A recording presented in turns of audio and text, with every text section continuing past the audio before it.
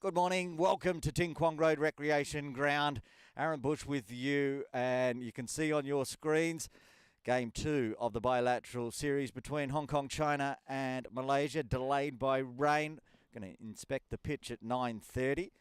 And Jay Dunsing-Harney, I have a quick preview of today's game. Good morning. Yeah, good morning, Aaron. It was an exciting build-up to the game before this inclement weather. Malaysia, of course, winning once again in yet another last-over thriller. So Malaysia don't always win, but when they do, it's a heart-stopping, thrilling climax. And they also don't mind a rain delay. We had that for the final in the Tri-Nations against Canada, and they came up trumps with one ball to spare, beating Canada. Yeah, no doubt. They took regular wickets in that final against Canada. They never panicked in the chase either, in spite of losing 2 early wickets. That's what I love about this Malaysian team so far in this last week or so, that bounce-back ability. They're never out of the game. Doesn't matter what Wasp says, whether it's at 15%, 10%, 20%. Malaysia, they've always got some fight in them, and they've always made a comeback. Well, Jake, we'll wait for that pitch inspection and give you an update throughout the morning. While we wait for that pitch inspection, we're going to have a listen to Hong Kong's #1 cricket podcast. It is the 8 for 52 podcast. Hello, good morning. We're tossing a coin to begin. Duckworth, go ahead. No Lewis after you. Made of his man win, and may the best Duckworth lose. Let's begin. It's the 8 for 52 podcast. G'day, this is Butters. G'day, Bushy here. Bushy, episode 20 of the 8 for 52 podcast, and this is arguably going to be the biggest one yet. It's going to be great. We're recording this down in Causeway Bay at a pub because I haven't got time to meet you at KCC like usual. Nothing wrong with that. Nothing wrong with where we are. Bit of traffic noise in the background. That's all right. Love Causeway Bay, and I love the 8 for 52 podcast, and I love cricket in Hong Kong, and you can DM us on Insta anytime you want, and we've actually had a bit of feedback this week. I'm not going to talk about it, but there has been feedback. It's been good or We've bad? gone large in Nepal, Bushy. Oh, lovely. We've gone large in Nepal. Well, that's because we're going to be talking about that in Sky Plaza Road. Huge Sky Plaza Road this week, so we're going to start with it. We are. We're going to kick off with Sky Plaza Road. We're going to have outs and ins and outs, of course, later on, but we're going to kick off with Sky Plaza Road. As you'd all know, if you follow us on the socials, we had an exclusive during the week. Nepal coming to Hong Kong for T20 internationals. And it was an exclusive during the week. We've got more exclusives coming in Sky Plaza Road, Bushy. I've got at least 2, and think you've got an exclusive as well, or a bit of an add-on to what we were talking about last week with one of my rumours. Absolutely. An add-on to the rumour. We've had our noses out there. We're sniffing around town, and we're finding out all the news. It's absolutely fantastic. Let's get on with it. We're going to jump straight into Sky Plaza Road with all the exclusives. This is the 8 for 52 podcast with Butters and Bushy, giddy up.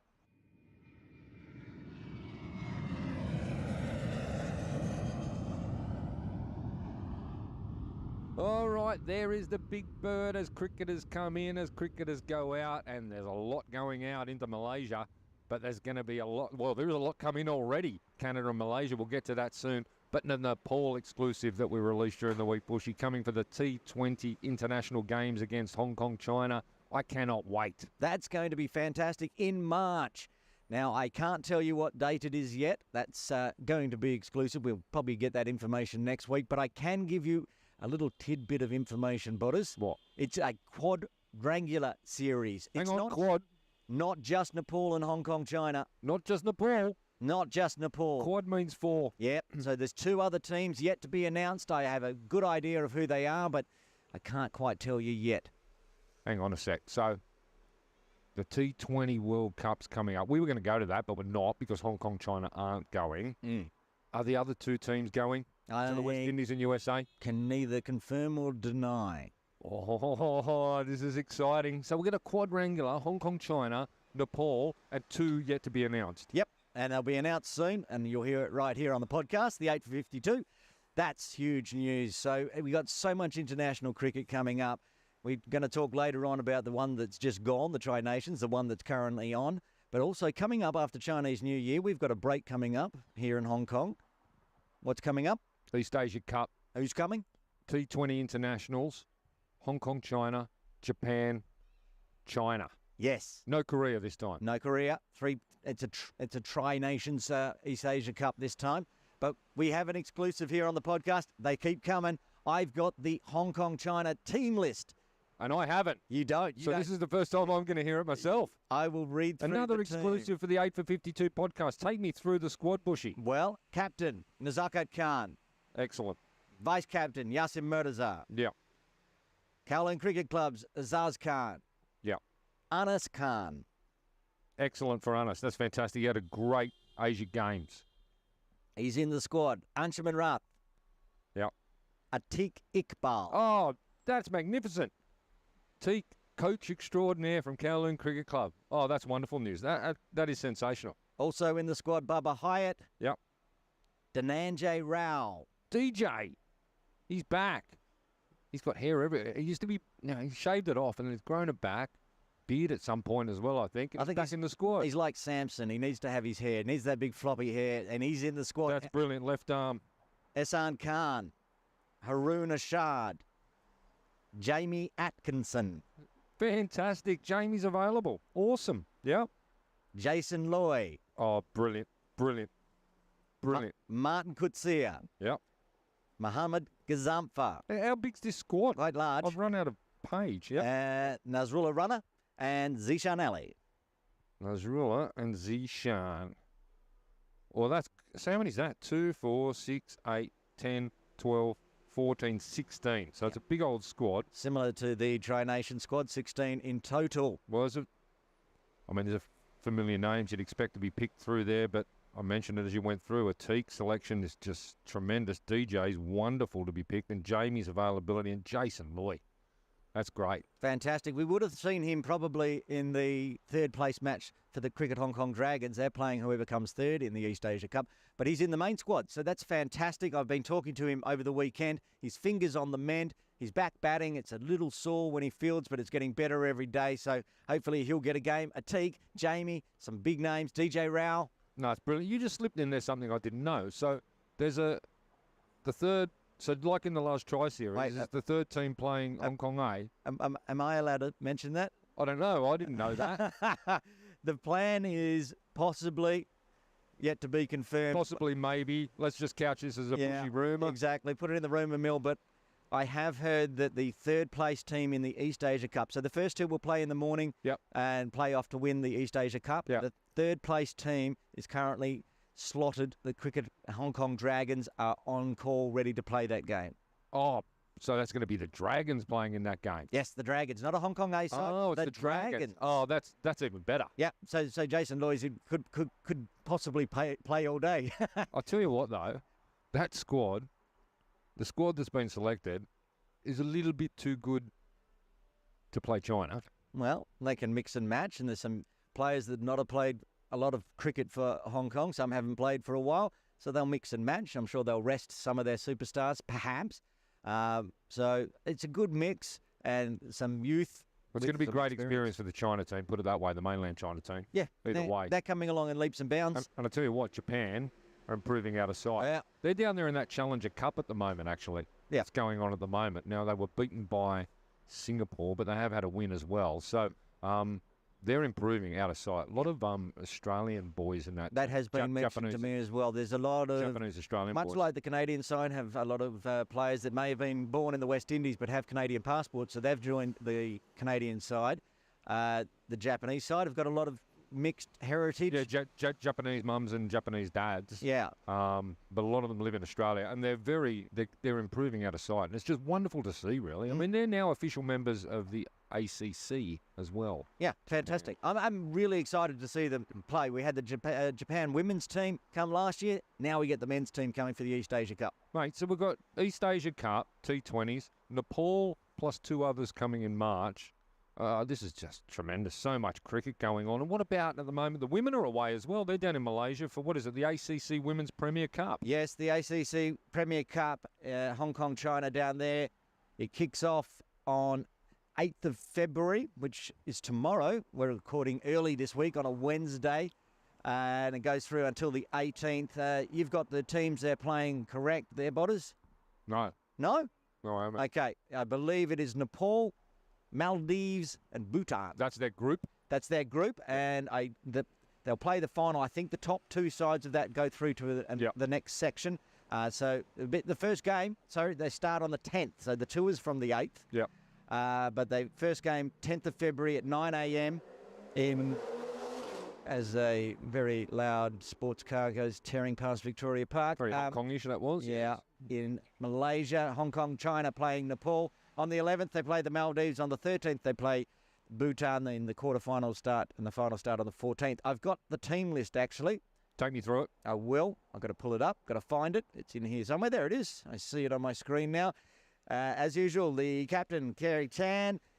Vice captain, Natasha Miles. Alison Sue, Betty Chan, Emma Lai, Alyssa Hubbard, Ikra Sahar, Lemma Chung will have the gloves on. Mariko Hill, Marina Lamplau, Mariam Bibi, Ruchi Venkatesh, Shanzeen Shazad, and Yasmin Daswani. Yeah, great squad, really good squad. Most of them, I presume all of them probably, were down in Western Australia at the prep tour. As far as I'm aware, yeah, pretty much all. I don't think Natasha went down or Mariko. Mariko did. Okay. Yeah, but most of them were down there, so they're prepped, they're ready to go, and they've got a huge tournament starting on the 10th. Yeah, they've got some tough games in there, but I want to see them qualify. I want to see them get through. That's fantastic. And they're not the only ones down in Malaysia. The boys are about to go down, the under-19 boys. Yeah, and the under-19 girls. So they're going to do a prep tour of the under-19 boys down there before they go off to Thailand for their Div 2 qualifiers. And then, as you said, the girls are down there as well. It's wonderful to see an under-19s girls team put together on the road. Yeah, the under-19 women's Hong Kong China side fly out on Friday, which will be the 9th, and then they head to Penang. Penang. Beautiful food in Penang. They're going to have a great time there, play some cricket, eat some good foods. Well, I don't know where the boys are going, actually. They're going to Johor Bahru. Oh, well, okay. So they get bored, they can just jump over the causeway and go to Singapore for a while and then jump back to Johor. They may do that. And they said anything's possible. They might do that. Play a beautiful game of cricket at the Singapore Cricket Club. Absolutely. Absolutely. That's fantastic. So everyone's in Malaysia. Everyone's coming into Hong Kong. We've just got cricket coming from everywhere. What else we got going on? We've got games going on right now. Well, there's one team that's not in Malaysia, and that's the Malaysia men's team. Yeah. They're here in Hong Kong. They've just finished up the Tri-Nations with Canada and Hong Kong. What a series that was. The one-day series, the one-day team, they've now got accreditation, Canada, also going to the World Cup, made the final with pretty much eased into it. Malaysia beating Hong Kong by 2 runs. To make the final. 2 runs. I can't believe we lost that. Yeah. We spoke about that last week. And then they make the final. And a huge upset. Oh, they were never a chance. They were never going to beat Canada, and they did. I mean, all the ball credit to to them. spare. What an exciting game. If you haven't watched it, it's on YouTube. Go back and watch it. One of the best games of cricket I've called. It was shortened, 34 overs instead of the full 50 because of the weather. So it had everything going on. No, it's fantastic for them as well. And, of course, they've got, I mean, Canada got ODI status. Malaysia, because of where they finished in that Challenge League, the qualified for the World Cup that Hong Kong finished second in, they finished down the bottom. They've got to re-qualify to get back into that. So this is prep for that. So what a wonderful preparation. There are 2 different Malaysian teams. We called them last year in the Tri-Nations against Kuwait. That is not anywhere near the same team that's playing this year. There's a lot of players that play both tournaments. Different side. They're just different mentality. They've got the new captain in Virendeep Singh. He's class, Virendeep. Yeah, I've chatted to him a number of times now. He's also... Oh, your name dropping now. I've chatted to Virendeep a number of times. Another man crush, like Yasim, yeah? Well, yesterday... Is he a left armer? No, he's a right armer, isn't he? No, he's left. He's left, That's right. Love the left armers. Exactly. Actually, at the final, I'm going to name drop again. I saw the captain from Hong Kong, Nazakat Khan. Oh, me and Nazakat. Yeah, well, I shook his hand. You know what he said? What did he say? Thanks for following me back on Instagram. Oh, now, That's a quote. That's a name drop. You made that up. I didn't. The cat did not say thanks for following me on Insta. He did. He's a wonderful man. They're all very, very nice. But we'll go back to the current tour. The one-day bilateral series started on Tuesday. Malaysia versus Hong Kong, China, up at Hong Kong Cricket Club. Yeah, it was fantastic, wasn't it? That's the first time there's been a international men's cricket game in, especially the one-day format, since 2011. Yeah, brilliant. You know who gave me that stat? No. Anshelman Rath. Really? Dropping names. Yeah. I had a chat to him before the toss. With all the players. I was. Here we are. Yeah. I almost found out he wasn't playing in the side yesterday before the team did. But anyway, we won't go into that detail. So the big game was up there yesterday. And another thriller. These 2 sides that just locked in battle at the moment. Malaysia's got the upper hand. There's no way in the world a team can defend 238 on Hong Kong Cricket Club. No, not at all. Except for one team. Yeah, well, except if they're playing one team. Well, okay, you're going there, but they got close. I mean, how did Hong Kong, China lose from there? Seriously, with the bat? Seriously. I'm going to actually have a chat to Virendeep when we start the games up again tomorrow, and I'm going to ask him about how this bowling attack has changed to the point where you can defend. I said there was no chance that they could defend 277 at Tin Kwong Road in the Tri-Nations, and they won by 2 runs. Yeah. I said on air, on the broadcast, there's no way they can defend 238 at Hong Kong Cricket Club. Which is standard, consistent for your tipping, yeah? You're not very good. I'm right? not very good at the tipping, but you have to agree, if you don't get 250 plus I 100% agree. up the hill, you're not going to win the game. Totally agree. And they did. They won by 6 runs. Yeah, unbelievable. Just unbelievable. But, I mean, it was ours to lose, right? They didn't even have Muniandi, the top scorer from the Tri-Nations, play. Yeah. But Fies, Yeah. their old captain, went out there and smashed 100. Just stepped up. And we start again for game 2 on Thursday. Yeah. If you're listening to this, because I'm putting it out Wednesday night, I think we move back to Tin Kwong Road. Come down and watch. These two teams are locked. They're like 2 runs, 6 runs apart. So it's just brilliant cricket. Even if Hong Kong loses, it's such fun to watch international cricket when these two teams are locked. Hang on. Hang on. It is not fun to watch Hong Kong lose. Okay?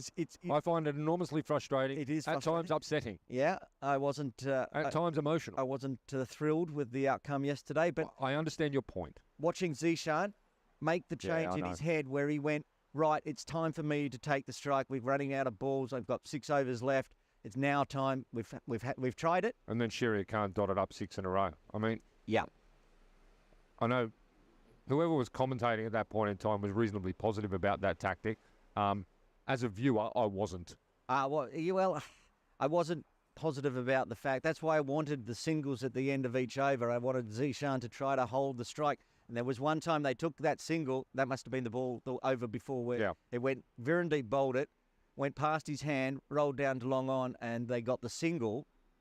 I asked Virendeep after the game, I said, did you deliberately leave that? Dropping again. Here we Well, go. did you deliberately leave it so you could get Sherrier to stay on strike for the next over? And you know what he said? What did he say? Nah, No. I just missed it. Yeah.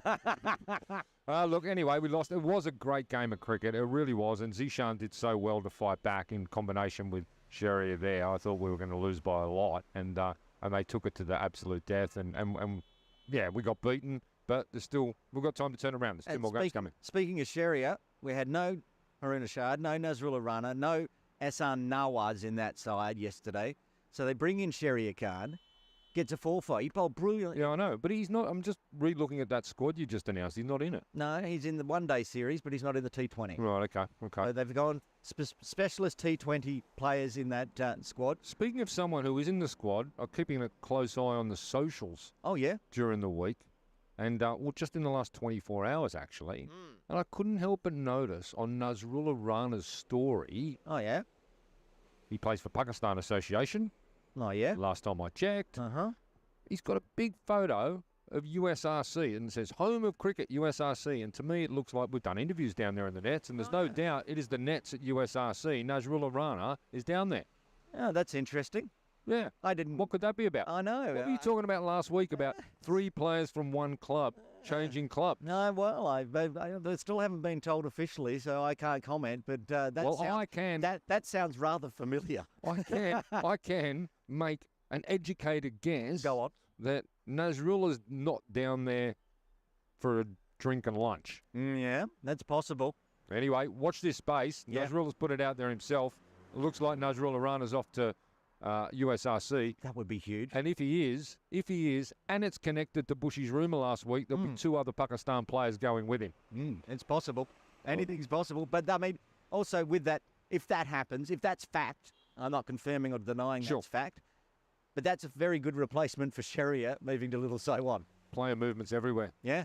It's always fun in Hong Kong domestic cricket. Isn't it indeed? Just speaking of other tours, there's a club tour on way I saw on socials as well. LSW young boys off an anniversary tour to Dubai. Yeah, how good is that for the young Yeah, fellas? it's fantastic. They're playing in 3 different locations there, Ajman, Dubai and somewhere else. I can't remember the other one. But that's wonderful for club cricket. And I understand the Kowloon Cricket Club are looking again at another under-19s tour to England in July. Lovely. So, Was Munir going on that tour? I think he was, right? I don't saw know. him in the photo. Don't know. Taking the boys. But that's great for little Saiwan. They enjoy their tour over there, get out of the cold that's coming for Chinese New Year. Very clever. What a Sky Plaza Road we've got. Anything else? I think Any that's other it. I think we have to actually move on to the rest of the podcast. Absolutely. Sky Plaza Road. We'll be back next week, hopefully, with even more exclusives on the 8 for 52 podcast. It's time for Outs and Ends, a full wrap of senior cricket games in Hong Kong from last weekend. Here's Botters. All right, outs and ends. We'll kick it off with Sunday Division 2. There was no Sunday Division 1 due to the international. So Sunday Division 2 down at KCC, Infidels played the Sri Lanka Lions. And the Infidels batted first, and they were 2 for 40, and they're actually in a little bit of trouble. They lost Mo and Samad early. But then a 97 partnership between Botfield and Balsara before Jaden Botfield was dismissed for 67 off 65. Balsara then found some partners, and he got all the way to 113, leading the Infidels to a total score of 274. Nice work to Vang. Lions at one stage were 8 for 31. I was down there watching. It was an absolute massacre. Niaz was absolutely unplayable, just swinging it back in, just taking wickets, and Addy Canther bowled beautiful at the other end, and Niaz, amazing. 5 for 19 off 8. Yeah. I haven't had time because of the international stack to be on social media, but I'm sure there were some nice clips. Oh, there probably wasn't any clips, but anyway, we won't talk about that. He was unbelievable. It was a big win for the Infidels, an important one. Yeah, great win. And it could go net run rate, of course, with the Optimist later in the season, so that was an important win for them. And up the hill, the LSW Knights, they played the HKCC Wanderers, who were top of the table. They were beaten by the Infidels, but they're still very much top of the table, and it was an absolute mismatch. LSW Knights all out for 73 in the 21st over. You think Niaz, 5 for 19, was good? Adil Mahmood, 5 for 7 off 6. Wanderers came out, Bushy, and they knocked it off in the 9th over. No, that shouldn't be too hard. In the 9th over. So they went at about 8 and over. Absolutely horrific. Zanol, he got 40, and the Wanderers win in the 9th. They stay top of the table. Let's move to the leaderboards, or do you want to put in something else? I just want to point out that we both got those tips right. Yeah, we did. And I don't get many right. if we had got them wrong, Yeah, true. there wouldn't be episode 21, put it that way. Anyway, leaderboards, Jason Loy still sitting on top, 448 at 74.67, and announced in the East Asia Cup squad, well deserved. Vian Banzil, 357 at 71.4, and Ben Zanol, off the back of his 40, he's third, 309 at 51.5. The bowling side, Arthur Chu. There you go, Arthur. I told you, KCC, I wouldn't get it wrong this time. Arthur Chu, having led for much of the season, and he still leads, but he's been joined by Addy Canthan from the Infidels, both on 18. Azafar Muhammad, he's on 13. What does the table look like now? Yeah, well, the Dragons played a majority of their games like last year, so he hasn't rolled the arm over too much, that is Arthur. true. The table at the top with a big win. HKCC Wanderers, they've played 8. They've won 6 of them, and they're on 13. 5-point gap back to the Infidels, but the Infidels have a 2-game advantage. HKCC Optimus in third on 8 as well. They've also played 6. In fourth, it's the Lions. They've had 2 wins, got 5 points, and tied on 4 points, separated by net run rate. It's the Little Saiwan Knights and the Dragons. Yeah, one team will be promoted here, of course, and that'll be the winner of the grand final. I'm prepared to say the Wanderers are one team in that grand final now. They've got 2 games left against the Lions and the Optimus. The Infidels and the Optimus are on 8 points, both having played 6 games. Infidels with a superior net run rate, but they do play each other in the last game of the season. So it could very well come down to, although the Optimus have got to play the Wanderers as well. So we'll see if any match fixing goes on there. Yeah, could be. See what happens. But, I mean, yeah, it's going to be very exciting. And in all likelihood, it's going to come down to that last game for the second spot in the grand final and the chance of promotion out of Sunday Division 2. Go on to Saturday Division 1. Punjab Lions versus the Charlie Bears. And, of course, the Charlie Bears, the never-again Charlie Bears, as you call them. I picked them. Unbackable favourites against the Punjab Lions out at Mission Road. Charlie Bears cannot lose this. They lose. Oh, my God. Punjab Lions win. That's a shocker. Charlie Bears, never, ever, ever, ever again. That was the only game in Saturday Division 1 and probably the upset of the season, I would argue. That's a cracker. Well done to the Punjab Lions. Yeah, well done indeed. Battle leading board, Samad Khan stays on top, 422 at over 52. Anka Vajishta from the Yodders. He's 356 at just under 60. And Justin Heathcote from Lama, 306 at 43. Bowling leaderboard, Niaz Ali still top from the Tartars at 17. And all the other guys from KCC, Mustafa Iqbal, Adi Kanthan and Ash Caddy, all equal on 16. What about the table here? Okay, KCC Tartars on top. They've got 13 points, tied with Lama, but net run rate difference also on 13. But KCC Tartars have 2 extra games in hand. In third, it's the Gap Ramblers on 12. 3 teams on 9 points. The HKCC Nomads, the USRC Lions, and the Little Saiwan Sky Warriors on 8 points. Should be on 10 points. It's the Charlie Bears, now 3 and 4. Their win-loss rate because they went down to Punjab Lions in 8th. The Yodders on 7 points. On 6 points, 2 teams. CCC Jingsung doing their charge back up the ladder to get out of relegation, and the Crusaders. And on 5 points, it's the PACC Rising Stars. And with that win, Punjab Lions get their second on the board. They've got 5 points as well. Yeah, if you look at the top of the table, I think at the start of the season I tipped the Tartars Gap Ramblers grand final, and it looks like being the case. Gap Ramblers are on 12 points, 1 behind Lama, but Lama have played 2 more games.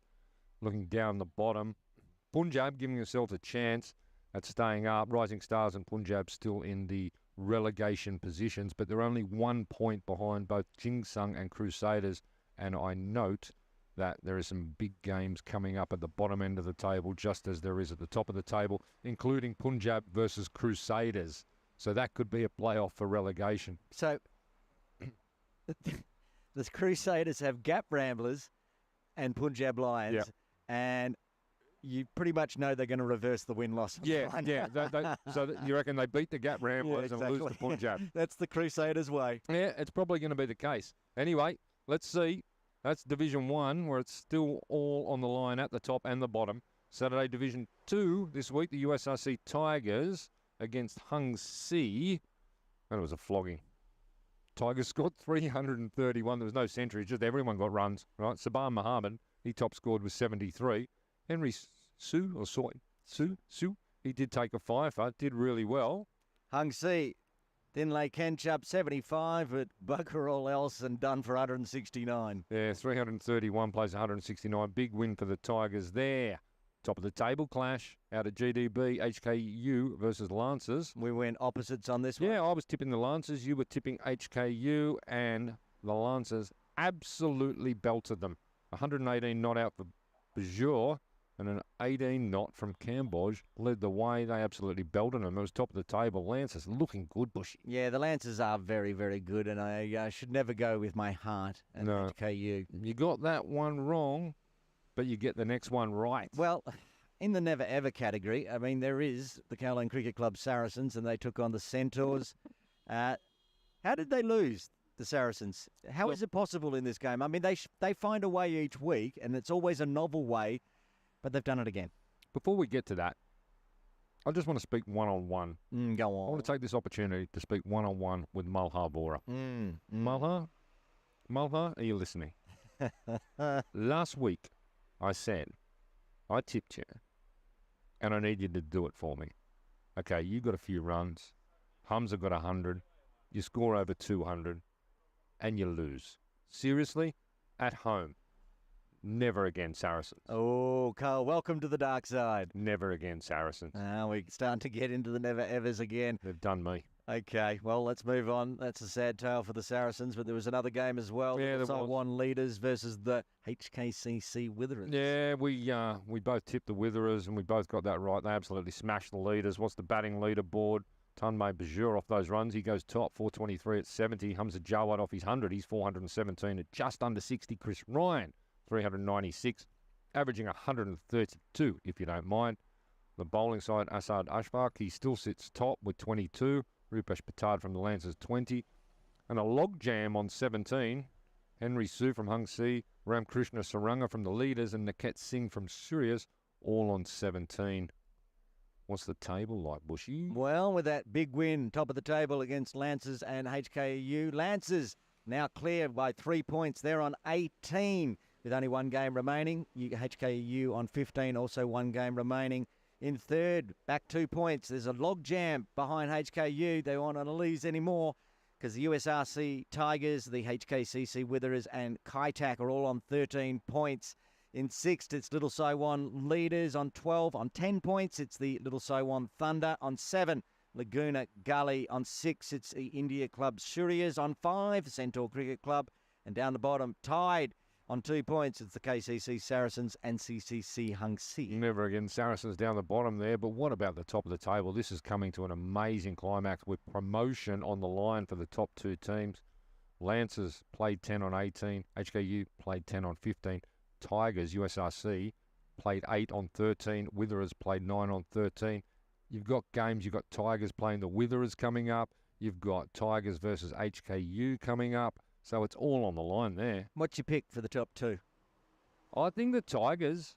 I think the Tigers too. I think the Witherers will. Well, Witherers got to play Lancers and Tigers. If they win both of them, they finish 17. They're still not guaranteed because there's an extra game there for the Tigers. So I think Tigers Lancers. I agree. That looks good, but there's still anything can happen. Yeah, it can. Big games coming up. Big games coming up. That's it for Outs and Ins this week. We'll be back with more. It's time for Ins and Outs, with all the weekend senior games covered. Here's Butters. All right, Ins and Outs. What do we got? 5 games across 3 divisions. No Sunday Div 2 this weekend. We'll kick it off with Sunday Div 1, where the USRC Vagabonds, who are still in relegation zone, are playing the Templars. This is on Tuesday, actually. We've got the long weekend. There's no games on... Well, there's one game on Saturday. There's no games on Sunday. The 2 Sunday Div 1s are on Tuesday. Templars, Vagabonds at KCC. We'll get to that Saturday game, which is weird because it's Chinese New Year. Tuesday, February 13. So there's a gap between the internationals that finish this Friday and then they restart for the East Asia Cup on Wednesday. So I have the day off, which means I'll be down at KCC calling this game. The Templars versus the Vagabonds. Which will be on KCC YouTube. Yes, it will. I won't be there. down there because I'll be in Phuket. Oh, how nice. But I'll be watching. Thank you. I'll have it on my iPad, sitting on a beach, drinking. Put your headphones on, listen to the cocktail. commentary. I will. If I've got to go work on that day. I will. Of course, I'm picking the top of the table, Templars. Yeah, I think I'll have some free time in the afternoon in Phuket. I think that'll be over early. Templars will win that. The other USRC team, they're going up the hill to play the Scorpions. The USRC Elite, again, they are in relegation trouble there with LSW sitting behind them versus the Scorpions. Yeah, they're going to be an even more relegation issue after this game. The Scorpions, even, I'm not sure, will how much of the big names between That's a good the point. international? That's a good point, actually. I was about to say that if I flick over to HKCC YouTube, which doesn't really work, but if it does this weekend, when the Templars finish early, hoping to watch some of the match from up the hill, it will probably be finished already. But that's a good point you raised. I hadn't thought about that. So we're looking at the East Asia. So the internationals against Malaysia finish on Friday. Yeah. Some of the players are obviously going to want to have a rest until the East Asia. That's Niaz, Anch. Who else they got in there? It's Niaz, Nazakat, you mean? Nazakat, sorry. Yeah. I'm reading Niz off there. So Nazakat, the captain, he'll probably have a rest, won't play the Scorpions. Archie's carrying a bit of an injury already. Yeah, there's no way in the world he's going to risk playing for the Scorpions on Tuesday before the East Asia games start. Martin will play because he faced about 10 balls in the last 3 weeks. I don't think he will play. I don't think he'll play for the Scorpions. Why not? He hasn't batted. Is he in the East Asia? I've got the list. He is. Okay, so I don't think anyone that's in the East Asia Cup will be playing on Tuesday. So I don't think there'll be any Bubba or Azaz for the Templars. And I don't think there's going to be Nazakat, Anch, or Martin for the Scorpions. Yeah, you might be right, actually. Because it's the day before the East Asia Cup. It's a good point. That said... If anyone's going to play, it might be Martin. Yeah, possibly. That said, Templars and Scorpions are still going to thrash them. Yeah, I agree. Scorpions will win as well. So that's all on Tuesday. Yep. The day before, we've got some... On the Monday, we've got some Saturday Division 1 where the USAC Lions are up against the Tartars at KCC. Yep, top of the table Tartars are going to win that one easy as well. Yeah, I agree. It's not going to be a good week. Good Chinese New Year for USRC, I fear. Extending, lack of availability due to internationals. Yep. During these Saturday teams, there could be a lack of availability due to holidays as well. So yep, it wouldn't surprise if that Tartars team is under strength due to people travelling. I also missed out for the Templars, not only just Azaz and Bubba, but also Jamie Atkinson will be missing as well. Yeah, yeah. Three big names for the bat, but I'm sure they've got the covered. They'll still get it covered. I reckon Jamie will play as well. But yeah, I tip Tartars with confidence, but without knowing who might be on a plane out from Sky Plaza Road But down to Phuket or somewhere the else. same rules apply to the three USRC teams, Vagabonds Elite and true. Lions. So True. Tartars to win that one. Who's next? Jinsung, Krakengower Jinsung, on the fight back. This is a big one for them against their friends, their cousins at HKCC, the Nomads. This is a big game, actually. It is. Look, every time I pick against Jinsung at the moment, they tend to win. So good luck, Jinsung, because I'm picking the Nomads. Well, I'm going to go for Jinsung again. They've done me no harm the last two times. I picked them both times. Yep. Won. Tom will be very happy because every time you pick him. Todd Lingram. No, that's a different guy. That's a different bloke. That's a Tom different bloke. Ingram, you Yeah, mean, yeah, from Tom. Jinsung. Tom, who's Gotcha. told us that they're going to avoid relegation. A tough game, let's be honest. Yeah, and that's a real important game for Crusaders, Rising Stars, and Punjab Lions as well. I'm sure they'll be watching that if HKCC can get their telecast working. So that's on Monday, those two, and then on Saturday. What a weird game. I mean, it's Chinese New Year. Yeah. I mean, we do have the 2-day game over Christmas, but Chinese New Year is usually everybody's out, but two teams having to play all the way out in Cam Tin. Yeah, LSW Thunder against India Club Shiraz. Mid-table clash. Nothing really to play for here except pride.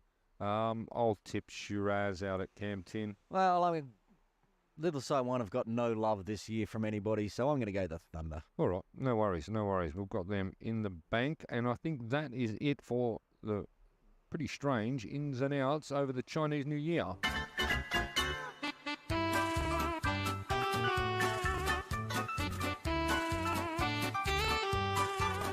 And now it's time for Bushy's Birthday Bonanza. All right, what all the listeners tune in for, it's that time again, Bushy's Birthday Bonanza. Oh, yes. Lots of birthdays this week. Oh, really? Good. Lots. Good. We have those weeks where we have one or none. Or none, yeah. Lots this week, starting on February 5th. We have to back up a bit because I've put a few more into the system. Jawad Iqbal, the assistant coach for Hong Kong, China. Oh, brilliant. Jawad. He was on the broadcast on Monday. Yeah, I saw Imi interviewed him. Jawad, fantastic fella. Happy birthday, Jawad. Yep, turning 52. Ronnie Kapoor, he had a birthday yesterday. He's not 52. He's not.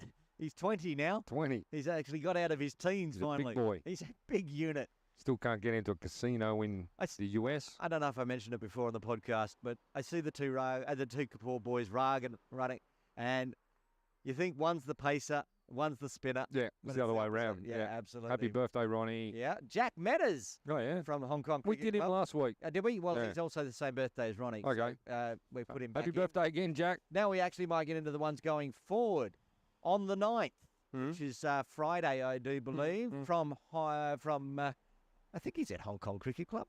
Who was it? Aryan Chandramani. Ah, the Iceman. The Of course. Iceman. Of course, he's at HKCC. He, Happy birthday, Iceman. oh, you'll be able to celebrate with a cold pint. He's 18. He's turning 18. Oh, brilliant, brilliant. Happy birthday, Iceman. And on the 12th, which would be Monday next week, he's not celebrating with a pint. One of your favourite players, up-and-coming players. Can you guess who? Nope.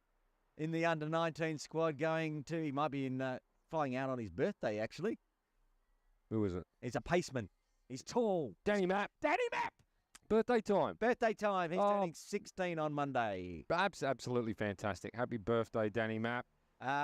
From PACC Premier on the 13th, we'll be having a birthday turning 30. It's Manjinder Sunny Singh. Oh, right. Happy birthday. Happy birthday. That's brilliant. He's 30, yeah? Yep, 30. And Brilliant. one more birthday we'll push through just in case we have a late podcast next week. It's always possible. Heading off already, flying out to Malaysia with the Hong Kong China women's team. It's a very happy birthday to Shanzine Shazam. Ah, Shanzine, happy birthday to you. How old is she? Should be turning 30. Oh, fantastic. Another 30th. That's a Hey. big one. Oh, yeah, and you told me I'm not allowed to say the latest. I know. That's why I was expecting you not to give it, but you did. I did. Yeah. Fallen into the trap. You shouldn't have. Happy birthday, Shanzine. Well, there's a lot of birthdays this week. Happy birthday to all of you Hong Kong cricketers out there. Hope you have a wonderful day. That's it for Bushy's Birthday Bonanza for episode 20. This is Jason Loy from the CHK Dragons, and you're listening to the 8 for 52 podcast with Botters and Bushy. All right, episode 20 coming to a sad conclusion, but what a big weekend and weeks we've got in front of us. Domestic cricket, a little bit of a hiatus, a few less games over Chinese New Year, but a few games to get into, and out there you can watch. KCC will be on YouTube, HKCC maybe, but what a Sky Plaza Road. Mate, you've been putting out that exclusive that Nepal's coming to Hong Kong in March. Yeah. And the likes are going off on Instagram. Ah, we're over 1,000. That's outrageous. We're quite popular in Nepal at the moment. Yeah, well, I wonder what that is. They're reaching out to us with our exclusive. They're coming to town, and we're all very excited about it. An exclusive that I know 2 other teams are coming. We will announce them in next week's podcast, I am sure. So a quadrangular T20 international. I have no doubt that they are both big names. They are. I can tell you that right now. It's going to be 4 big names: Hong Kong, China, Nepal, and 2 to be confirmed. It's awesome. Well, of course, East Asia Cup coming up. We have the exclusive announcement. Bushy, you brought us. How about all with the those squad? names? Yeah, Atik Iqbal getting the nod. So many people come up to me and go, "Why isn't Atik in the side? Why isn't Atik in the side?" Well, he's now in the side. So you can stop asking. Jamie. It's obviously he's got some time off from work. He works at a school, but it's Chinese New Year, so he's got a week off anyway. Yeah, it's brilliant to see him in there. And DJ Rao, of course. Oh, fantastic to see DJ. Love the left arm, you know me. Nazrul Rana, USRC's new player. Well, I'm not confirming or denying that one. Well, he's made it pretty public, I think, on his Insta story. Until I get confirmation, we'll just assume he was down there for a cheeky naan. Yeah, I'd probably not, but anyway, we'll wait and see. We can ask former friend, not former, he's still our friend of the podcast, Imran Arif. Yeah, he'd be probably, if it's official, it might be official out there now. I don't know, but anyway, that's what his Insta said. Anyway, he was down at USRC. It might be nothing more than that. I'll tell you right now that Imran will be very chuffed if you talk to him. He'll tell you anything because I told him when we're doing the broadcast of Hong Kong China AV Hong Kong China, he has the number 1 podcast episode. Is he the number 1 rater? He is the Still? number 1. Yep. Wow. Nizakat Khan, episode 1, right behind him. Wow. Like less than 1 percentage points between the two of them. They're having a race at the top. But Emmy's top at the moment, yeah? Yep, Emmy's at the top. Well, East Asia Cup coming up, under 19s, both boys and girls, men's and women's. They're away in Malaysia, along with the women's squad. Yep, huge. We're all going down there while the Malaysia men's team are here, and the one-day series, the bilateral series continues Thursday and Friday. Game 1 done. Went into Malaysia's hands by 6 runs. Yeah, big games coming up, all broadcast, of course, all the internationals. I don't know if the ones from Malaysia, the women's and both under 19s, will be or not. We'll try to keep you informed of that as we push forward. If I had the chance, I would have flown down and broadcast them, but I can't because I'm stuck here doing so many internationals. You'd get out to Sky Plaza Road at the drop of a hat. I would. I'd be on the first plane out, but unfortunately, I'm here doing lots of internationals. East Asia Cup next week. Japan coming to town. Woo! Yeah, well, good luck with that because Botters is off to Sky Plaza Road to go sit on a beach in Phuket. That's outrageous. Beautiful, isn't it? School's only just gone back. I might have a game of golf, actually, while I'm down there. That is outrageous. You'll break in half. I'm all quite skin and a bone. handy golfer. When I was a young bloke, don't play enough anymore. I'm a bit too busy, but was a handy golfer once upon a I used to time. play a lot of golf as well, but then I'm now too poor. Yeah, I can't afford it. you play that Friday Masters League. Yeah, that's cheap. That's $250 a game. I can afford that one. I can't afford a game of golf in Hong Kong. Yeah, anyway, we nearly got through an episode without talking about Masters League. brought it up. I know I did. It was a bad mistake from me. Anyway, that's it. Don't give Bushy the opportunity to talk about Masters League. Let's finish it up. Let's wrap it up. We're gone. We've had a huge episode, a huge Sky Plaza Road, and we'll be back with even a bigger episode next week, hopefully with more exclusives. That's it for us at the 8 for 52 podcast. See ya. Hello, good morning. We're tossing a The 8 for 52 theme song is The Coin Toss from the band The Duckworth-Lewis Method. Find them on Apple iTunes and YouTube and download that song and all their other cricket-related music. The 8 for 52 podcast is written, produced and published by Matt Botfield and Aaron Bush for Trip Ahead Limited. Copyright 2024.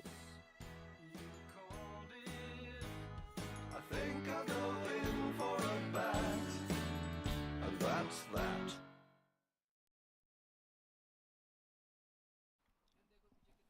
Back live at Ting Kwong Road Recreation Ground. Aaron Bush with you. As you can see on the screens, not much of an update really. We're going to have an inspection again at 10:30. Every time we tend to go out there and have a look at the pitch, it starts drizzling again. You can see puddles on the covers, but the ground staff now moving out, having a look around. That's good news. We have until 1:42 p.m. to get a game underway, and that'll be a 20-over match, so even that will be exciting. Stick around. Go T20 style between Malaysia and Hong Kong, China. I just heard from the podcast, the 8 for 52 podcast. We do that here live each week. Botters and me, yours truly. You can find it on Spotify and Apple Podcasts. Search for 8/52 podcast. It has all the local news plus all the international news. As you heard, we know now that Nepal are coming to Hong Kong in March. That's exciting. And also the latest update. Next week, we've got East Asia Cup. That'll be live on Cricket Hong Kong Broadcasting. And the team list there with some names coming in. Atiq Iqbal, Jamie Atkinson, DJ Rao into the side, Anas Khan, plus all the usual big stars for Hong Kong. We'll get an update at 10:30 and let you know what's going on. Until then, stick around.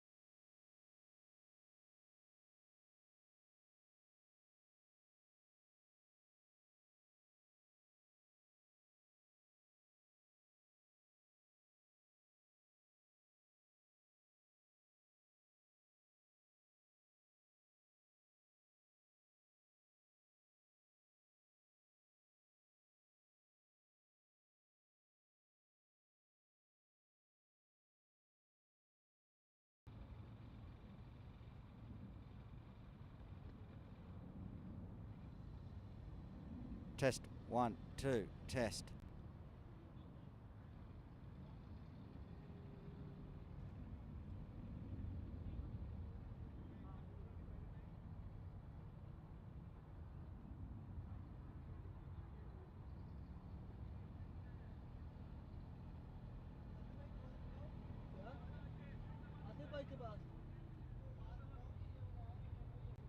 Atif bhai, Sachet, is it coming? What?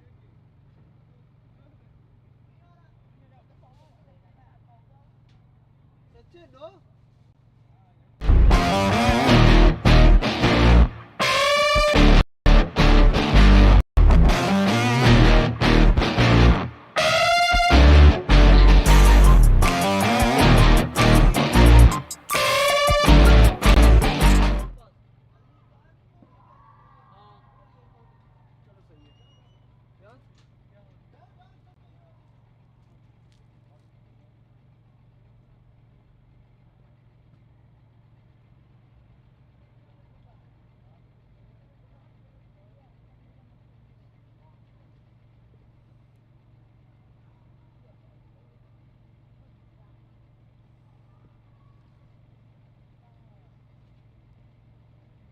It's game 2 of the bilateral series. The good news is we are going to get some play at 11:30 a.m. local time. That's in around 15 minutes from now. We're going to keep things moving. Both captains, Virendeep Singh and Nazakat Khan, the home captain.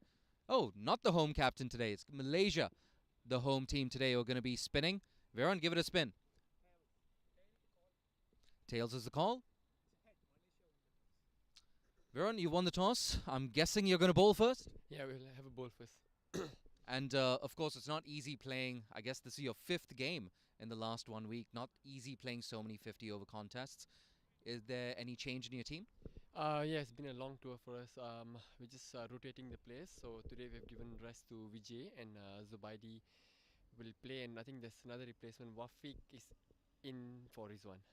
Is the crowd favorite Sharveen still on the bench? No, Shavin is back as well today.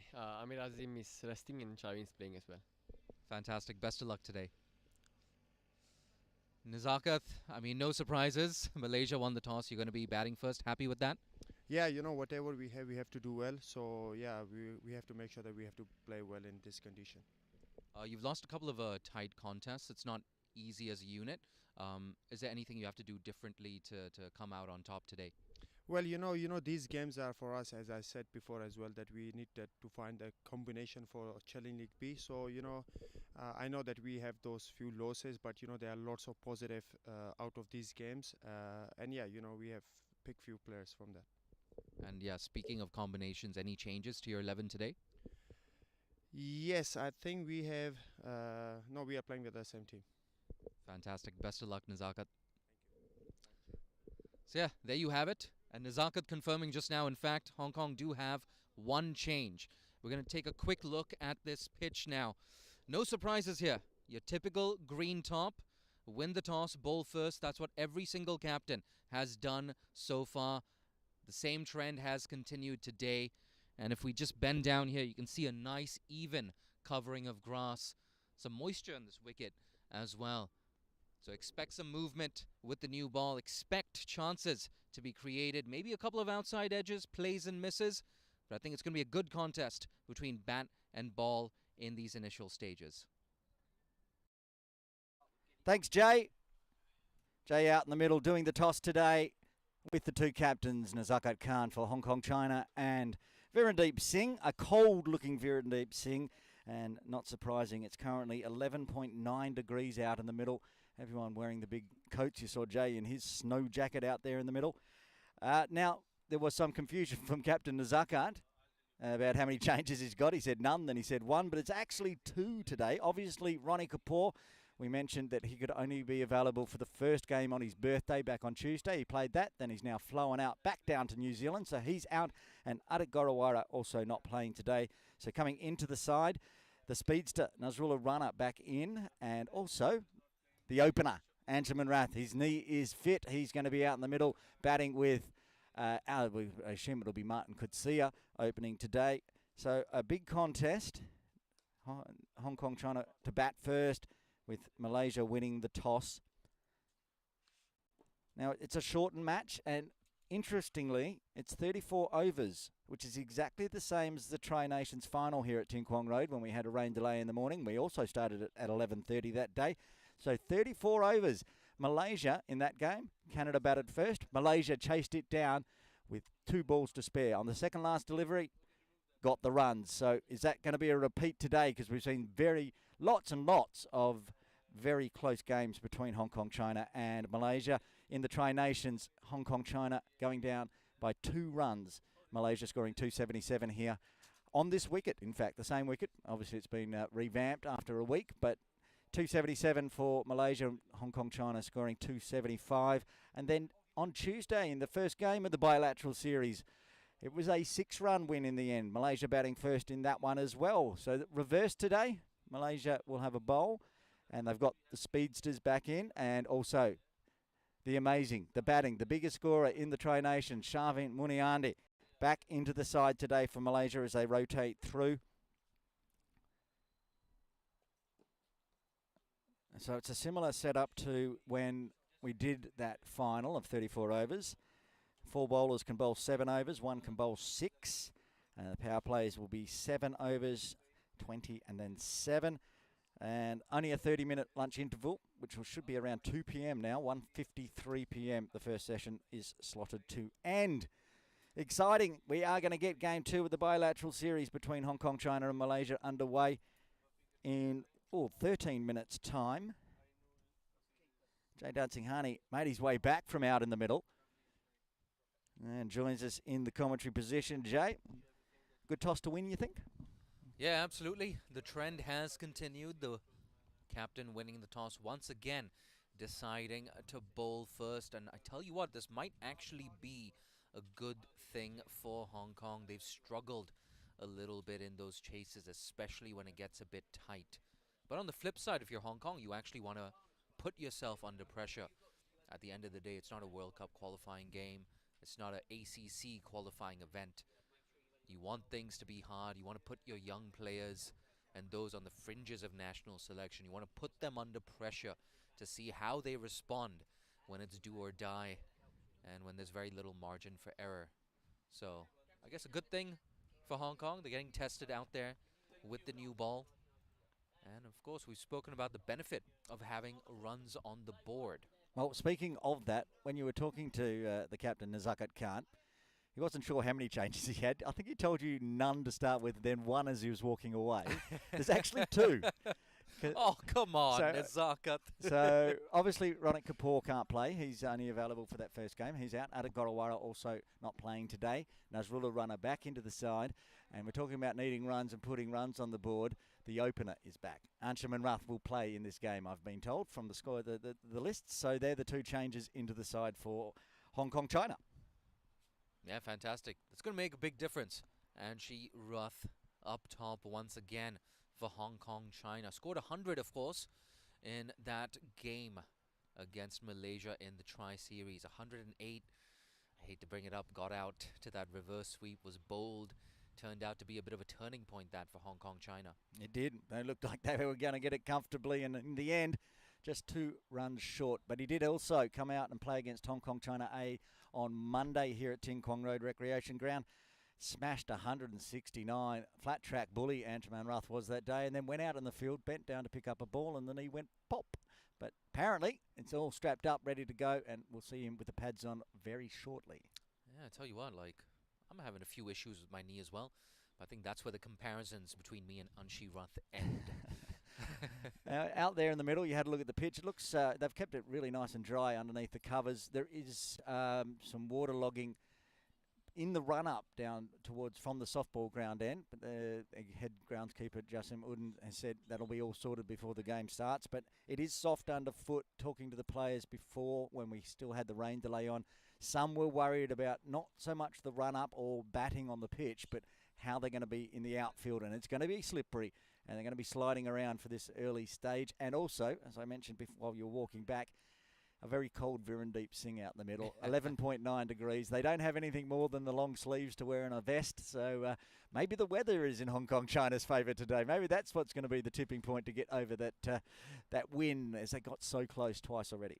Oh, I was seriously thinking about asking about that at the toss, but I grilled him enough before play started, so I went easy on Viran there. But yeah, it's not going to be easy for the Malaysians in particular, adjusting to this, well, offensively cold weather here at TKRG. Well, and also we heard that Sharvin Muniandi is back in the side, and we know what he's not. He's not only is a noted batter, but he's a noted hand warmer user. He's got hand warmers, those little pockets that heat up your hands in the pockets in the field. Quite clever, actually. Yeah, you've explained it once again. Well, might be new viewers dropping by. Didn't watch the Tri-Nations. He was down here near our commentary position during the Tri-Nations. He was cold then. Imagine how cold he is today. Yeah, he was cold weather-wise, but he's been in red-hot form. Hasn't he just? Yeah, top run scorer in that Tri-Series. But they won without him a couple of days ago, so I think that's going to be a big boost for Malaysia, playing without their regular number 3 batter. But still, defending 238 for 7, a below par total at HKCC. But these Malaysians, they just keep fighting back. Yeah, I'm not at any point, not that they're batting first this time, which is different. Usually they're batting first and defending against Hong Kong, China. But every time they put a score on, I've thought that's not enough. But their bowlers have come out and done the job and restricted Hong Kong, China. Frustratingly, both times less than double figures, not getting the runs on the board in the end. Yeah, no, you said it. Very disappointing from the home team. But another thing for the home teams, it's just been marginal. They've gotten so close, they just haven't closed out games from tight situations. So I get the feeling it's not necessarily a skills-based thing here for Hong Kong, China. It's somewhat a mental thing. And also in that chase, a couple of things didn't quite go their way. And that can happen when you don't have that winning momentum. We saw 2 wickets fall to, well, what can be best described as long hops.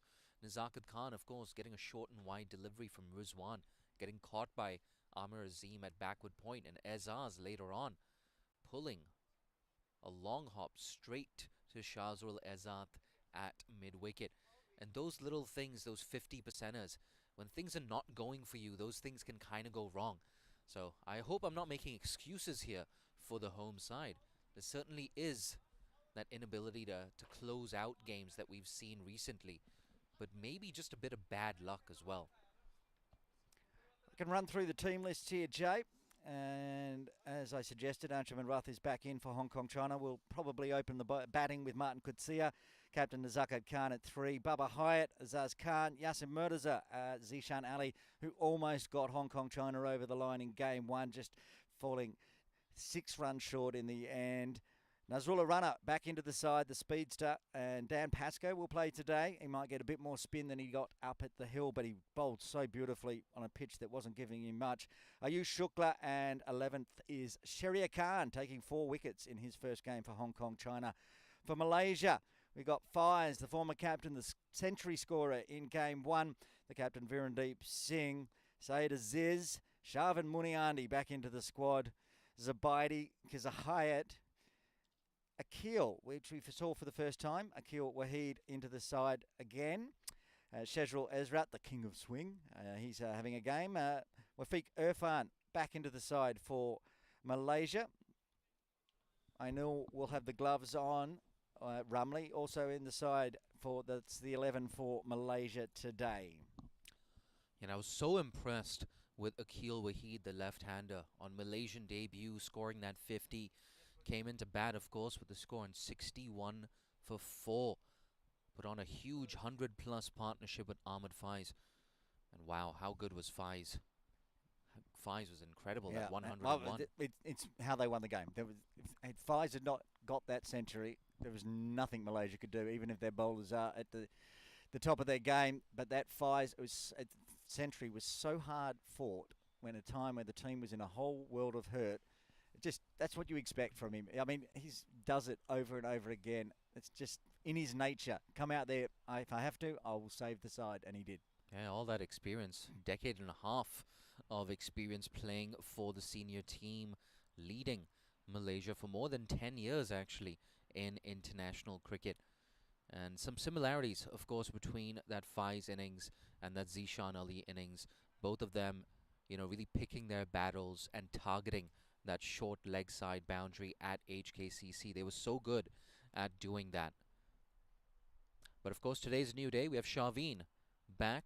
I'm very excited to see Shaveen. I love his, I guess you could say his metamorphosis from a lower middle order player to a number 3 batter, the top run scorer in the Tri-Series. He's someone who's always had that ability. And it was so good. Such a great Tri-Nation series for him. And it was brilliant to watch. He was just, you couldn't get him out. He was just there. He was scoring runs for Malaysia. And talking of that, the Tri-Nations was Virendeep Singh's first series as captain, is it? As a full-time captain, yes. As full-time captain. So his record now is 3-1 and a championship. Yeah. Beat that big win over Canada for the Tri-Nations trophy, plus winning again on game 1 of the bilateral series. He's in red-hot form as captain. He must be, even if he's a bit cold, he must be very happy. Yeah, no doubt. And look, taking nothing away from Varun, he's been fantastic. You can't ask for much more in your first series as full-time captain. But I think it's worth mentioning Varun building on all the good work that's been done in Malaysia. I would say for the last decade and a half, 2 decades on the development level. You have a lot of youngsters like Vijay Uni who've come through the age group system. Amar Azim hasn't quite, stolen the headlines so far on this tour, but along with Vijay Uni, he's part of that future core of the Malaysian team. Zubaidi as well, I'm sure at some point, whether it's on this tour or some point in the near future, we're going to see him play a very special knock. But credit to Malaysian Cricket Association for getting these youngsters in, pushing them through the system, and even someone like Faiz with his leadership for such a long time. Virendeep just getting to build on those gains. If you're just joining us, you can see on the screen Malaysia have won the toss, elected to field a rain-affected game, 34 overs aside. The umpires are out in the middle. They're ready. That is umpire Niaz Ali on the left and Shelton de Cruz on the right. We are 2 to 3 minutes away from play here, live from Ting Kwong Road Recreation Ground. And Jay was just talking about Zubaidi, as he says, fighting for his spot in the team. But I tell you what, he's always out in the outfield. And when he was at Hong Kong Cricket Club, I kept an eye on him. Happiest man in the field you'll ever see. He's sliding around, stopping. He stopped so many runs, it's not funny. Just tearing around the outfield. He's quick. And every time he throws the ball in, he's got a smile on his face. He's loving his cricket and loving this international tour.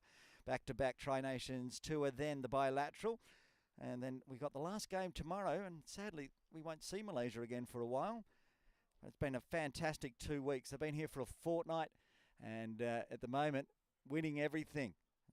Hong Kong, China, of course, today will be looking to exact revenge after 2 losses, one in the Tri-Nations series on this same pitch, and then also at Hong Kong Cricket Club on Tuesday. Still 2 games left, and we'll have the game live again tomorrow morning. Hopefully the weather will be fine, and we can get underway at 9 a.m. Get a full 50 over in. And if you love your international cricket here in Hong Kong, after the Chinese New Year break, which is this Saturday, Sunday and Monday and Tuesday, we get 4 days off. Well, Jay gets 4 days off. I've got to work on Tuesday for a domestic game. And he has to go do other work. But Wednesday, starting next Wednesday, we go to move to the T20 format.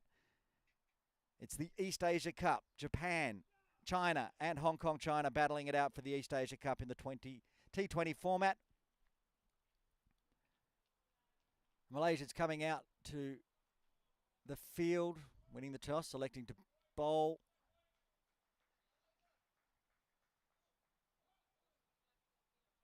And as expected, the Hong Kong Cricket Club duo of Martin Coetzee and Anshuman Rath will open the batting. So glad that Ansh's knees working. He's winding up there. He's the one on the right, doing the stretches. And he's been in some really scintillating form. 108 against Malaysia in the Tri-Nations, and then 169 against Hong Kong China A on Monday. Missed the game against up at his own club, Hong Kong Cricket Club. Back in the side today.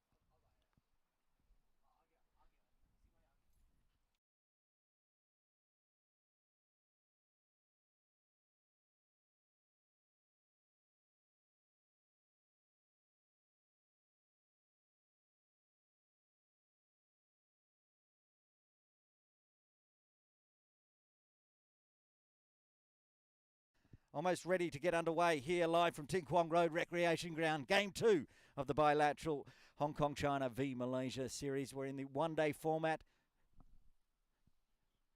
50 overs a side, except for today. It's 34 overs a side, and I'm sure the Malaysian players have figured out that's exactly the number of overs for the final of the Tri-Nations, which was weather affected as well. There's Sharvin Muniandi warming up, doing the throws with his captain. Back in the side today. We're so happy to see him back in the side because we want to see him with the bat later on this afternoon. Mark Kutsia will be on strike.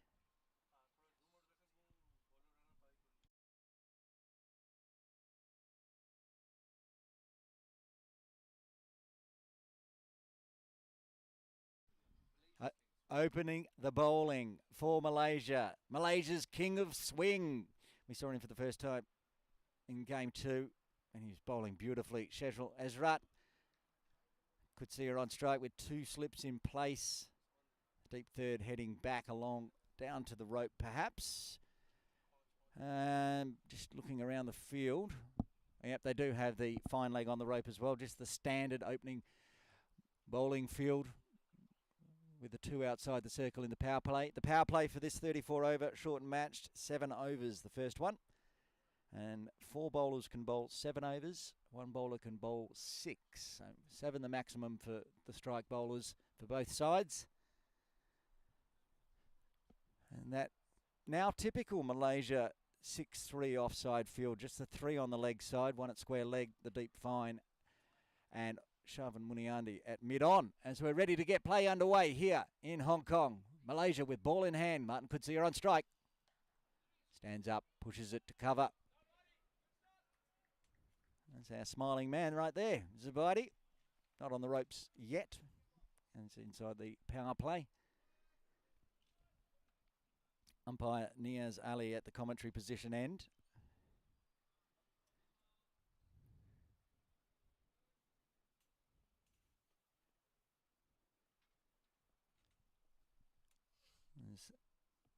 Shezrul in again. Gets down.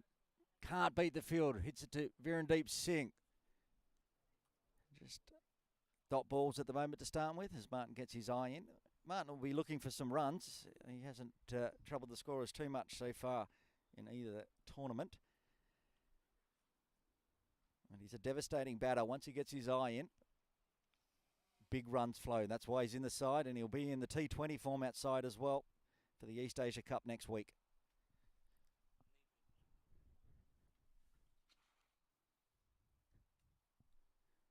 Shezrul again, and strays down leg this time, wide called, and they'll get through for another as well.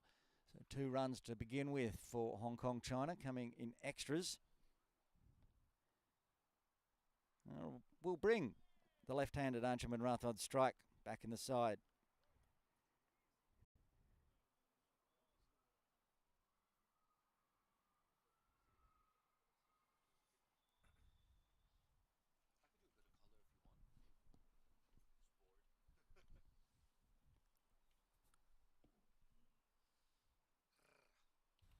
Jay Dunsinghani dropping back into the commentary position to get through these opening power play overs.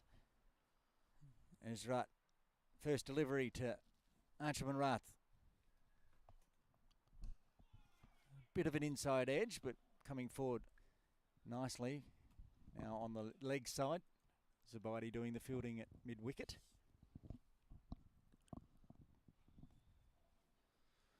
Yeah, big chance for Kutsia at the non-strikers end right now. We got a duck right in that first game of the bilateral series against Malaysia. It was a loose shot. Got a thick edge to an outswinger that was taken at deep third.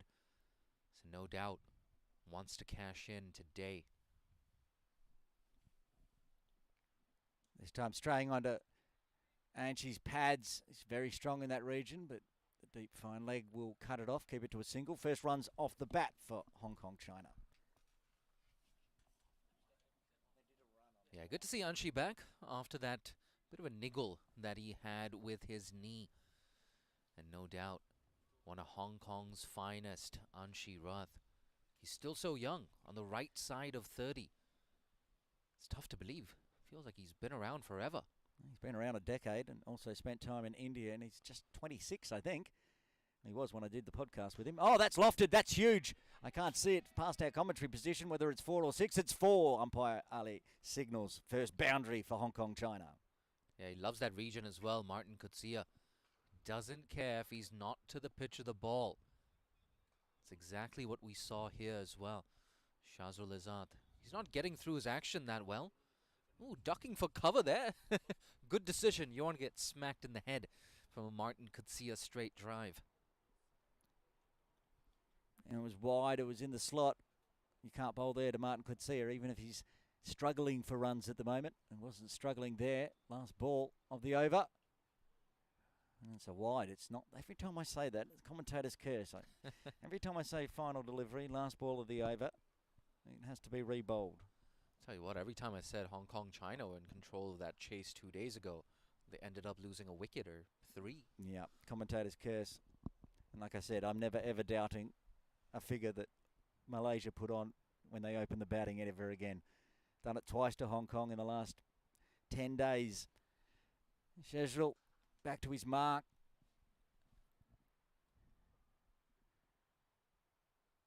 This one just poked onto that side. Remember, they're only the 3 players having to patrol a big region on that leg side. Muniani into the action. Gets it to a single, and that's the end of the first over. Good one for Hong Kong, China. They're 9 for no loss. If you're just joining us, of course, it was Malaysia. Apologies. Yeah, no, Malaysia, indeed, who did win the toss and decided to bowl first. You were there. Yeah, exactly. My word. Tell you what, the cold weather's getting to me. Well, he got to Nizakat as well. Couldn't remember his changes to the side. Everybody's a bit cold today, especially the Malaysian players out there in the middle. Yeah, Sharveen's back. Floppy hat Sharveen. There's no sun. He's still got his sun hat on. I think that's more just to stay warm than to shield himself from any rays of sunshine. Speaking of rays of sunshine, Syed Aziz into the attack. Bowled 10 overs uninterrupted 2 days ago. 1 for 41. I tell you what, that's one way to stay warm here in Hong Kong. Just keep bowling, don't stop. Well, we're stuck in the tent. We can't move. Rubbing the hands, trying to stay warm. It was 11.9 when you're out doing the toss. Not warm today here in Hong Kong. Good first delivery from Aziz. You see 2 slips in position. That first slip is Ahmed Faiz. Seems like almost he's as if he's got a hoodie on. It's not even a beanie. That's interesting. Yeah, you can see Nizakat over there, just getting nice and warm. Big day for the captain as well. Bit lofted, one bounce to point. Almost carried there. Kutsia.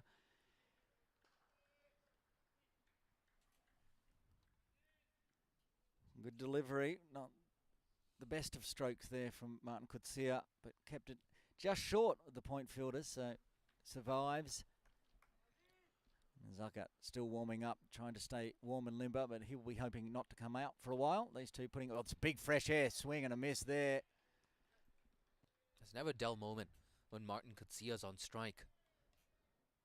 Yeah, once again, getting that movement away from the right-hander. What was Faiz doing? He's got the hoodie on and he's going for a flying catch. Hafiz had that one nice and easily covered with the gloves on. So it is again. Good little battle. There's the edge. There's the wicket. Gets the breakthrough and the first wicket falls. Martin Kutsia falls cheaply again, and Hong Kong, China, they're 9 for 1. Yeah, he does this over and over again. Syed Aziz. And Martin Kutsia, I know he likes to go for his shots, but was this the wisest strategy? On a damp pitch, overcast conditions. Oh, there you go. Regulation stuff. And Khizar Hayat, that second slip, taking that catch. Interesting. That was Faiz's catch. Yeah. He's very happy with it. I'm not sure Faiz. There you go. Got it a high five from Faiz.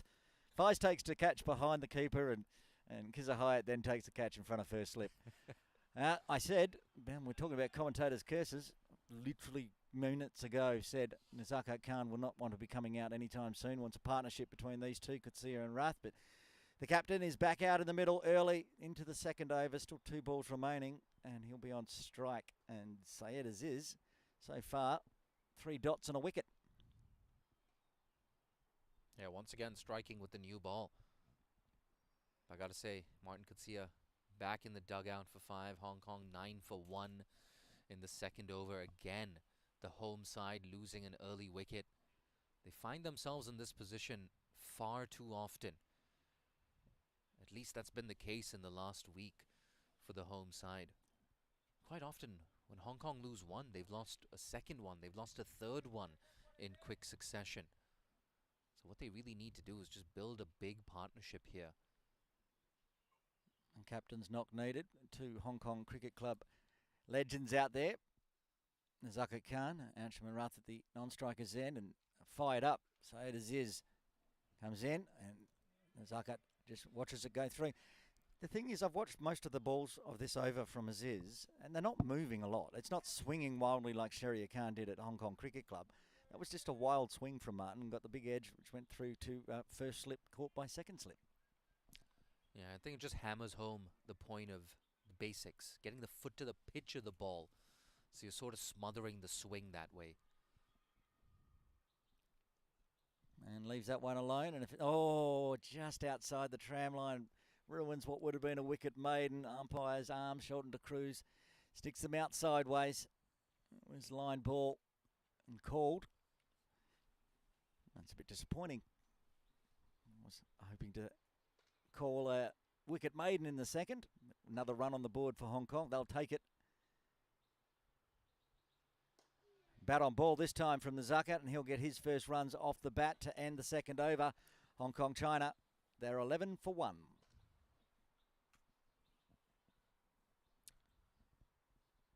Yeah, if you're just tuning in, Hong Kong, of course, put into bat. It's 34 overs aside.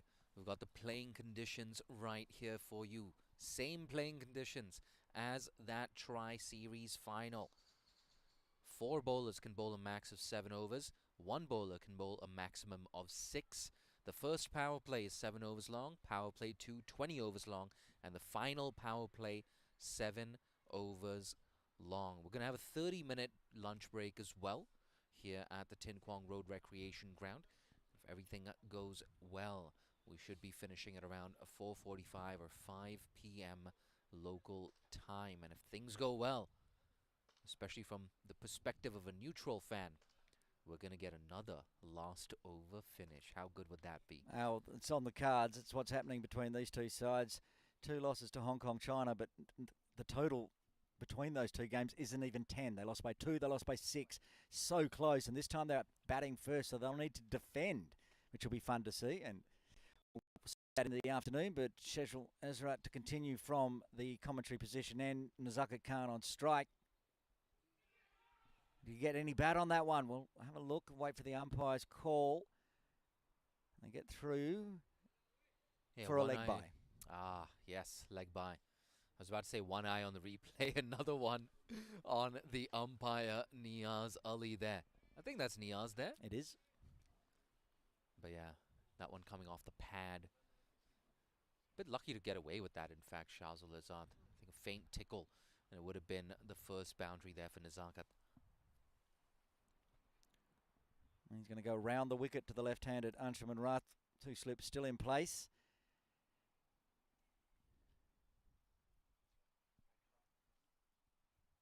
I think it's still that 6-3 offside field.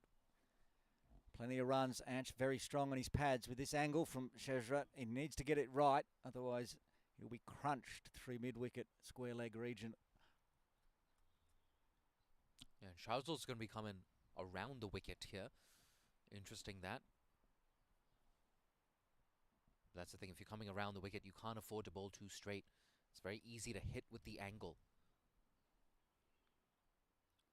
And, interesting stroke from Ange, but so far wide that he couldn't get bat on ball. We were saying worried about that angle for the right arm across the left-hander. He's managed to push that outside the off-stump tram line. Yeah, I said you can't bowl too straight. That wasn't straight at all.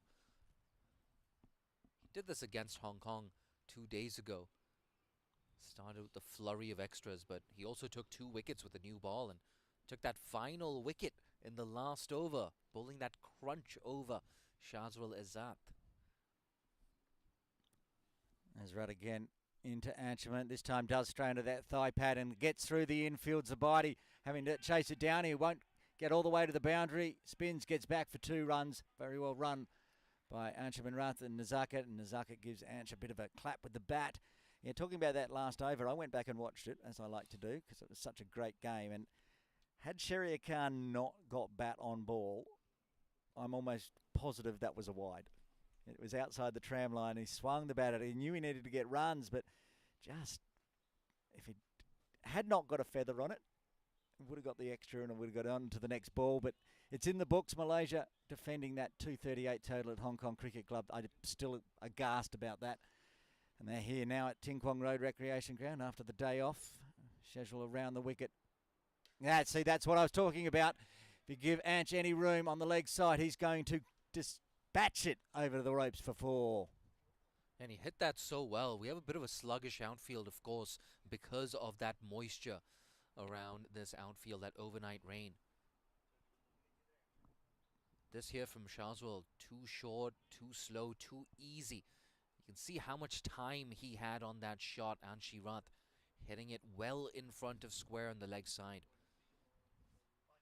Bit of pressure here. That slow motion replay made it look like he had an eternity on that ball.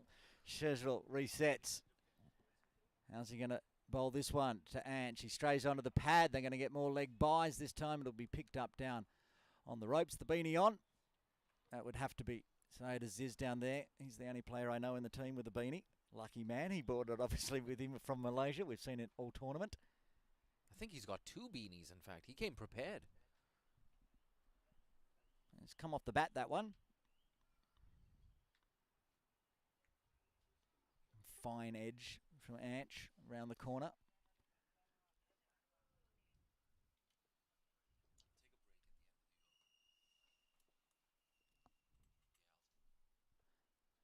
And that's wide. Bat on ball from Nazakat, but that tight 6. Fielders on the offside, keeping it to a dot. Yeah, I just wonder if Shazwal has a bit of a niggle here. He doesn't seem to be getting through his action as well as he was 2 days ago. Maybe he's just looking for that control early with the new ball. Doesn't want to stray down the leg side like he did 2 days ago. Could just be getting loose in this cold weather. Only be warming up now. Final delivery. And it was the final delivery. Squared Nizakat up there. Good delivery to end the 3rd over. Hong Kong, China. They're 20 for 1. Yeah, you can see just squaring up Nizakat Khan. Did something very similar to Adit Gorawara, of course. Took that return catch. That was one of the 2 wickets that he took with the new ball. So good stuff from Shazwal. A better end to that over. But an expensive one as well. 9 runs coming off that. And the runs are coming nicely for Hong Kong, China. It's just that early wicket loss of Martin Kutsia. And the beanie man himself, Syed Aziz, will continue from the softball ground end. He's bowled well. His first over, just the 2 runs and a wicket. He'll be bowling to Anshiman Rath and going to continue over the wicket to the left-hander to start with. We saw Shazwal Ezrat go around the wicket, get punished. So he's going to try to push it across the left-hander into that slips cordon, which is almost exactly what happened. First delivery, and gets the bounce. No, it doesn't. Gets picked up by deep third. Oh, lurking in that corner, around the corner from our commentary position. Big leading edge there from Anch. It's exactly what Aziz was looking to do to the left-hander. Now we'll need to reset with right-handed Nazakat Khan on strike.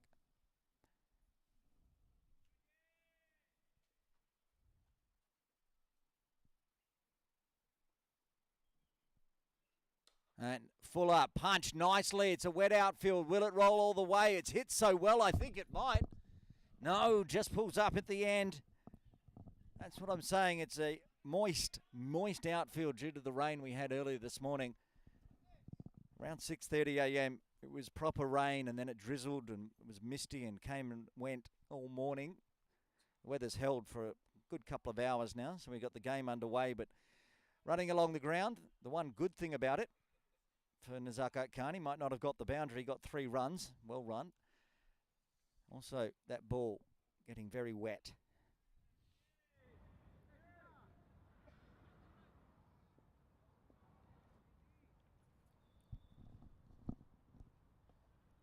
Rath on strike. And his shoulders, arms as it pushes across the body. Got tempted into going forward to Sayed Aziz last time he faced him, and you can see now that spot that the ball ran through has now got a fielder. They've got 3 slips in place.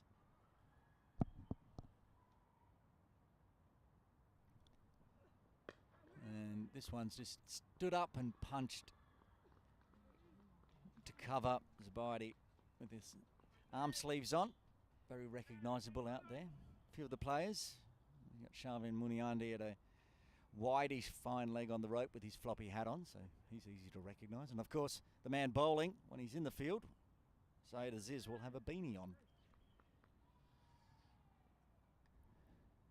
And again, Fuller. Again, same result though, straight to Zubaidi. He's bowling well. Nazakat managed to punch him for 3. On a normal day here at Ting Kong Road, that would have definitely been 4. But apart from that, especially to the left-handed Anjuman Rath, there is Shavin Muniandi on screen with his floppy hat.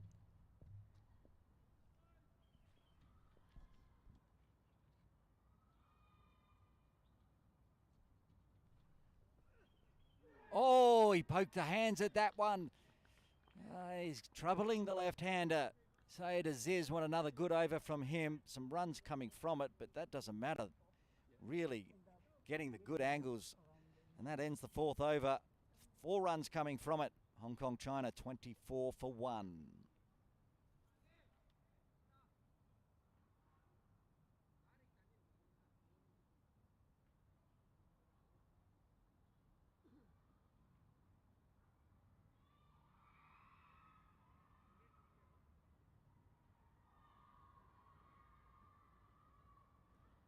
Four overs done. And as Jay was saying, the last over from Shazrul Ezrat, looking maybe a little bit proppy. It's been a long tour for the Malaysians. They've been here since last week. Not a lot of rest between games. They're rotating. We just saw Vijay Uni talking to Muniandi on the boundary. He's not playing today. Shame. I like calling when he's bowling. He really is a superstar. A good start from Shezrul. We've got Malaysian players in the vest scattered around the oval.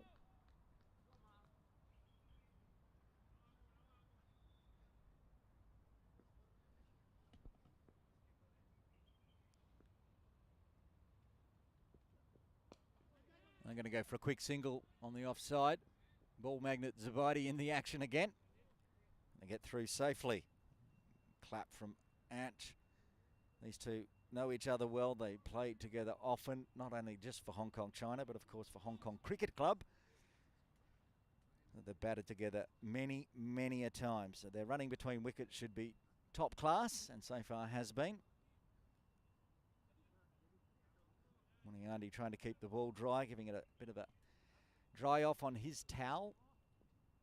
He's got the designated ball drying duties today at mid-off. Rath back on strike. Full in the air, but goes behind point, and a misfield makes it go through to the boundary for 4. Insult to injury there. Big, thick leading edge through the gully region, this time from Anjuman Rath. And the deep third just rolled over the top of it through for a boundary. Just through the hands of that one, and dropped the bottom hand off in the end, as it was quite wide. And a bit of a fumble down there happens. This time allows a boundary. Just the one slip in place. They got the backward point in. Not a gully though. Plus the point for catching. This time on the leg side, that's 4. Doesn't matter how wet the outfield is with Anshuman Routh crashes it on the leg side. It is going to the ropes for 4. Back-to-back boundaries for Anshuman Routh and Hong Kong China. Good over so far. Shezral's getting a bit of stick. Stopped going around the wicket to the left-hander, but this time he's put it outside off.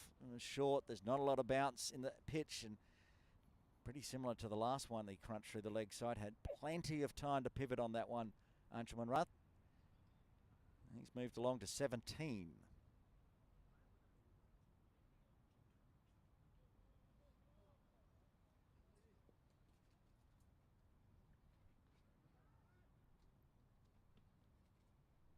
Chat between Muniandi and Shezral as Rutt figure out what they're going to do, where they're going to put the ball this time. 2 balls remaining in the 5th. Full on the offside.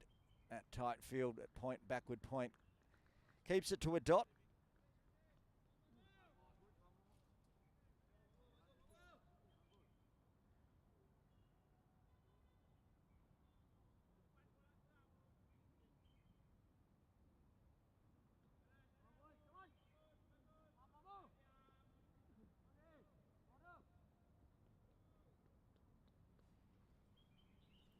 Now 1 ball remaining.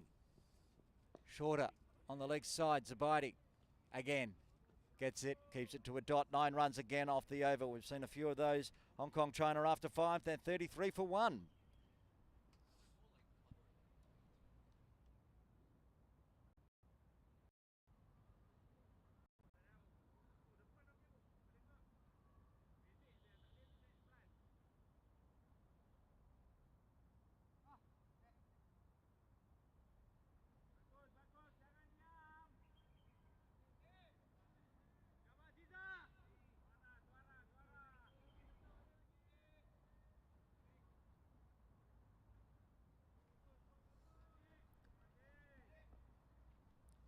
Saders is to continue from the softball ground end. The only wicket taker so far for Malaysia. Nazaka Khan on strike. And he's pushed that to mid-on for a single. Very straight, so good running again between these two. Thumbs up from Anshuman Routh. Partnership now up to 25 off 21 after that early wicket fell of Martin Kutsia. And they like this battle between Aziz and Routh. He got the 3 slips in place again. And that's why. Cutting across the left-hander. On the replay, it's pitched on middle and leg. And Hafiz has almost taken it at first slip. Really cut away from Anshuman Routh. Good delivery. Good battle. What does Ansh do to break the string of dots? Does that. Bang. 4 runs off the bat. They really had ramped up that offside. It was a 7-2 offside field. And so anything that can be hit on the leg side was going to go to the boundary. Anshuman Routh never makes that mistake. That was going all the way. Again, crunch.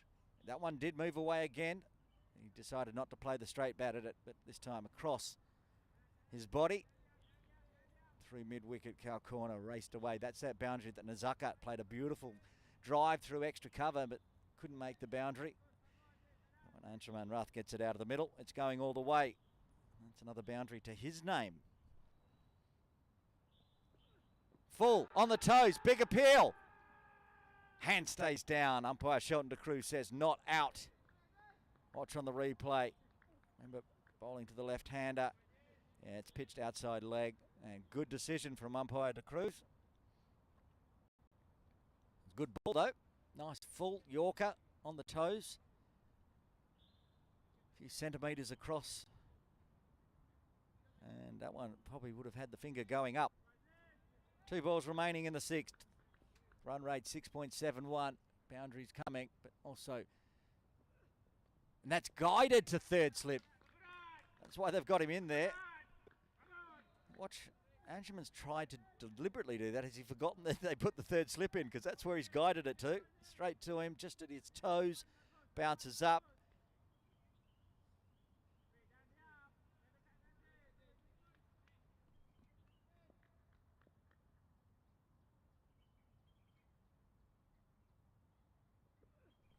And again, beats the outside edge. And a quick shot at the stumps from Hafiz. 3 dot balls to end with. Angerman hitting for 4. And 3 great deliveries from Syed Aziz. To finish off the over, 6 overs done. Hong Kong, China, 38 for 1.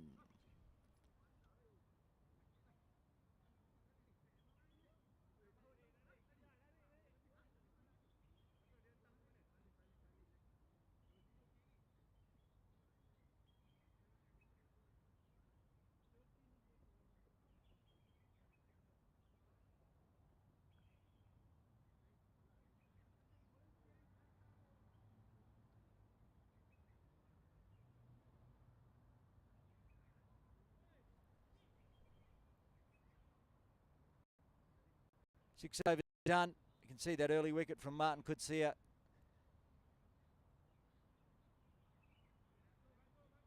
Hit the first slip, but caught by second slip. They all want to get in the action, the Malaysian slip fielders.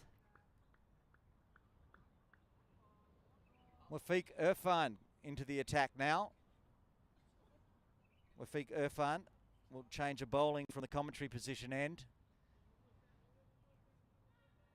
In with the left arm, just to change things up, see what they can do against this left-right combination of Nazakat Khan on strike and Anjuman Rath at the non-strikers end. So runs continuing, partnership up to 29. Nazakat Khan, just the 6 so far. Anjuman Rath has crunched 4 fours already. 2 slips in place for Wafiq Irfan. He's going over the wicket. And another quick single onto the leg side. Again, the 6-3 split this time. Muniani does the fielding.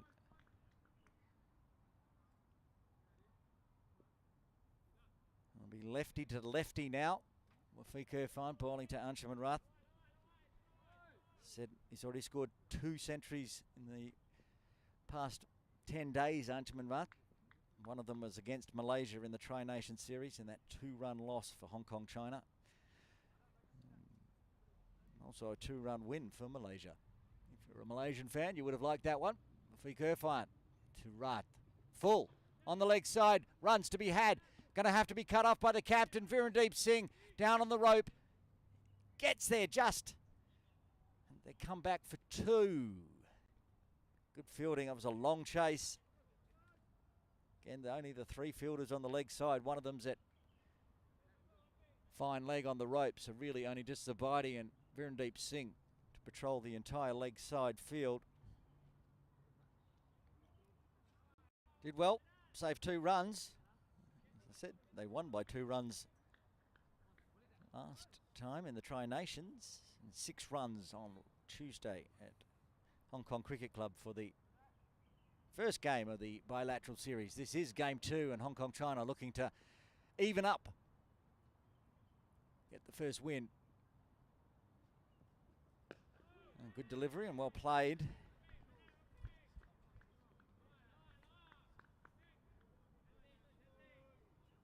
Three balls remaining in the 7th.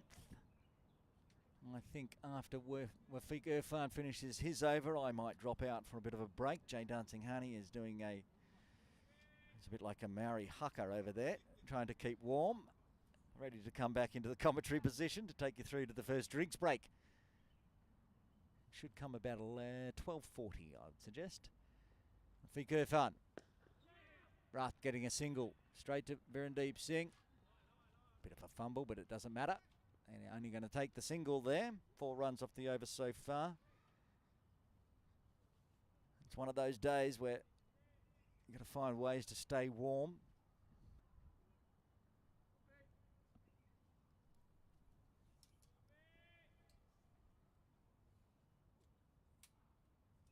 Fi's still in the hoodie. Down there at first slip. Cap on over the top.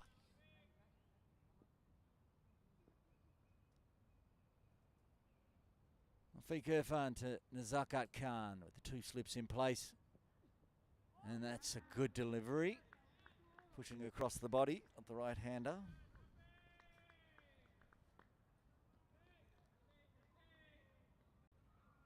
And him poking at that one.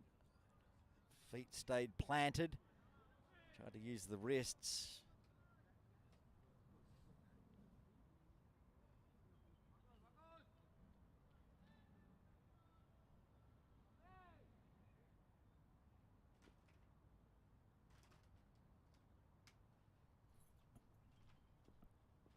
And final delivery of the 7th over.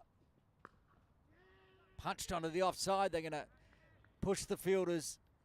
And they get through for the single. As Akil, where he does the fielding there. And after 7, Hong Kong, China, after that early loss, looking okay now. 43 for 1. There's the partnerships. Rathan Nazakat now 34-run partnership. I'm going to duck out of the commentary position and warm up. And taking you through to drinks, it's Jay Dunsing Honey. Yeah, thanks, Aaron. That helicopter signal from Shelton de Cruz indicating the end of that first power play. Hong Kong, China, they won't be too displeased with the position that they're in right now, 43 for 1. As we learned from that tri-series final, a required rate of 7+ is not going to scare the Malaysians. Very good batting conditions here. I dare say better batting conditions than HKCC. Syed Aziz, once again. Nudged, should be an easy single. Yeah, Akil Wahid. He's been good so far in that backward point and cover region. Yeah, his dad and his brother were down in Hong Kong at HKCC to watch him play live. They flew out the very same day. So I hope they're in Perth. Same time zone as well. In Perth, wherever they are, whether at work, on campus, or in their living room. Hope they're enjoying what they're seeing. Driven. Oh, this could be close. Oh, but he doesn't collect the ball. That man at cover. Yeah, how close was this? Yeah, I think it was Fies over there. Former skipper. I tell you what, if anyone's allowed to make a mistake in this Malaysian unit, it's Fies. Scintillating century 2 days ago.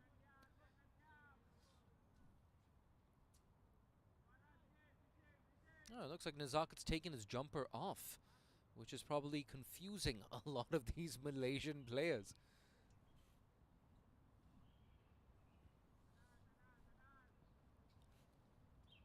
You can see some of the substitutes down there. Wan Azam not playing today.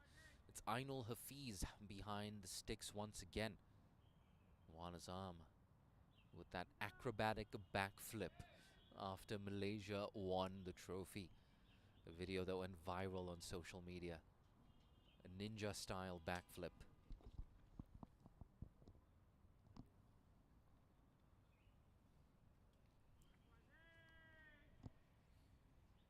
And a reminder, of course, that 4 bowlers can bowl a maximum of 7 overs. There's every chance we might see Syed Aziz bowl out once again. Big stride forward. And I like that from Nazakat. He was really strong through the covers in that previous game, and in fact throughout this week. That's one thing that I've really enjoyed about Nazakat in the last 4 or 5 years. He's become so adept in the 50-over format. So adept at batting time. Again, waits for that. Easy single there down to deep third. Strong throw, Sharveen Muniandi.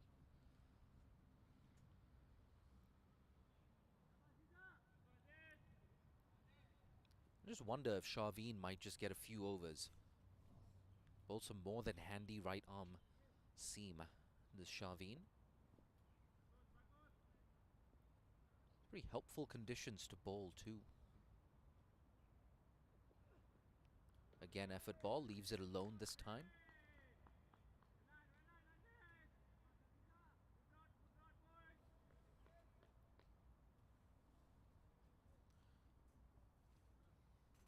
It's taken him a bit of time to bowl these first 8 overs.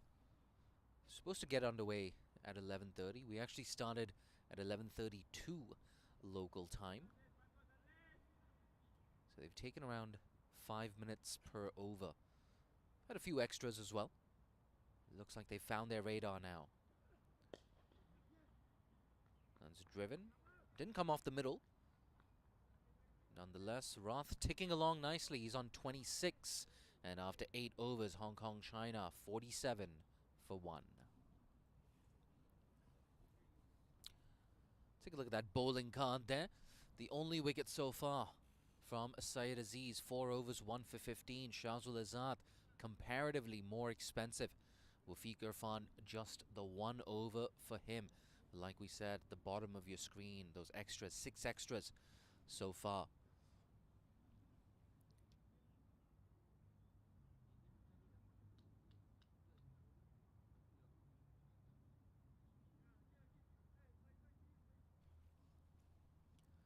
It's going to be left armour to continue. Wafiq Irfan, widely regarded as the fastest bowler in Malaysia.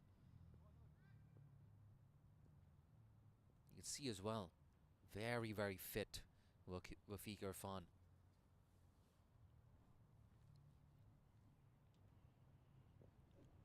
Pulled away a bit high on the bat there.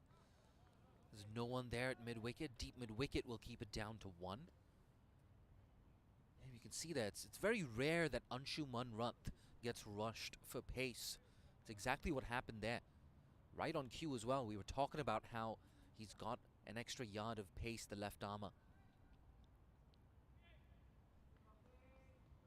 Encouraging signs for him as well. He bent his back and got some assistance from the surface.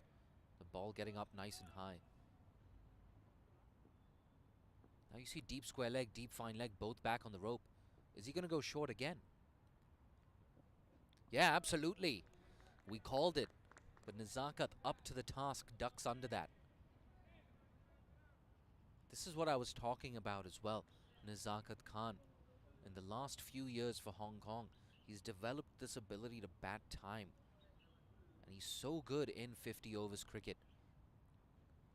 Maybe around 6 or 7 years ago, I don't think there was any doubt that Nazakat Khan was more suited to the shortest formats.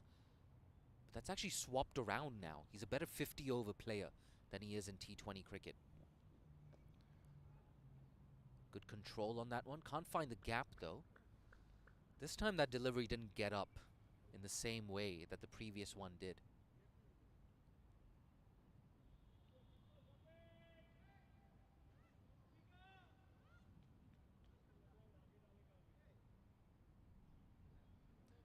But on that topic of 50 over cricket versus T20 cricket, Anshi Rath as well. I don't think he's really proved himself at the T20I level yet for Hong Kong. But in the 50 over level, there's absolutely no doubting his pedigree. Quick single, they're thinking about a second. Decide against it. And that's 50 up for Hong Kong in pretty good time as well. 50 up in 8.4 overs. A handy partnership brewing as well. A partnership of 41 for the second wicket. And they bat together so much, do Anshi and Nazakat. And of course, they were together for that legendary partnership against India at the Asia Cup in 2018.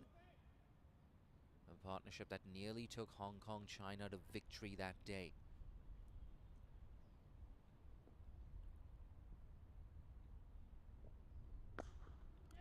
Good sound off the bat. Yes, yes, 1. Early call.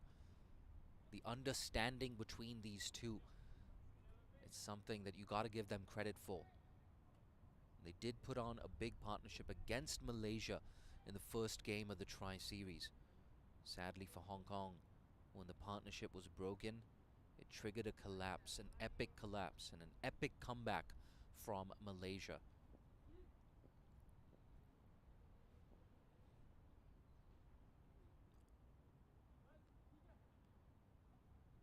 He's looking leg side.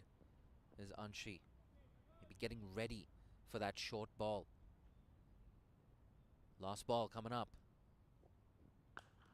Short it is. Oh, doesn't find the gap. Good work in the outfield. They're going to come back for 2 there, but definitely save 2 runs there, the fielder in the deep. 6 runs off the over. Another decent one for Hong Kong. It's 53 for 1 after 9.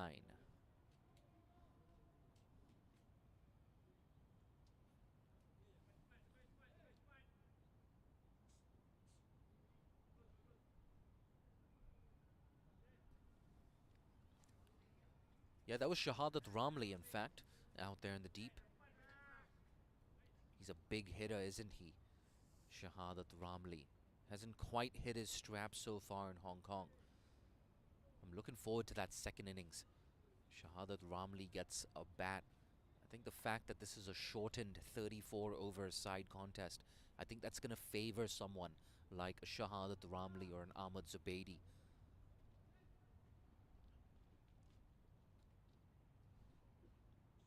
But regardless of the format, Syed Aziz has been really good. A bit of a revelation with the new ball, in fact, for Malaysia.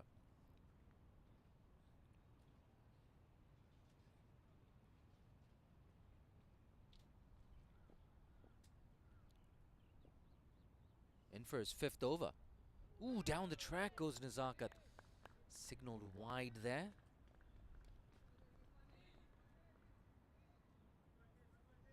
Yeah, just a little bit too wide. You want to start it a bit straighter if you're Syed Aziz. I think he actually did see Nazakat coming. Aiming maybe for that wide Yorker. Yeah, wide Yorker.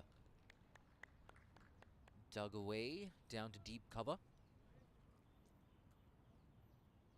And of course the fact that it's a 34-over side contest, not a 50-over contest.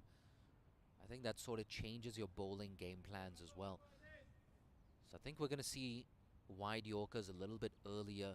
Maybe some slower deliveries as well. Taking wickets, of course, important, but defensive bowling skills just as important in a shortened contest. Another single here for Anshi Rath. Moves on to 31 now, the left-hander.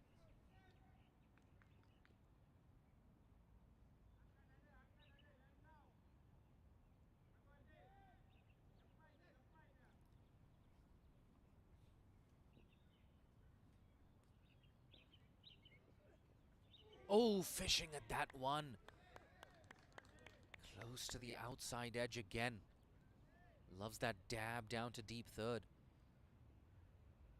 Yeah, there you go. Following the ball.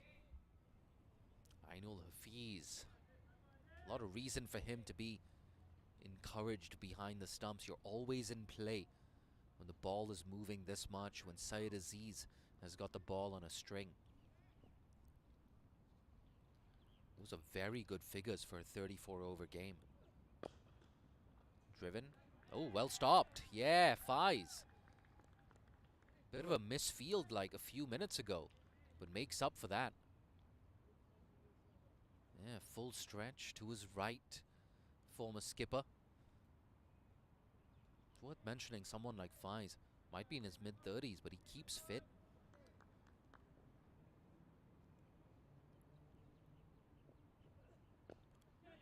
Yeah, this time they get the single.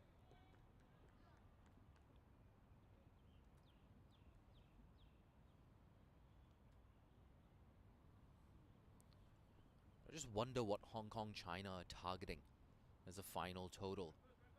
We saw something in the 240 region. It wasn't enough for Canada to defend in the final. I think if you're Hong Kong, China, you want to be pushing as close to 8 runs and over as possible. So somewhere around that 270 mark, 280, and you make things really hard for Malaysia.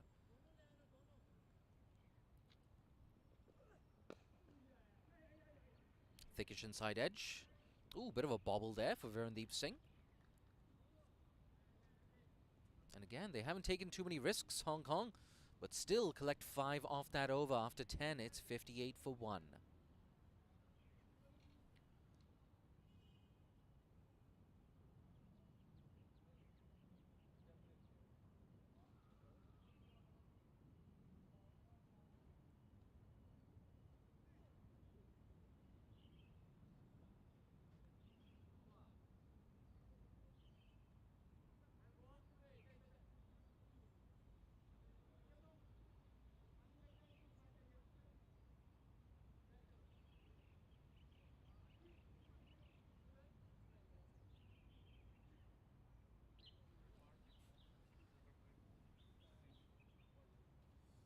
Change in bowling here.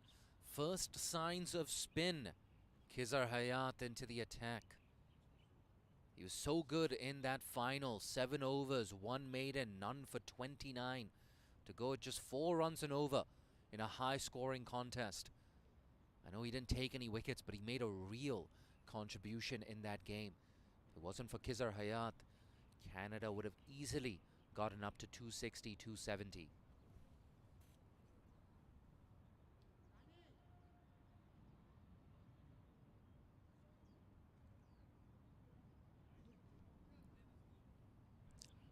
Of course, 2 days ago, we saw Khizar Hayat having a long chat with Ehsan Khan.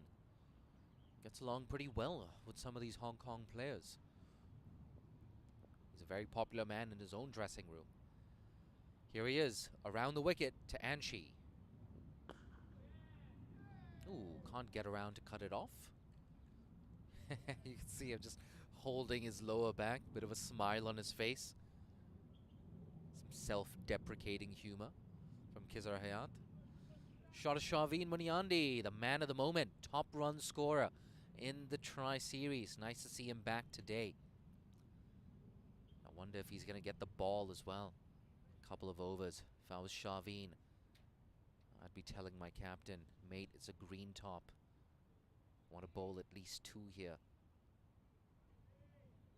Maybe edge out either Anshi or Nazakat. Khizar Hayat, he's an interesting off-spinner. We've discussed it before.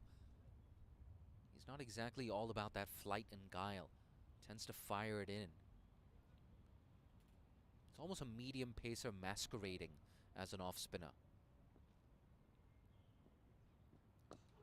Ooh, inside edge. A thick inside edge onto the pad.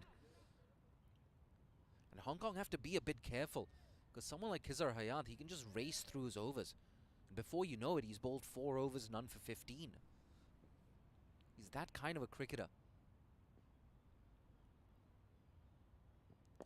Again, that perfect length. All that experience from Khizar Hayat.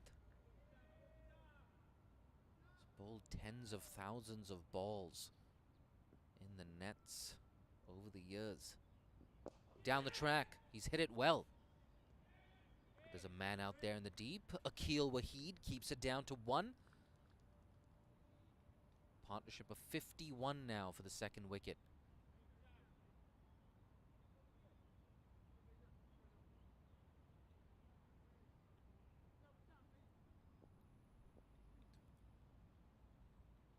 But Malaysia don't look too concerned so far in the field. A bit uppish.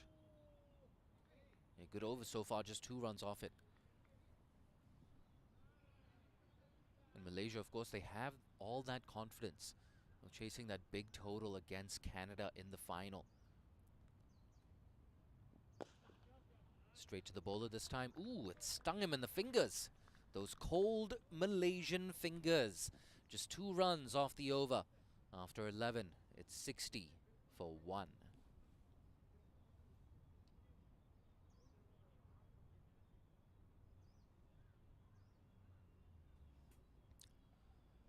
If you're just tuning in, it's Malaysia who won the toss and chose to bowl first. Got the big early wicket of Martin Coetzee, who was caught at, well, actually caught by second slip. It should have been first slip's catch. But all's well that ends well for the Malaysians. That, so far, is the only wicket that's fallen. A handy partnership now brewing between Nazakat Khan and Anshi Rath. But going back to the point that I was making earlier, if Malaysia need to chase 6.5 runs, they're going to fancy their chances. So I think if we get another 240, 245 type of total, it's going to be pretty much a 50-50 game. So Hong Kong, I think an above par total will be something in that 270, 280 range. That's the thing. If you get up to 280, for example, then as the Malaysians, you don't have the luxury of taking your time in the first half of the innings. You have to almost go from ball one.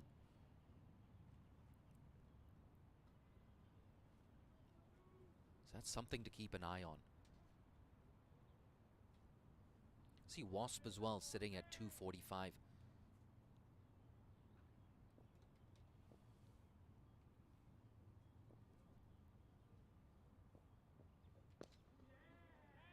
And a reminder, no Vijay Uni in this Malaysian 11 today. He's getting a bit of a rest. So I think that could mean potentially more overs for Verandeep Singh.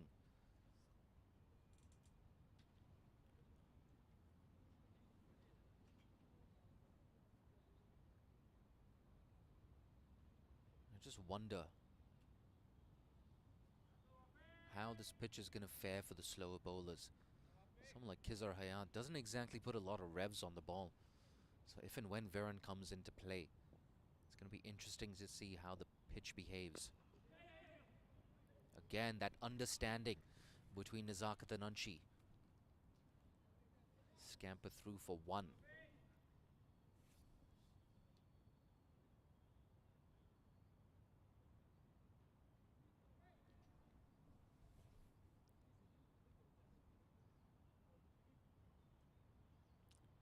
Hong Kong, China do need to be careful that they don't fall too far behind in terms of that run rate.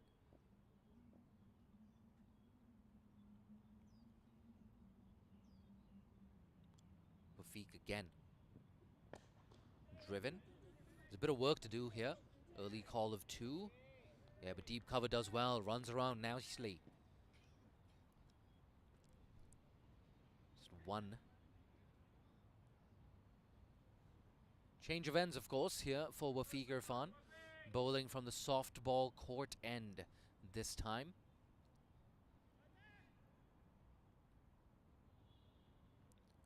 You see Nazakat on your screen just eyeing up that change in field. That short third man, more of a fly slip actually. And we have a deep third in position.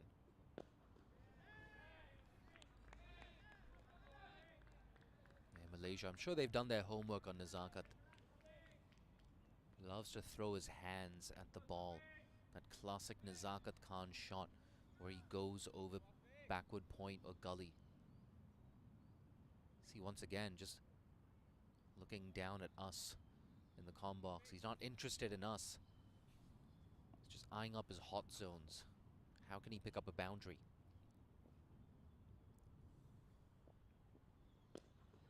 Yeah, good over again. Once again, just 2 runs off it. After 12, Hong Kong, China, 62 for 1.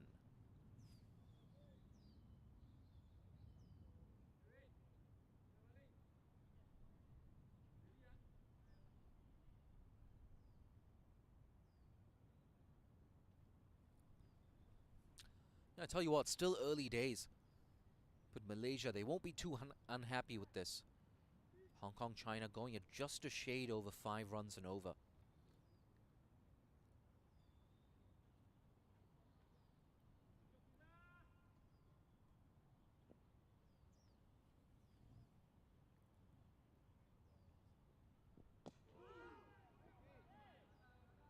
There's 4 runs coming in the last 13 deliveries here. And in a shortened contest, when you have like a tight 10 or 15 minute spell, it can make a big difference to that final total.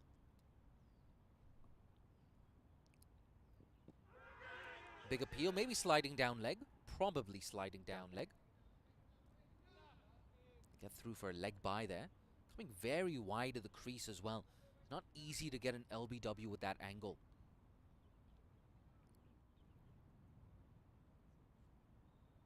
Oh, there we go. India Club's Ankur Vashisht is in here at the Tin Kwong Road Recreation Ground.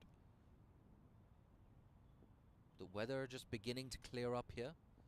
Fired in, smashed on the leg side. It's going to race to the boundary. They needed that.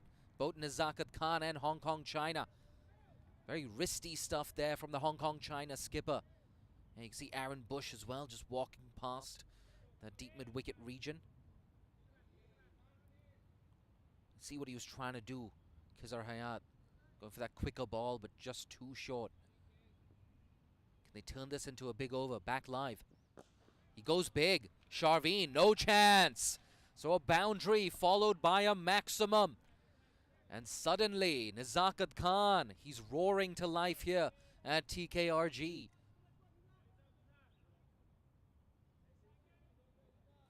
Yeah, this one was a little bit fuller. See, he was setting himself and bang. Beautiful. Out of the middle. Comfortably sailing over Sharveen. And he has the wherewithal to rotate the strike after those two boundaries. We were wondering, is this going to be a big over? It's been the biggest of the innings so far. 12 runs off it. Still one ball left.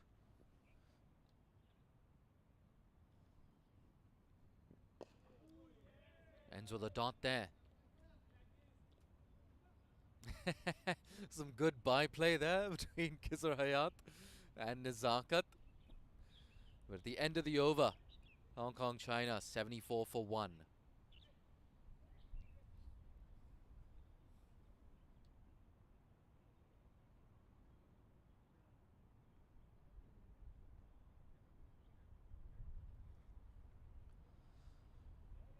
Punch of the gloves between the experienced duo. They're good friends as well. I love the banter between Nazakat and Anshi. Good friends. On the field and off the field. They get along.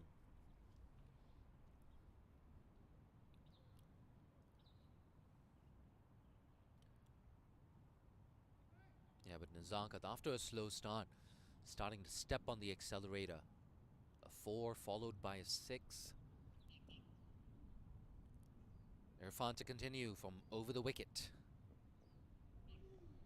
Ooh, looked like he bailed out of that pull shot there.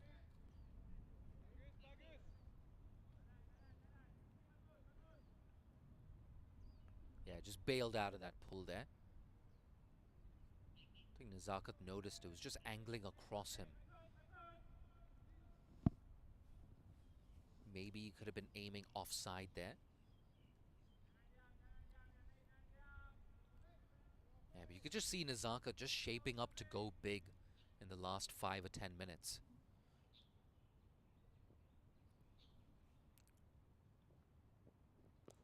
Ooh, squared up. Again, we see that extra pace, that extra bounce. That's why I'm wondering if it's worth just giving Sharveen a bit of a bowl here. Personally, I'm not the quickest bowler in the world, but I'd fancy myself on this green top. As Syed Aziz has shown, you don't need express pace to trouble the batters on this surface.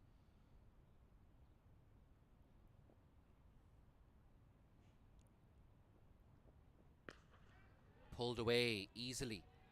Finds that gap at deep mid-wicket. As easy as pie there, Nazakat. We spoke about this. He was setting himself up for that shorter delivery. And again, another boundary.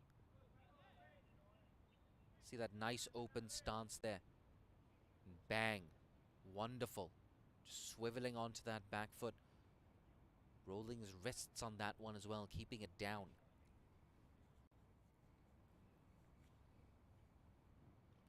It's forced a change in field as well. A man coming into mid-wicket in the circle. Down the track, ooh. Again, looking to pull that away, Nazakat. Yeah, perhaps lucky not to get a top edge on that. Could have Easily gone straight up into the air.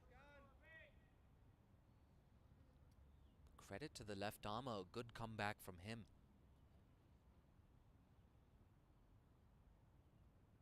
Wafiq Irfan, he'll be happy with this spell so far. To go with less than 5 runs and over in a shortened game. A pretty decent wicket for batting. It's not a bad effort.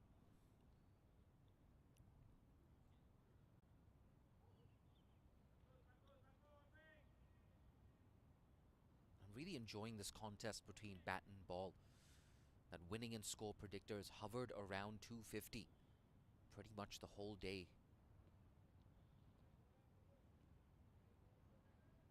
But these next 5 or 6 overs are going to be very crucial in terms of this final total for Hong Kong, China. Nezakat looks a lot more aggressive now. Bang, down the ground. Could be a run out. Oh, goes for the non-striker's end there. That's interesting stuff, mid-on. Looks like Syed Aziz down there. I just wonder why he didn't attack the ball there, Syed Aziz.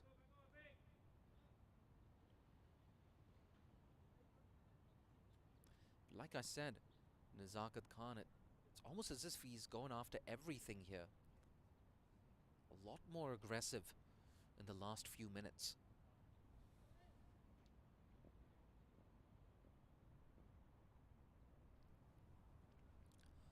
Last ball of the 14th. Driven straight back to the bowler. Good comeback from Irfan after that boundary. Just 5 runs off the over. After 14, it's 79 for 1. Quick look at the partnerships. 70 for the second wicket after they lost that early scalp of Martin Coetzee, who was caught at slip.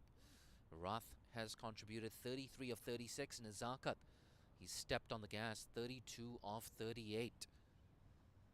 A chance for Hong Kong, China to go big, capitalize on this platform that they have. It's not going to be easy against the likes of Khizar Hayat.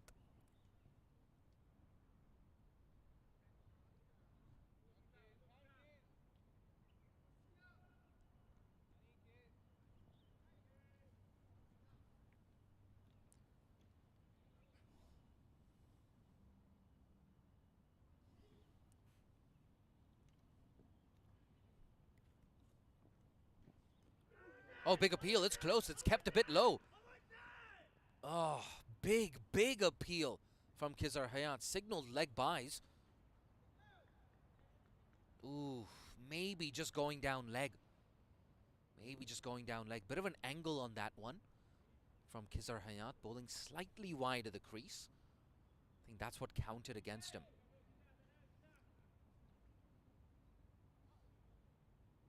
If we had DRS, I'm pretty sure that would have been umpire's call.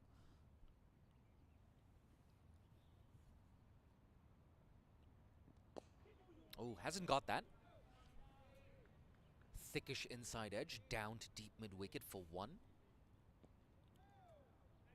Yeah, but it's been Nezakat with most of the strike for the last 3 or 4 overs. I don't think Hong Kong, China will mind that too much.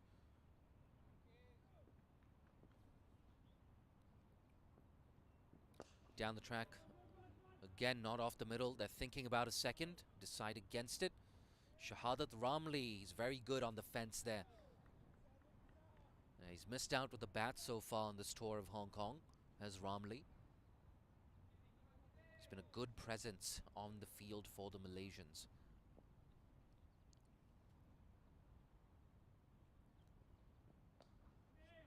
Cut away, can't find the gap. Good work there, backward point. I think he saved at least 1 run, if not 3. Yeah, I think that's Wafiq Irfan over there.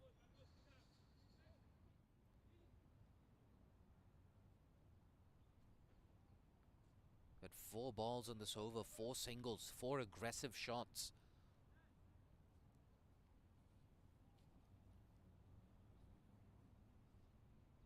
Shot of Verandeep Singh, the skipper, trying to keep those fingers nice and warm.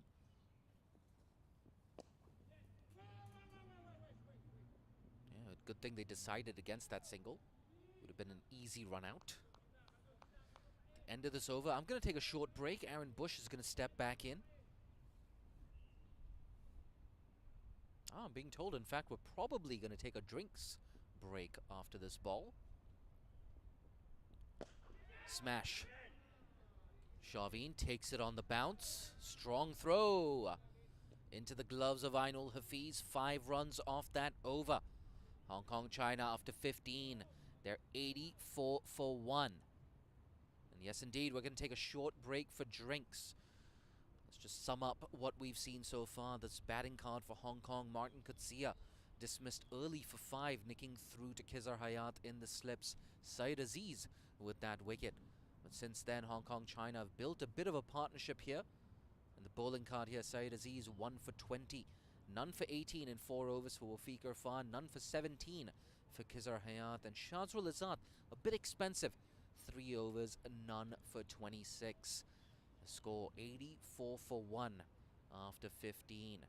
It's Malaysia who won the toss and elected to bowl first. And I get the sense they might just be the happier of these two teams at this stage. Don't go too far.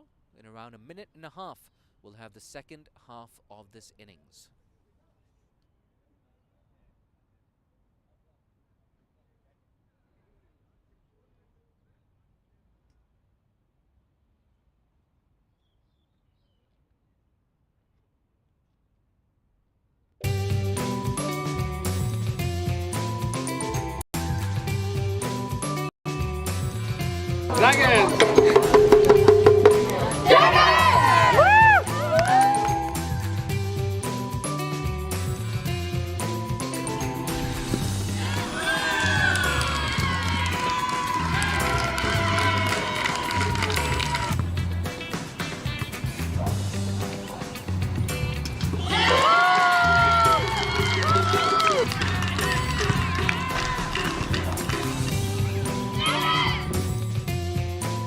我打咗 cricket 3至4年啦都，我覺得 cricket 好好玩，好有趣，我覺得。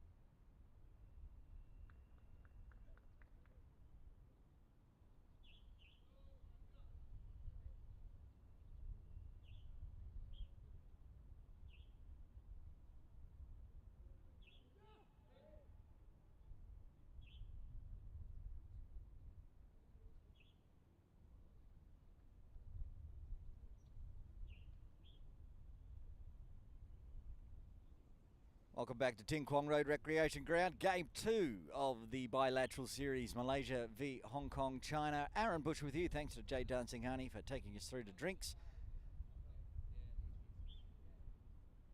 One of the big tall towers surrounding Ting Kwong Road Recreation Ground. If you live there, getting a great view of the game today. Otherwise you can come on down. There's a few down, sitting on the park benches down the back there. You can see, enjoying this shortened game, if you are just joining us. 34 over per side due to some rain this morning. And if you were watching this morning, you would would have heard the 8 for 52 podcast we broadcast. If you missed it, of course, you can still find it on Spotify and Apple Podcasts. It's called The One with the Exclusives, and I have now been told that one of the exclusives was so exclusive I shouldn't have said it. It's up to you to pick which one it was in the podcast. Go have a listen, and I'll deal with that later on. We're almost ready to get underway here. The captain, Virendeep Singh, to bowl his first over. Left armers from the softball ground end. Late in that first session, it looked like the batters, Anshuman Rath and Nazakat Khan, were targeting the other end, the Argyle Street end. This one with the longer boundaries, more protection for Virendeep. He's got the long on, long off in place on the ropes for the right-handed Nazakat Khan. He's got the deep point. He's just bringing deep mid-wicket inside the circle now. And I can't see from my commentary position if there's a deep, fine leg in place.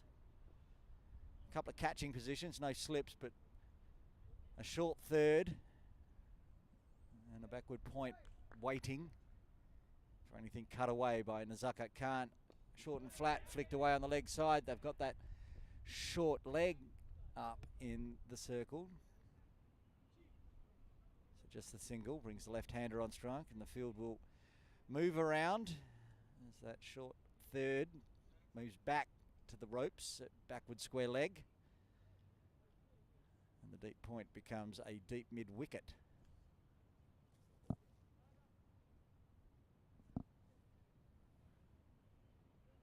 Still the two long in place in catching, but they're quite wide. Ange wants to go long, straight to the sight screen. Tough to cut off if he crunches it. More changes.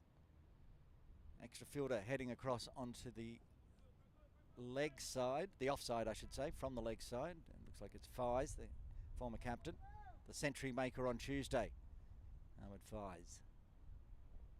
And he tries to crunch it, but he hits it straight to long on. He was trying to pick the gap between long on and deep mid wicket, but just rolled it straight down to the softball ground end. Another single. Nazakat Khan back on strike. This partnership now very handy for Hong Kong China, up to 77 off 82. Virendeep continues around the wicket, and again, similar result. Chance of a run out. No direct hits, so Ange gets home safely. Really working out that knee that he had an issue with and missed the game on Tuesday. But they're running well between the wickets, these two. Brings the left-hander on strike. He has a paddock on the leg side to score singles and perhaps twos. That's pushed everyone back except for the short leg. And crunches it on the offside, beats the offside field. That's going to go all the way down to the rope for 4. More runs for Anshuman Rath and Hong Kong China as they move towards the 3-figure mark, now up to 91. Beautiful stroke this from Anshuman Rath, watching on the replay. Virendeep starts it outside off, so gives Ants plenty of room, and they had plenty of protection on the offside, but he managed to pierce that infield and races away to the ropes. Resets, short again, this time on the leg side. There's all that room on the leg side. Talking about 2, yes, Ants has got a chance. It goes to the non-striker's end. Nazakat running hard, running well, gets back for the second. We've seen really good running between the wickets for these two.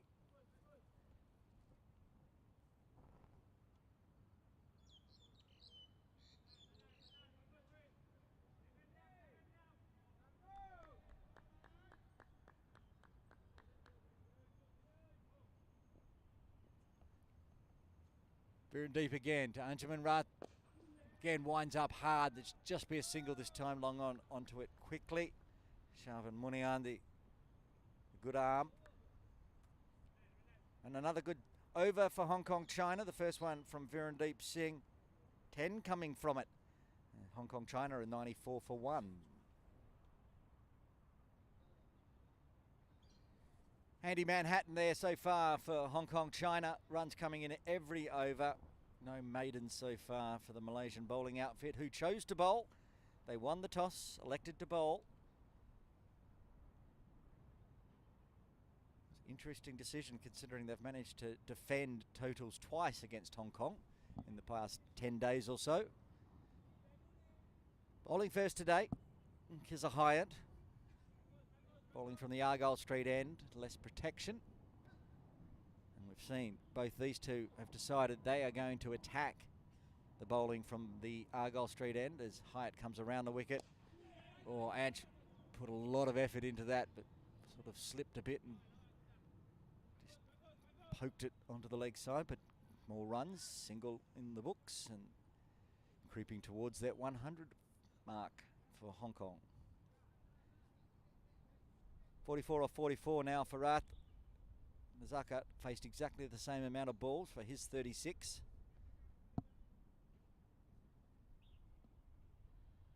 Hyatt will go over the wicket to the right-handed Nazakat Khan. It's short there as well, but can't pierce the infield. Ahmed Faiz with the hoodie on underneath the cap doing the fielding. So for Nazakat, they've got the long on in place. Someone on the rope at cow corner and a deep square leg, which is where that's headed. Bit to the right though. Good shot. Picks the gap in the end. Nazaka Khan gets a boundary.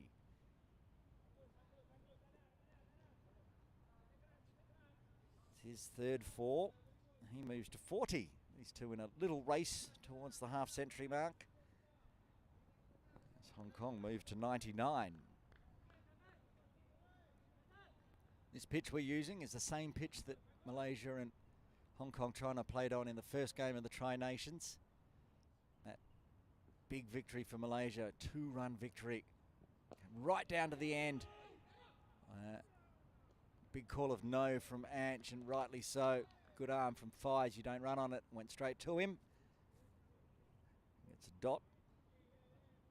The captain, Virendeep Singh, keeping the hands warm as he patrols that cow corner boundary rope. Keep the hands warm in case a big one comes from Nazakat. Goes straight through him. Tried to put it over there. Did Nazakat Khan, but gets through. Oh, he's played it onto his back thigh pad and has rolled through first slip, and that brings up the 100 for Hong Kong China. Doesn't matter how you bring them up. 100 in the books for just 1 wicket lost inside the 17th over. 17 overs, of course, will be the halfway mark of this 34-over match. And that's a good delivery from Kizza Hyatt. He stares back at Anchman Rath to let him know. End of the over. The 100 up for Hong Kong. After 17, the halfway mark, they are exactly 100, going at 5.88. The Wasp now saying going over 253.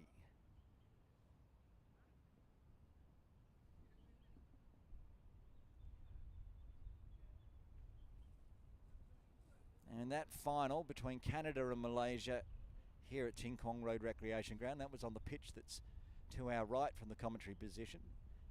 To the right on screen there. It's the one just in the side right. 243 for Canada in 34, and Malaysia chased it down with just a ball to spare. So 253 would be a good score for Hong Kong China, and with the batting lineup they have to come, if there's no pressure on them, wickets in hand, they can go even bigger.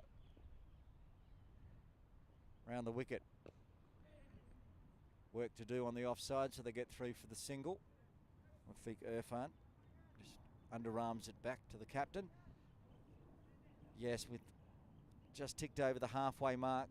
Still to come, batting for Hong Kong China. You've got big hitting Baba Hyatt, Azaz Khan. He's also scored a century in the last 10 days. You've got Yasim Murtaza yet to really go big. Zishan Ali, who almost won the game on Tuesday single-handedly. So plenty of batting to come for Hong Kong China, including those two out in the middle. Another single in the books.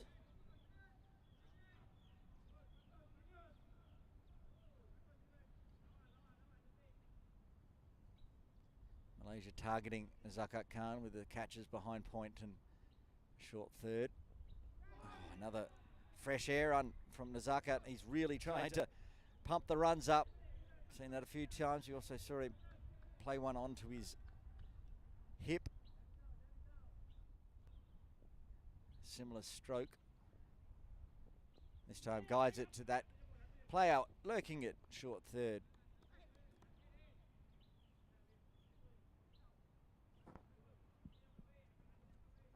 Just singles this over from the bowling of Virendeep Singh. Went for 10 in his first over. Just the 3 so far with 1 ball remaining.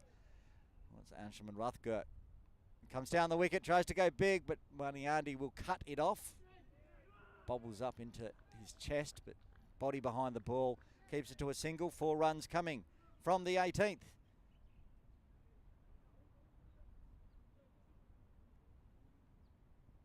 Hong Kong China at 104 for 1.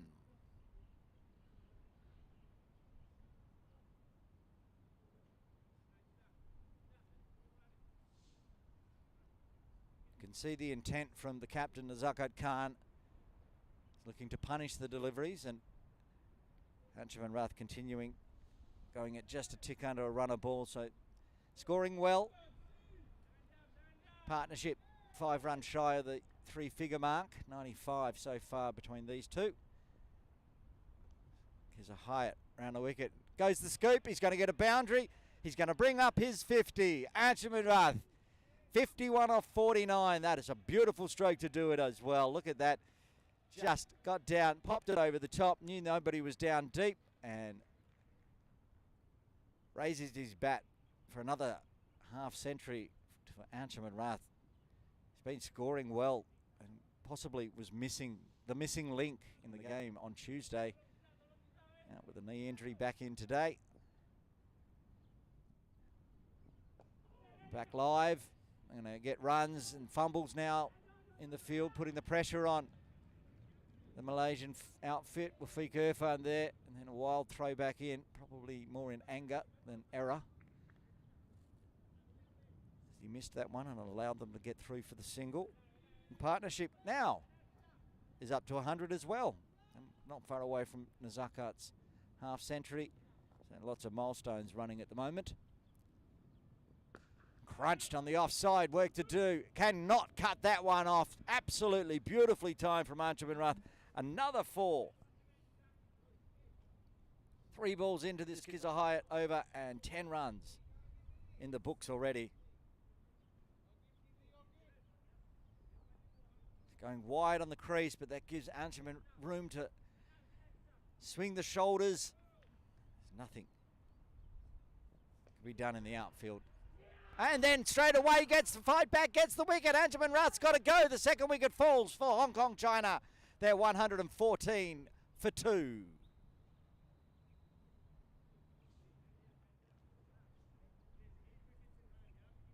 Big wicket for Malaysia after the 100-run partnership comes up. He's whipped that away behind point. Just waiting, ready to take that one.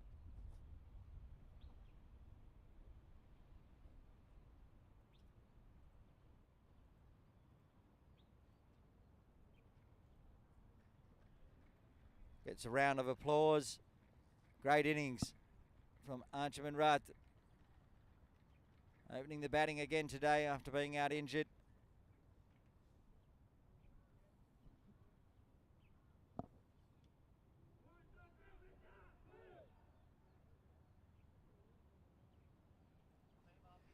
Bubba Hyatt coming to the crease.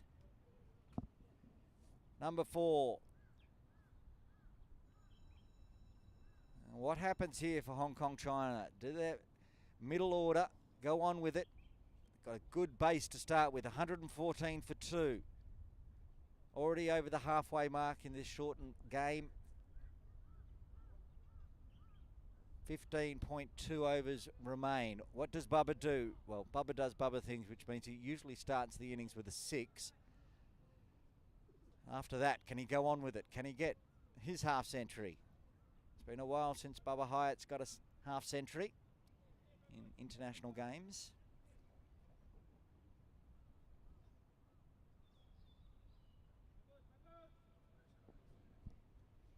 Gives a Hyatt to Bubba Hyatt.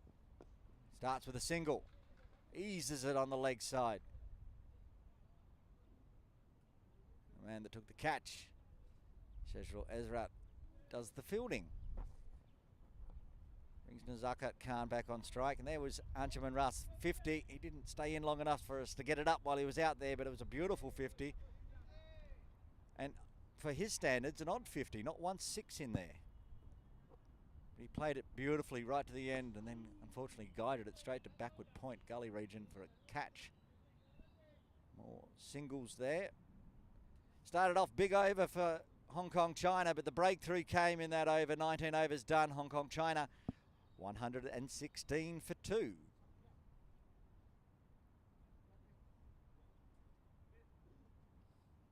Last game on Tuesday, Bubba Hyatt got a nice 34 off 33 till he was LBW off the bowling of Saeed Aziz.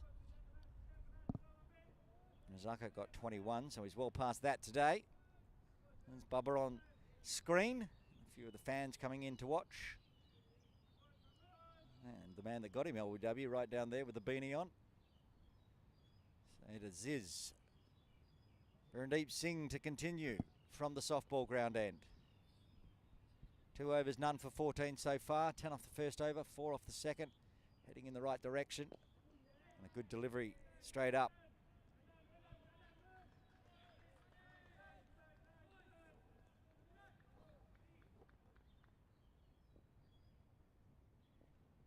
Faster one. Just wraps into the body. Fortunate, because if it had gone through to the keeper, he would have been stumped. Watch the replay, much faster from Virandeep. He again played it inside edge onto the body there. Oh, and he almost... There's lots of interesting strokes going on out there, let's say that. Zakat surviving. As Virandeep starts with 3 dots. Bringing the dot ball pressure. Inside edges. This time a bit shorter so Nazakat can swat it on the offside. Gets through for a single. Brings Bubba back on strike.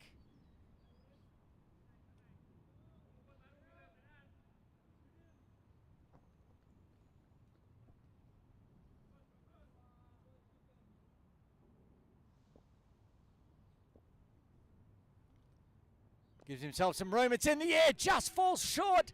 Got fingertips to that one, which has slowed it up. Oh, that was inches away.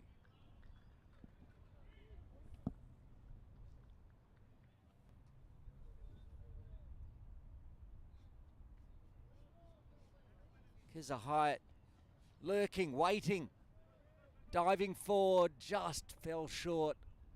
Bubba survives.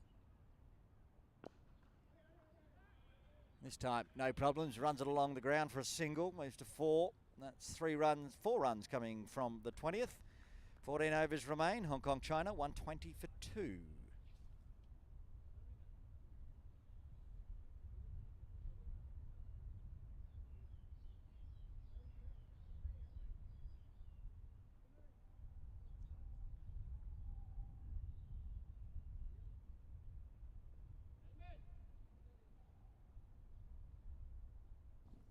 See Azaz Khan warming up. Practicing his change of grip there. He's going to go out bat left-handed. That would be interesting. Daniel Bakari with the vest on. Running out of helm for Bubba Hyatt. We have a change in bowling. Because Hyatt gets the wicket and then gets a break.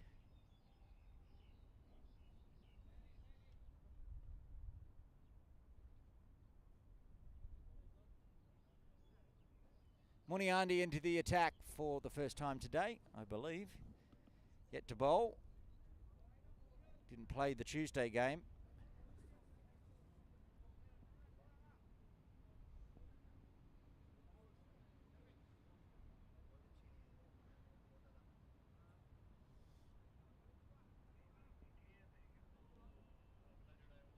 Azaz Khan still warming up, coming in at number 5. Scored a nice century against Canada. And a nice 60 against Malaysia in game 1. Back there on Tuesday at Hong Kong Cricket Club.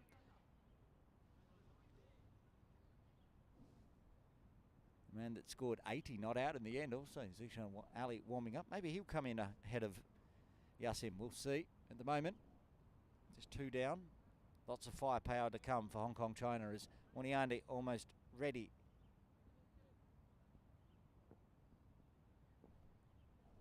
From the Argyle Street end.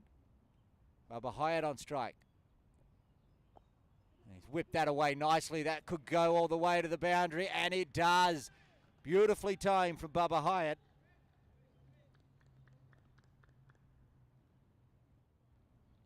Hit it behind point.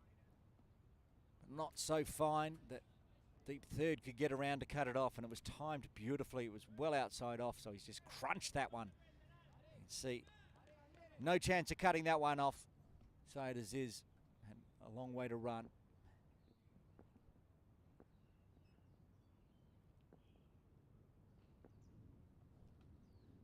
Resets.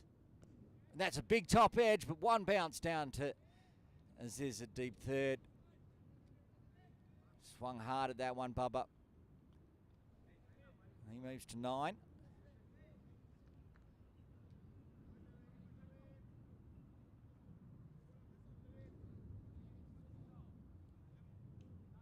Run rate up over 6 now. Good for Hong Kong China. Wasp continues to lurk, predicting around that 250 mark, which would be a good total.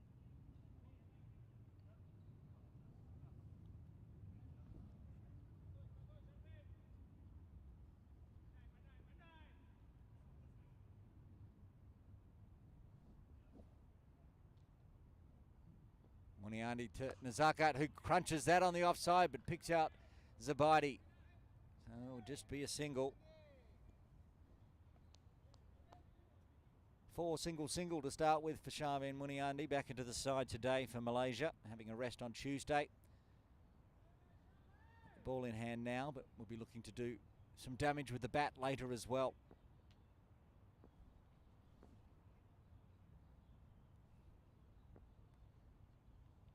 Hyatt back on strike. Again, whipped away on the offside. Again, Zabidi will clean up, keep it to a single. Keeping the singles, rotating the strike, doing a good job here. These two in the middle. The loss of Anshavan Rath, that put on 13 runs now at over a runner ball.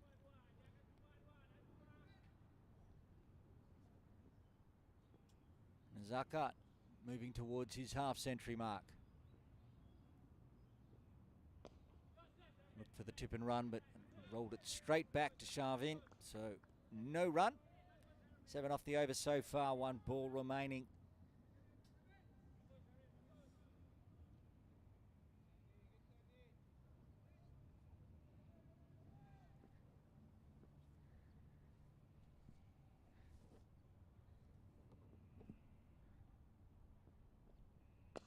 Slashes at it, carries to Zabadi, just falls short, just in front, and he smothered the ball to make sure it didn't roll over the boundary as well, so they just get the single at the end of the 21st. 13 overs remain in the batting innings for Hong Kong China. They are 128 for 2.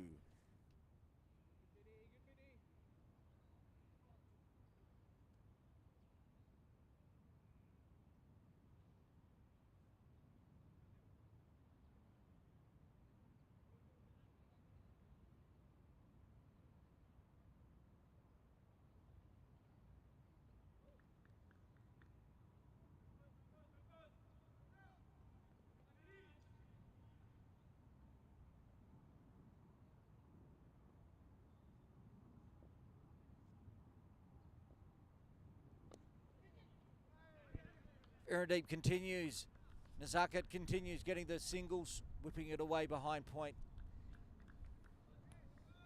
Gets a Hyatt, got some hand on that one to slow it down. Bubba Hyatt back on strike. Nazakat moves to 48.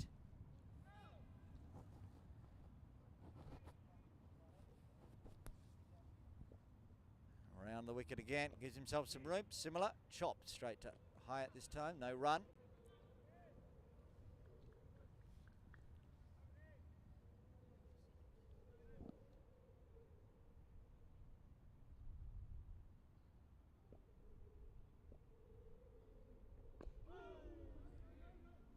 Lots of oohs from the Malaysian fielders there.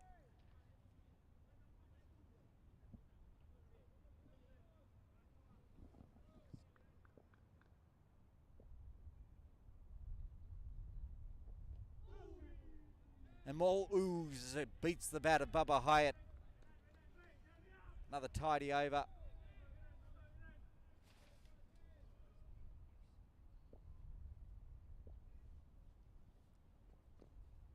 And another one chopped away behind point for a dot. Tidy over so far from Viradeep Singh. Been a little expensive for his liking, but this one racking up 4 dot balls. Again, given room. This time he gets through the infield. Work to do on the ropes. Gets there. Bubba wants 2. Zakat sends him back, running to the danger end. So just a single. 2 runs coming from the 22nd. Hong Kong China moved to 130 for 2.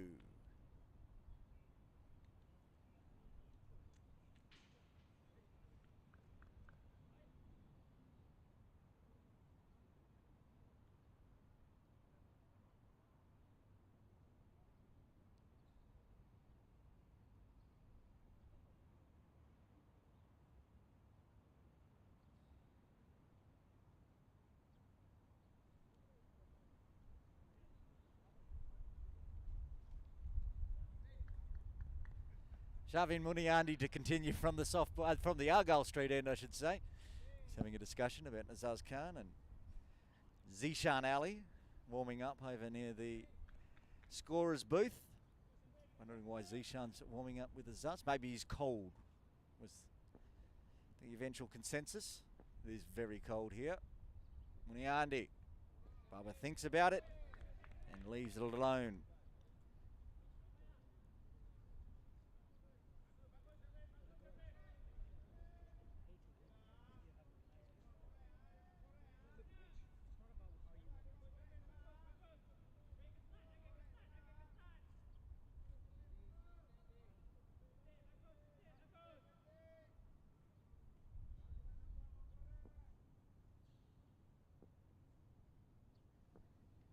The dot balls continue. There's 2 singles from the previous over. A dot to start with here. That will be a quick single. Guided down to deep third. Ziz does the fielding. And Zakat back on strike. He's on 48. A measured 48 off 61. Coming off the back. Just a 21 up the hill at Hong Kong Cricket Club. He was caught off the bowling of Rizwan Haider. He's not playing today.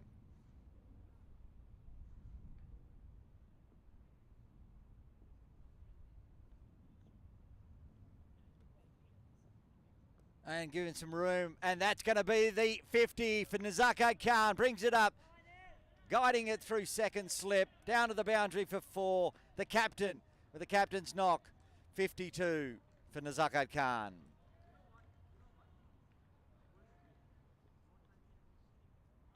Came in early with that loss of Martin Kutsia's wicket.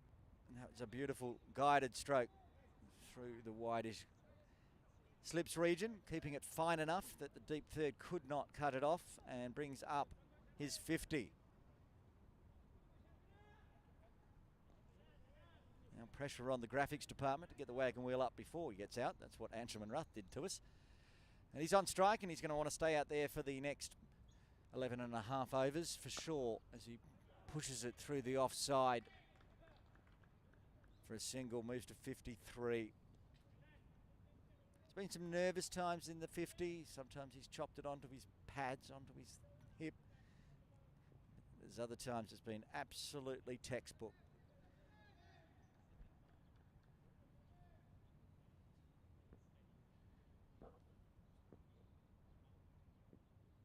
Coming in the second over.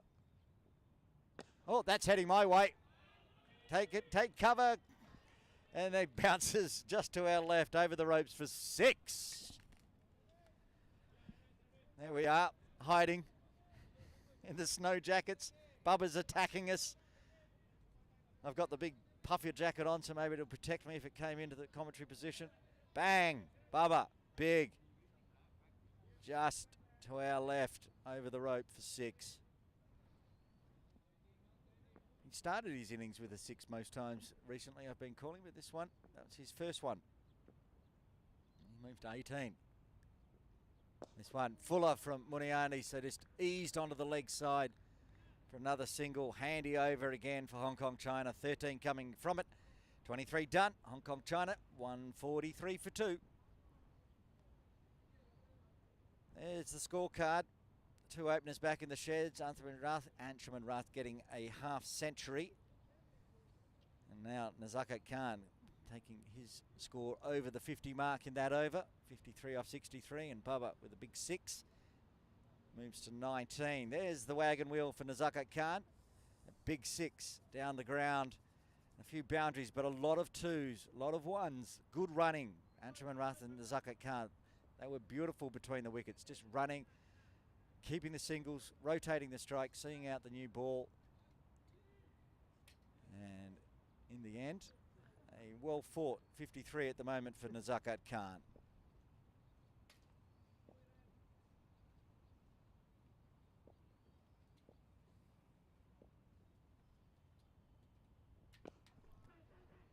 This one, no run. Push through cover.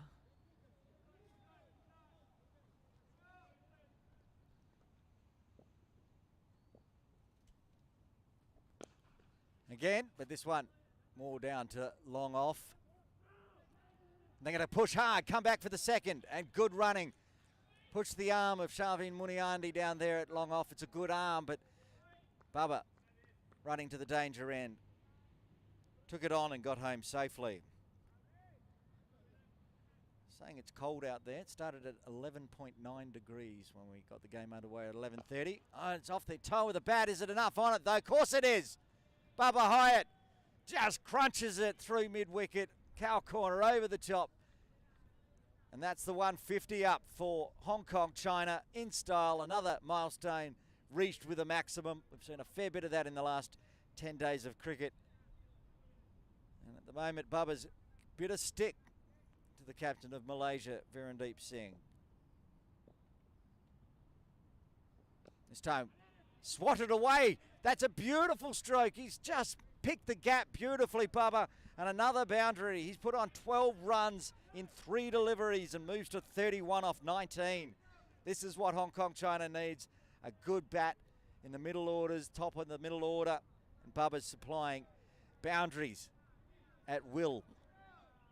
That's a really nice stroke. Using the wrists, picking the gap between the field. This time, tip and run. And getting lots of cheers from the Hong Kong China dugout. 1 ball remaining in the 24th. I'm going to duck out of the commentary position until the lunch break. Come back in at the end and have a chat with Jay, who will be joining you for the final 10 overs of this Hong Kong China batting innings. And a dot to finish with, but a good one for Hong Kong China. 13 coming off it. Hong Kong China 156 for 2. 10 overs remain. I just want to say before I leave, it was 11.9 degrees when we started the game, and the temperature has skyrocketed to 12.0. Since the beginning of the game, the temperature has risen 0.1 degrees Celsius. I'll leave you with that. Jay Dansinghani.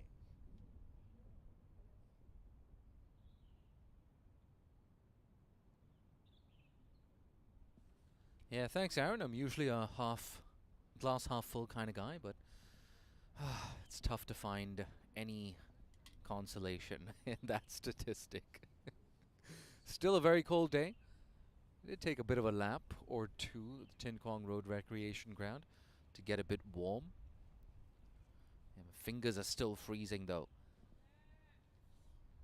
Babar Hayat though, he's red hot right now. 32 off 20 deliveries.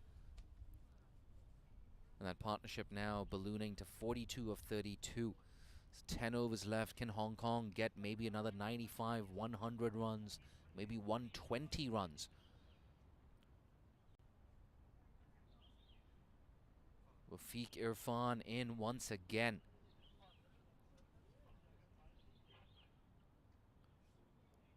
We said it before, we'll say it again. Malaysia They chased more than 240 to win the final against Canada. That Wasp now sitting at 257. I think Hong Kong just marginally the happier of the two teams. But they want to get that 257, maybe 265. Down the ground. How far is this gone? Yeah, down to an extra cover region, a vacant extra cover region. Another boundary here for Barber. You can see he's dominated that partnership as well. Just 10 runs coming in this partnership for Nezakat. But Barber moves on to 36. Yeah, far too easy that. A half volley, some width as well, angling across the right-hander. Doesn't miss out on that. Back live, Wafiq. This time pumped down the ground. Viron, though, will keep it down to 1.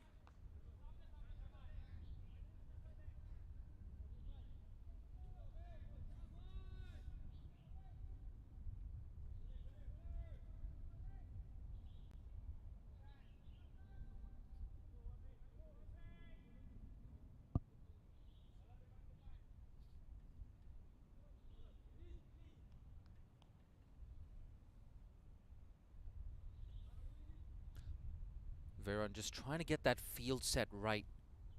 He wants everyone to be in the perfect position. A centimeter here, an inch over there. Could be a big difference.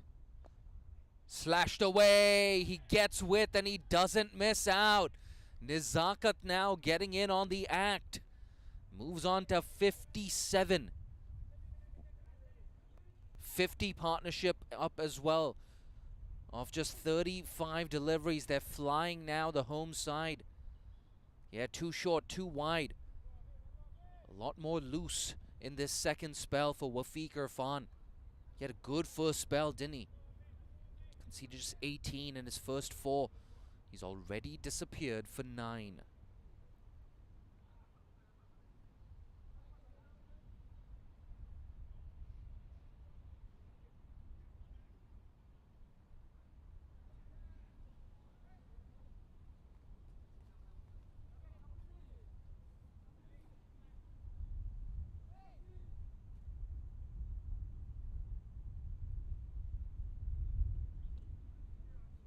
Again a delay. Virandeep Singh. He's got to break this partnership. If these two are still there at the end, well, I can't even imagine what kind of total Hong Kong will put on the board.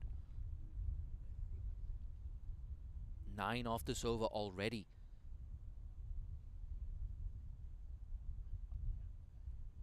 Nezakat, where's he going to go? Good response.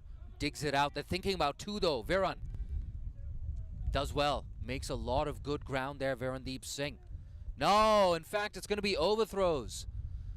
Nobody was backing up there. The keeper, he wasn't up to the stumps. Syed Aziz. Yeah, Syed Aziz there. Should have been backing up. Should have been closer to the stumps. Ainul Hafiz as well. A throw in. The bails were dislodged. Could have either been a run out or, well, they could have prevented that second.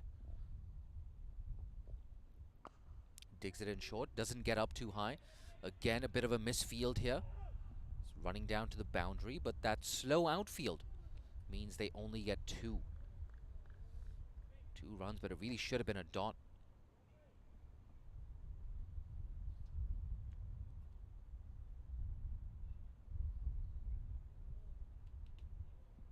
Once again, getting a bit windy here at TKRG, the Tin Kwong Road Recreation Ground.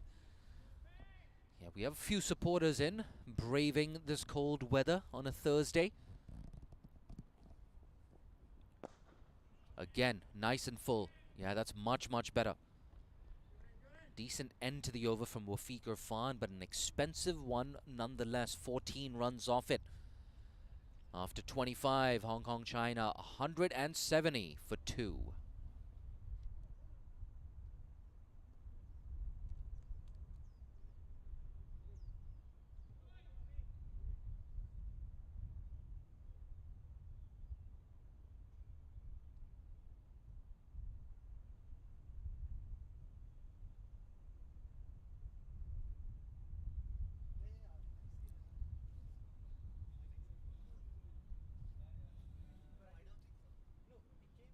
9 overs left. 10 and over from here will take Hong Kong China to 260.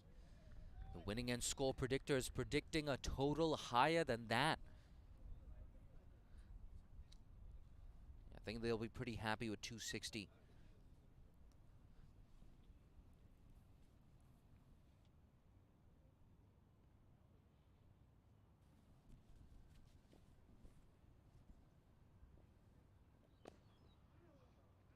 Short, maybe lucky to get away with that. Just a single.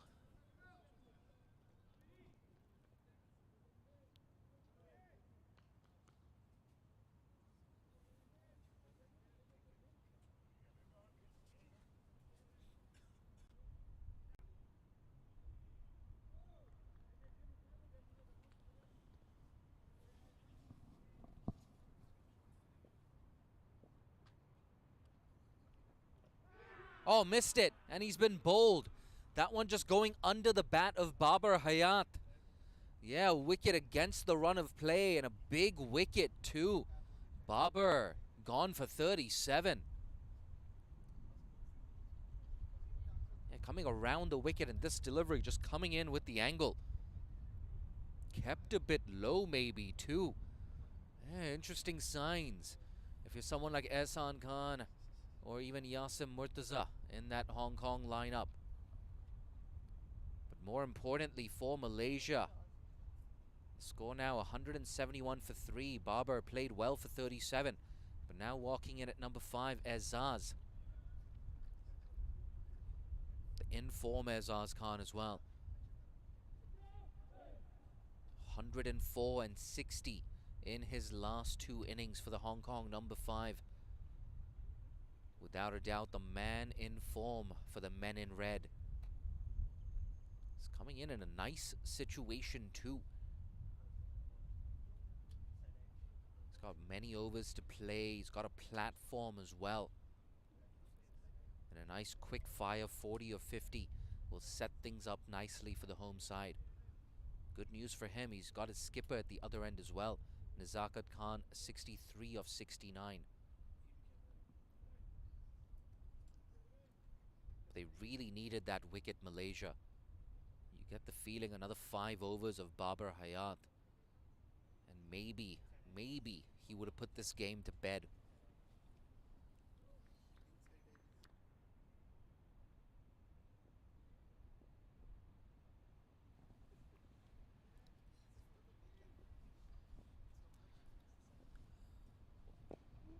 Good start. Right on the money.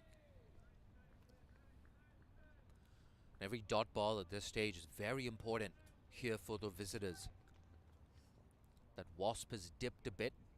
256. He's going to get off the mark here, Ezzaz. He's very good at that 2 days ago, wasn't he, Ezzaz Khan? That drop and run. He's a very technically correct player, Ezzaz. He's got temperament, but he's also got the power to clear the ropes. Good against pace, good against spin. Big appeal, inside edge, maybe not, maybe not. Nazakat is disappointed. But second wicket, second LBW of the over. It's going to be interesting to see, was there a bit of a deviation on this? Let's take a look at this replay. Virendeep Singh, again, wide of the crease. I'm not sure, bit inconclusive there. But I dare say also just sliding down the leg side. So Nazakat Khan, a very well-made 63. But that's all she wrote. Hong Kong, China, 172 for 4 in the 26th. We spoke about how Malaysia have this happy knack of bouncing back. They've done it again. And in at number 6 now, Yasim Murtaza. But a disappointed Nazakat, 63 for him. It looked like he was getting set for maybe 90 or 100. Not to be. Yeah, I'm not too sure about this. I'm not too sure.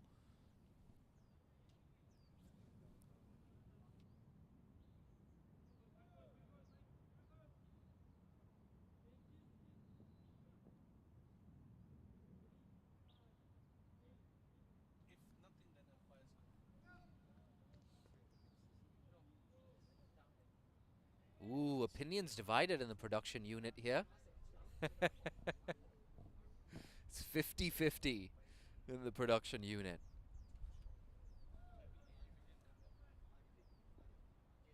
Sliding down leg, maybe umpire's call.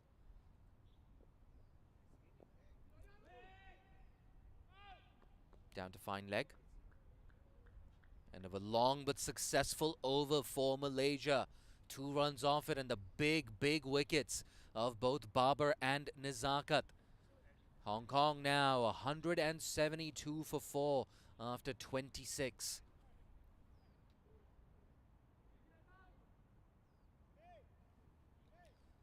We're taking a look at this replay over and over again. Yeah, I don't know. It's a close one. It's a close one. But that's the thing. When you're an umpire, you're out there in the middle in real time. You've got to make that decision. We still have the benefit of hindsight. Not so for the umpires. You know what they say, hindsight is 20/20. Hindsight gives you perfect vision up in this comfortable commentary box. But Verandeep Singh, once again, the captain, firing back with 2 consecutive wickets. On the ball as well in the field. Strong throw in. I think what those 2 wickets have allowed Viran to do is just to bring the spinner back on. Khizar Hayat into the attack from the Argyle Street end. See Zishan Ali as well. Padded up. I would have been very tempted to send Zishan in at number 6. But I think those 2 quick wickets have just deterred Hong Kong a bit. And an opportunity for Malaysia now with those 2 wickets, with the out-of-form Yasim Murtaza at the crease right now. You suspect Yasim might just take an over or 2 to play himself in. Yeah, touch and run, touch and run. That's good. He's off the mark, the left-hander. If you're Hong Kong, China, I think you'd rather have Aizaz Khan on strike.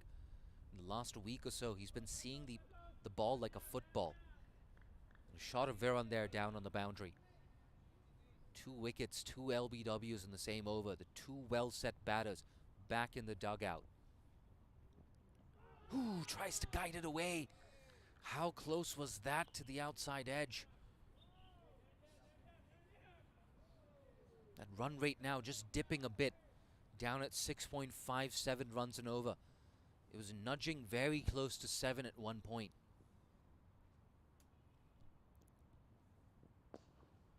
Worked away on the leg side. Wafiq Irfan will keep it down to 1.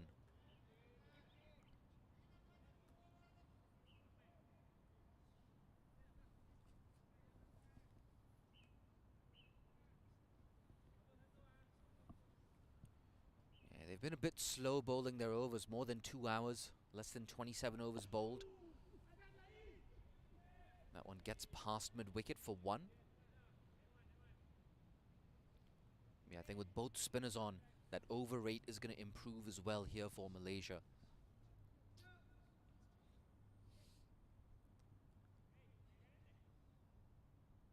Last ball of power play 2 coming up.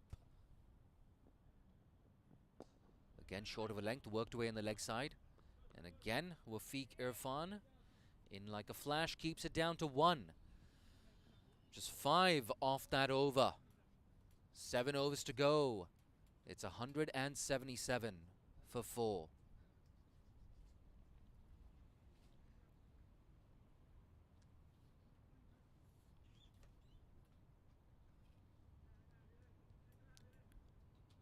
He's bowled 6 overs so far, Khizar Hayat. 6 overs, 1 for 40.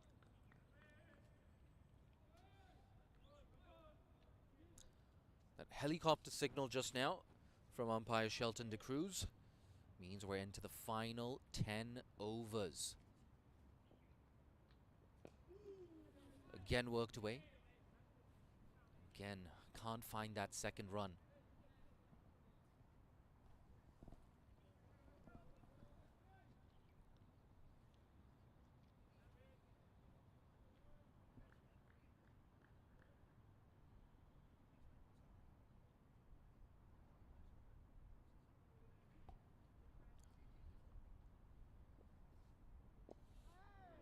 Ooh, bit top edgy there. Leading edge, rather. But a reminder, in that final power play 3, you can have 5 fielders outside that 30-yard circle.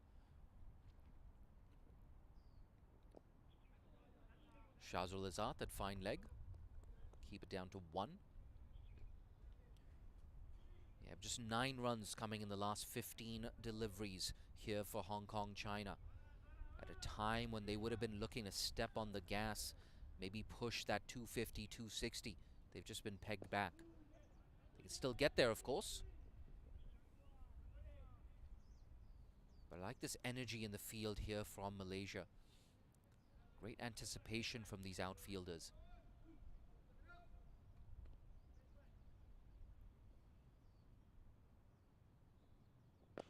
Big shot. Yasem goes all the way. He needed that maximum. The powerful left-hander showing why he's one of Hong Kong's finest. Hitting with the spin as well. See Veron coming over the wicket there. Fetched it from outside off, but got it off the middle, got it all the way. And that sails towards the softball court area. Last ball coming up. Good comeback there. Better over for Hong Kong, China. 9 runs off it after 28. It's 186 for 4.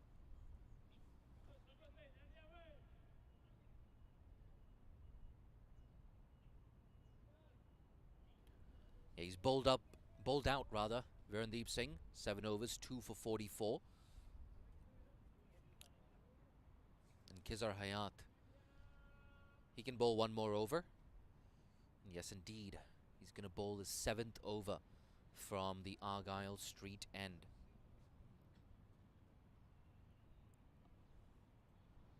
Those 2 wickets in his previous over. 2 big wickets as well, Babar and Nizakat.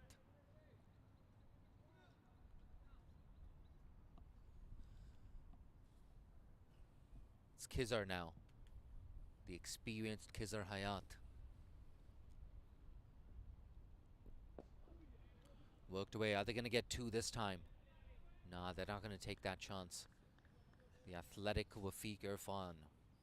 He's had a lot of work to do, in fact, down there at deep mid-wicket. Fielding at cover now to Yasim Murtaza.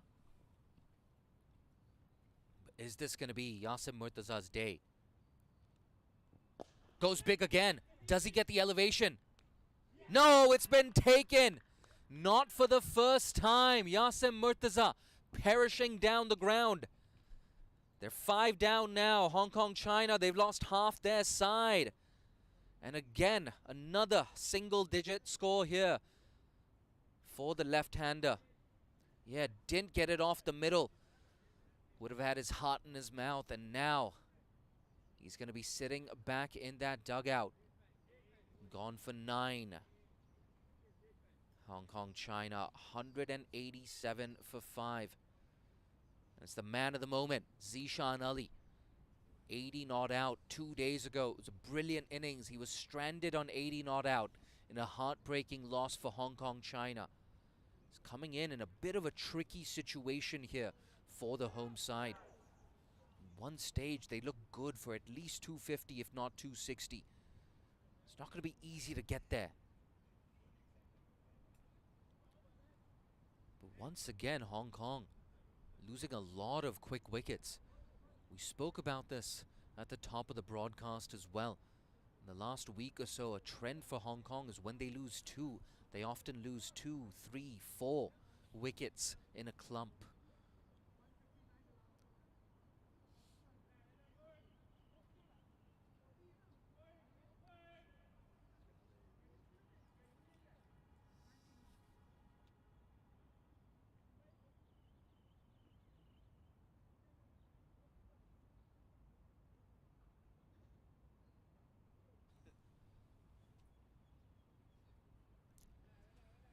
The umpire Niaz Ali just indicating that Malaysia need to bowl that final over, start bowling that final over at 1:59. So I think what's going to happen is you might see an extra man come up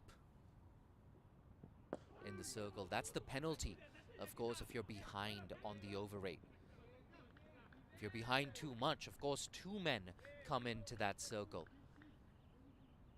And that's the last thing you want as well as a fielding captain.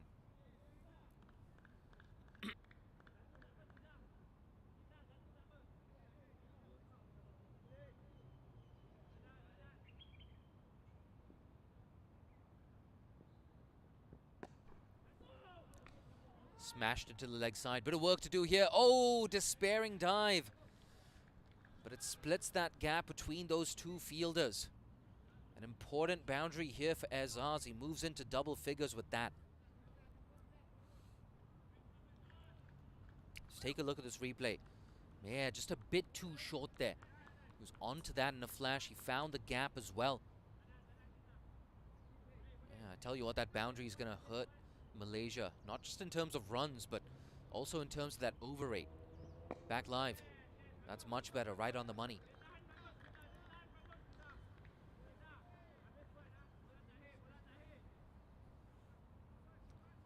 Yeah, they do have to be a bit wary of that over rate, the Malaysians. Pumped. Work to do. Verandeep Singh puts in the dive, does well. Saves at least 2 runs. Yeah, Malaysian skipper leading from the front. It's a high five as well from Wafiq Irfan. Brilliant. He stays very fit, Verandeep Singh. Doesn't even drink coffee, Verandeep Singh. Works so hard on his fitness, the Malaysian captain. He's a 3-dimensional cricketer. Again today, we've seen him bowl his full quota of overs. He's not even the least bit tired, still throwing himself around this field. 5 overs left now for Hong Kong, China. 194 for 5.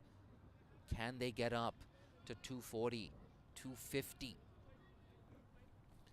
We have a change in bowling here. Back into the attack. Shazrul Izzat.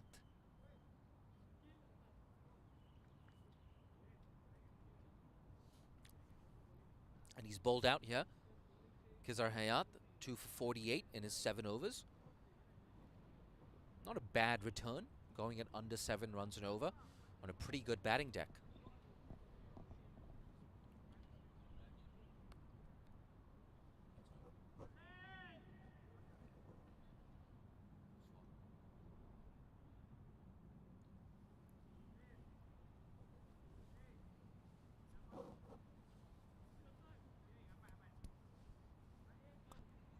Bit of a delay, he's just doing up his shoelaces.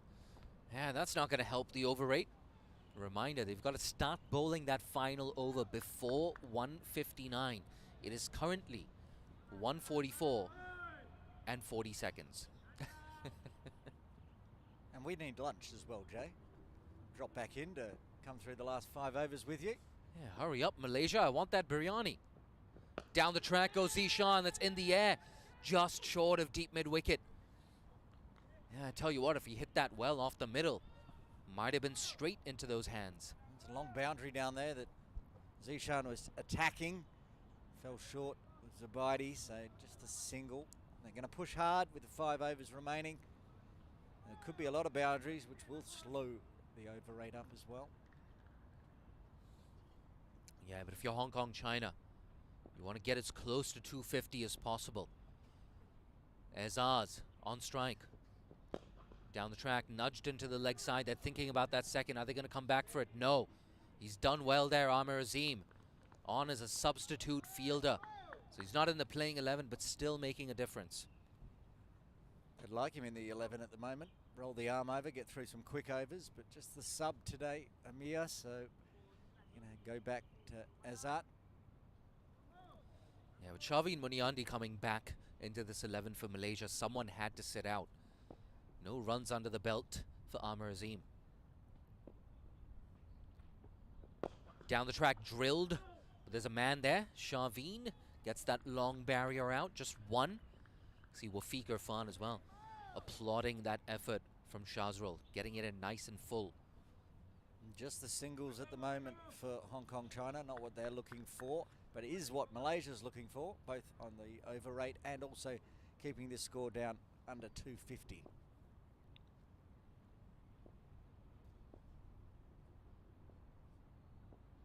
Moves across his stumps. That's drilled down the ground. Drilled for 4 from Azaz Khan. That's a 200 up as well for the home side inside the first 30 overs. But I like this from Azaz. He comes down the pitch, makes sure he gets it on the full, crunches it straight back. Can't cut that one off when you got the wide long on in place. They're in place for catches, but going straight, even with the long boundary down to the softball ground end, Azaz Khan picks up another boundary and another milestone brought up with a boundary. Hong Kong over 200. 7 off the over, 2 balls left. Again down the ground, this time through the offside. Again work to do. Oh, he slipped there on the wet outfield. The man out there in the deep made good ground. Yeah, I'm not sure who that is. That's Khizar. That's Khizar Hayat. Tough one there for the veteran. Off the bat immediately, one thing I was thinking with that shot from it's going to spin. He's got a big top edge on it. You watch this. So it flies away and it's back spinning, and Khizar's just overrun it in the end and then slid over as it raced into the rope for 4. Last ball of the over, 11 off it. Again, oh, that's straight back to Shazrul. That's smashed into him, but so much power on that, it still goes for 4. So 3 boundaries to close out the 30th, 15 off that. After 30 overs, it's 209 for 5. Started with 3 singles, thought it was going to be a good over for Malaysia, but Azaz Khan crunches 2 down the long on, long off, straight past the bowler, almost cleaned him up. I'm watching the replay here. He jumped out of the way, but he was well out of the way, no hand available. And again, more runs, 12 coming off the last 3 balls, and Hong Kong China, the Wasp now says exactly 250. And remember that Canada, in their 34 overs in the Tri Nations final, scored 243. Malaysia chased that down with 1 ball to spare, so 250 plus would be a good result. Yeah, my apologies there. Didn't hit Shazrul. My God. It raced back down the ground. He was certainly worried it was going to hit him. Yeah. He leapt out of the way, but it was past him by the time he'd reacted, to be honest. It was hit so hard. I don't have any children, but my paternal instincts kicking in there. Again, and look at that shot. Oof. Get that on repeat, Azaz Khan. Get it out to your 50,000 Instagram followers. He's got a lot of followers on Insta. He does. Very popular man in Hong Kong and around the world. Also fancy footwork from umpire Shelton de Cruz. Get the shins out of the way as that raced past him. Yeah, Shelton de Cruz is a pretty decent player himself. 4 overs left now. Zishan on strike. Wafiq coming over the wicket. That's high on the bat. It should be taken. Khizar makes no mistake. 6th wicket down. The handy wicket of the inform Zishan Ali. Huge wicket coming off the back of an 80 not out 2 days ago at Hong Kong Cricket Club for Zishan Ali. Just did not get any of this. Swung hard.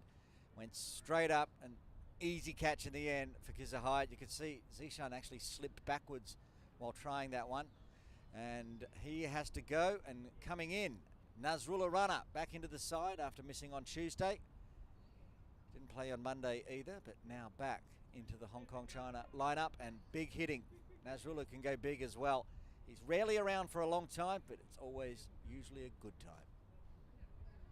There's never a dull moment when Nasrullah Rana's at the crease. I'm pretty sure with less than 4 overs left, that man is going to swing for everything. He's going to swing for the fences. And if he gets anything off the middle, it's going to go all the way. He's also got that short boundary to attack down towards our commentary position. Didn't work for Yasim Murtaza, who holed out again at long off. But Nasrullah, I'm sure, will be trying to target towards our commentary position. And maybe the sight screen as well. So discussion between the captain Virendeep Singh and bowler left armour Wafiq Irfan. Yeah, I won't dwell on it too much. But one thing I've noticed about Yasim is when he does go over the top, he often hits it very flat. It can lead to him, just getting caught on the boundary. So maybe that's something he needs to work on. Just getting a bit more elevation on his shots. Speaking of elevation, he likes to hit it long and big. Nasrul Rana facing his first ball. Ooh, play and a miss there. Good start to the over though. Left arm coming across. Nasrullah whipping the wrists at it, trying to cut it behind point. There's a point, deep point, and deep third. He's aiming for that gap, missed all of it. I think that's what you want to do against Nasrul Rana as well. Just angle it across him. You don't want him accessing that straight boundary or accessing the leg side. Get him to hit towards that long extra cover boundary. Taken! Sharp catch. Wafiq Irfan with his second wicket of the over as well. And Nasrul Rana doesn't trouble the scorers. Yeah, it was a short cameo, not a big cameo this time from Nasrul Rana. Had a fresh air shot in this one. He's crunched straight back to Wafiq. That's a great catch. That was hit hard. Diving effort on the follow through and gets his man 2 wickets and a dot for the first 3 balls of this over. That's what I keep saying. Malaysians, they're never out of it. Walks back to the dugout for a duck. 3.5 overs left. Hong Kong, China, 209 for 7. But the good news for them, Azaz is still out there at the other end on 26 off 16. Just coming back to that point, Aaron. The bounce back ability for Malaysia. They're never out of it. Walking in at number 9 now, Dan Pascoe. And Dan's job coming to the crease now will be to get a quick single, get Azaz back on strike as we get into the tail enders. Who's left? Ayush yet to bat. There's one other. Sharia Khan. So Dan will just need to rotate the strike as quick as possible. Singles galore on the offside if he wants them. Gets bat on ball. Get Azaz Khan down back on strike, but Wafiq Irfan, what a over for the 31st. Wicket, dot, wicket. Just to look at the field as well, mid-off up in the circle for the new man. Virendeep at a very straight, long on rather. Mid-wicket in the circle, fine leg in the circle. It looks like there's a chance we might not start that last over by 159. 3 balls left in the over. Nicked and taken. 3rd wicket in the over. He's going to be on a hat-trick. Wafiq Irfan. Once again, Malaysia turning this game on its head.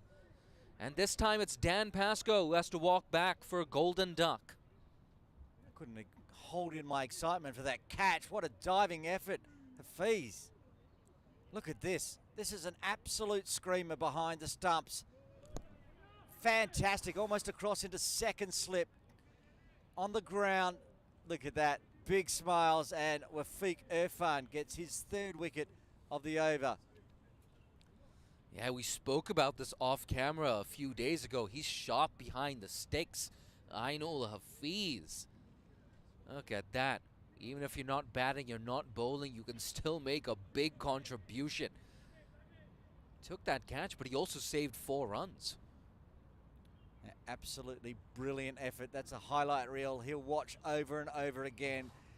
As you say, goes on the Instagram, that one. Ainul Hafiz. Brilliant effort.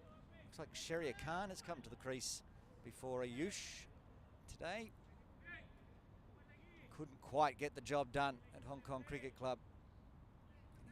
Feather edge to finish off the innings and falling 6 runs short for Hong Kong, China. Batting first today, they need to put on a few more runs, or at least bat out the 34, but only 2 wickets in hand now and are fired up on a hat-trick with Wafiq Irfan. Hat-trick ball. Digs it out there, Shariar. But look at that, Hong Kong, China suddenly in real danger of being bowled out here. We were talking about 250, 260, even 270 when Babar and Nizakat were going well. They're going to get a lot less than that, Hong Kong, China. No runs in the over so far. Can he close things out with a wicket or a dot? Guided. So it's not going to be a maiden. They're thinking about a second. Turn it down. Malaysia, they'll be happy with that. Shehryar will be on strike. But what an over from Wafiq Irfan. 3 big wickets, just 1 run off it. You can see that on the Manhattan as well. The best over of the innings so far from a Malaysian perspective. Those 3 big dots as well. The 3 wickets from Wafiq Irfan. What a comeback from the left armour. Fantastic over, but you can see on the Manhattan one interesting stat. There's not been one maiden bowled today by Malaysia, yet they've fought back all those dots after the 19th over. And now, like you say, Hong Kong, China in danger of being bowled out before 34. Yeah, they're pushing hard, so the wickets are going to fall. Wouldn't normally bat like this style, but that's the 34 shortened format. That's what they've got to do, and if Malaysia can get them out before 34, it will be very, very handy. Who would have thought? Malaysia, arguably, with the advantage right now. Goes offside this time. Gets a single and gets Azaz back on strike. It's what we wanted to see. Well, certainly Hong Kong China supporters wanted to see at Hong Kong Cricket Club on Tuesday. Shehryar can't just get bat on ball, get off strike, get Zishan back on. And in the end, he just feathered it through to the keeper. Another memorable battle goes Malaysia's way between Hong Kong China. Azaz Khan on strike. Down the track, cream through the offside. It's only going to be a single though. I wonder if it's about applying that MS Dhoni philosophy. Just take it deep. Azaz Khan, as long as you're still there in the last over. As long as you're still there in the last over, you can get 15, maybe 20 off that final over. Yeah, eased into the offside. That's good stuff from Shehryar. Yeah, Shehryar couldn't close things out for Hong Kong China in that last game, but he did really well. Coming in at number 11 was just block out those good deliveries and stay there with Zishan. No pressure for his first game for Hong Kong China. Number 60 cap, Shehryar Khan, but today looking a little more comfortable. Obviously just trying to put runs on and rotate rather than having to win the game.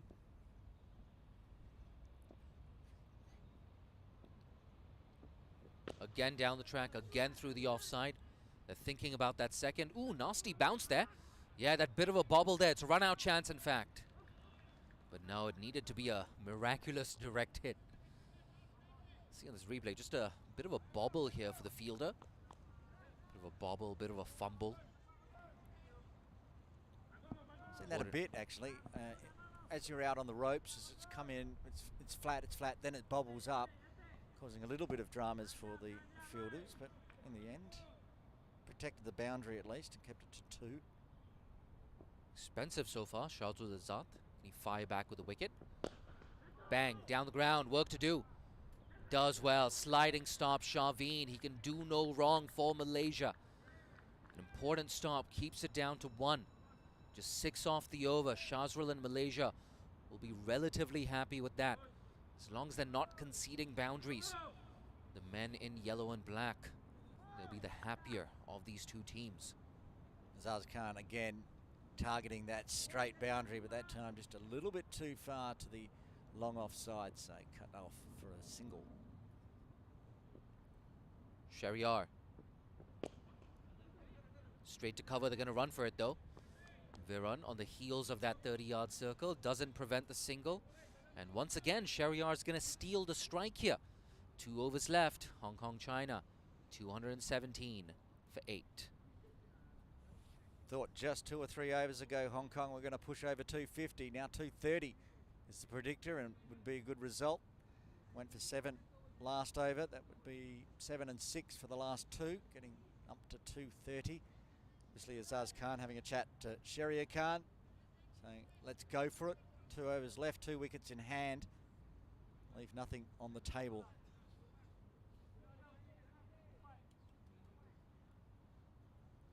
Partnership of just 8 deliveries.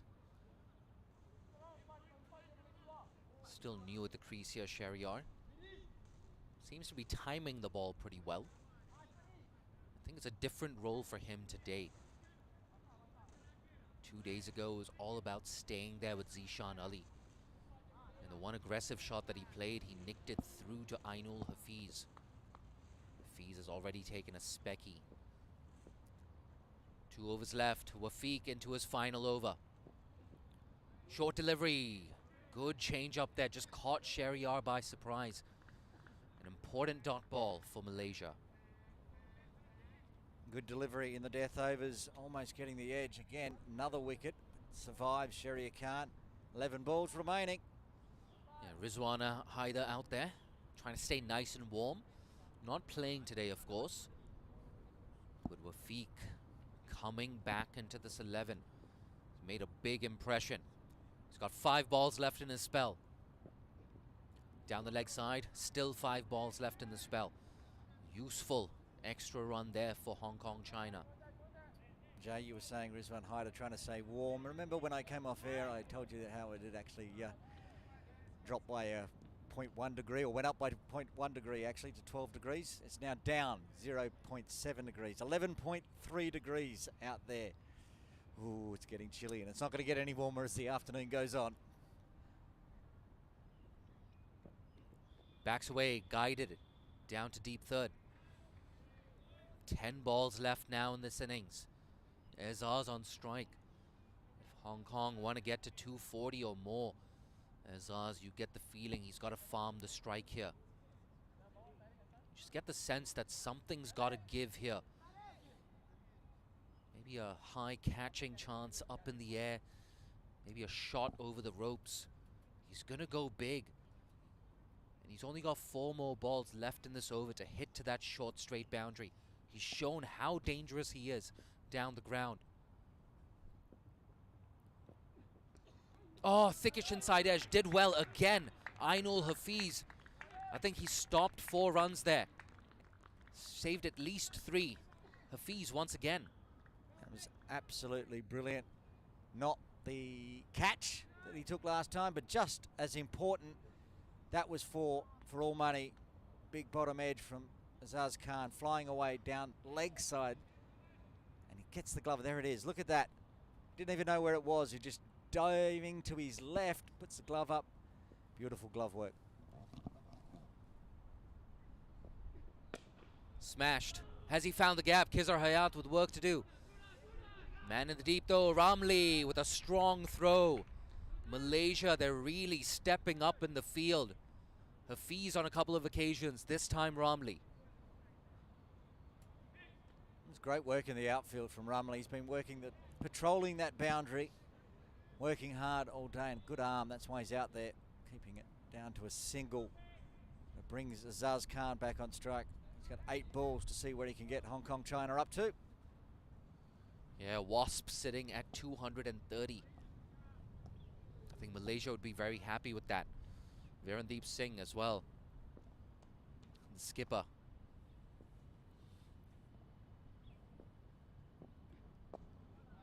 Does well. Does really well. Boundary there for Azaz. He moves on to 35. Found that gap to perfection. 8 off the over, Aaron. That was an absolutely beautiful stroke from Azaz Khan. Watch this. He knew the field was up. And so he just whipped it away down towards deep third. That person with the vest on down there, not playing today. Looked like it's a fielder down there, but in the end, all he could do was watch it run over the rope.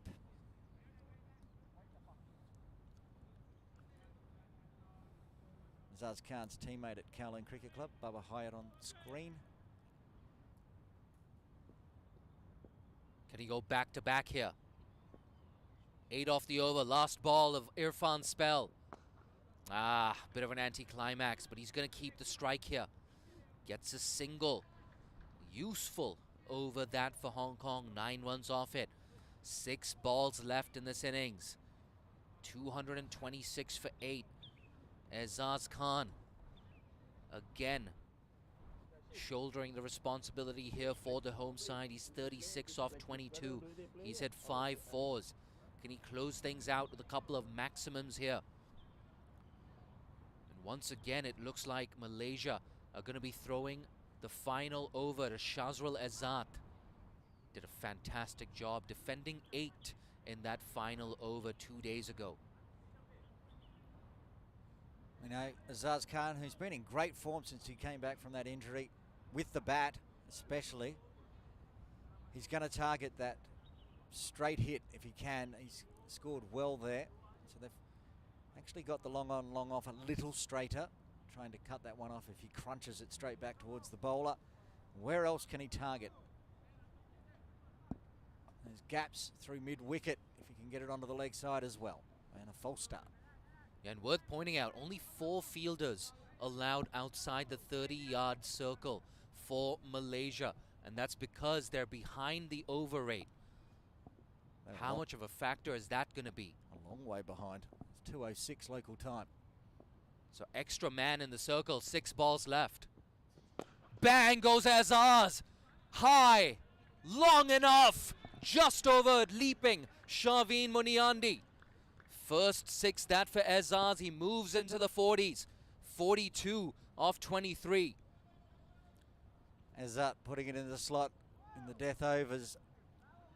Final over, shuffles across Azaz and crunches it. Muniandi's watching it, I've got it. Nope, that's going over my floppy hat for 6. Can they get up to 245? Can they go bigger than that? 5.1 overs, none for 54. Pressure. Slashed away.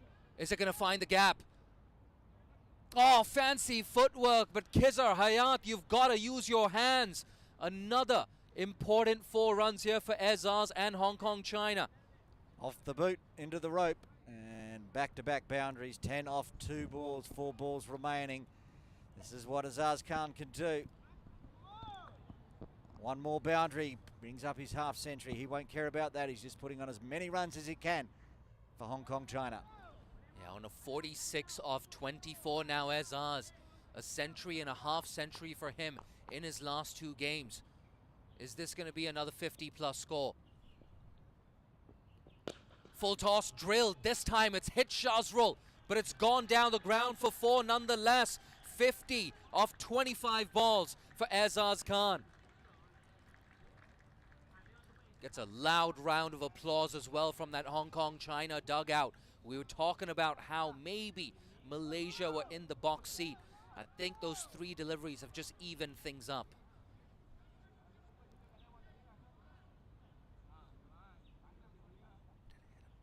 Watch the replay. Crunch. Gets out of the way again. I got it wrong again, Aaron. It's only because he took evasive action. He knew it was coming. It was too full. And Azaz was onto it and crunched it straight back towards him for 4. 3 balls left now. Already 14 off the over.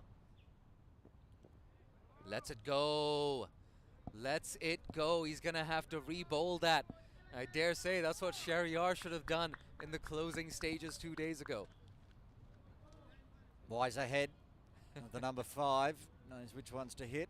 Azaz Khan in great form with the bat. He'll be back out with the ball as well. He's going to see where he can get Hong Kong China with 3 legal deliveries remaining. Can they get to that magical 250 mark? Pressure on Shazrul. Down the track, smashed into the leg side. There's nobody there. It's going to be another boundary here for Azaz. 8th 4 for him to go with 1 maximum. He moves on to 54. 19 off 4 deliveries for Hong Kong China, and Azaz Khan said the mid-wicket, the leg side area was vacant. He knew it as well, so he's just got down on one knee, crunched that one into the ropes for 4. And where do you bowl to him? That was a slower delivery as well. He tried something different. He's trying something different again. Change of angle, coming around the wicket. 2 balls left. Bang again, clears extra cover. Shaveen in hot pursuit, can't prevent the second. So it's going to be Azaz on strike again. 1 ball left. Can they get to 250? Really good running from Sharia Khan there. Pushed hard to get back for the 2, and there's the wagon wheel for Azaz Khan. Big 6s and 4s.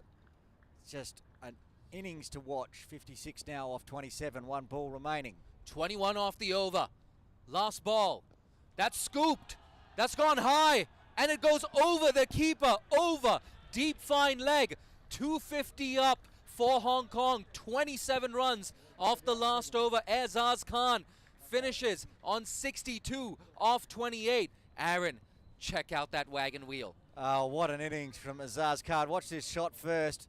It's well outside off, and he's just scooped it over the top. Short boundary behind the keeper and over the fence to get the 250 mark up for Hong Kong China. 253 for 8. What an over.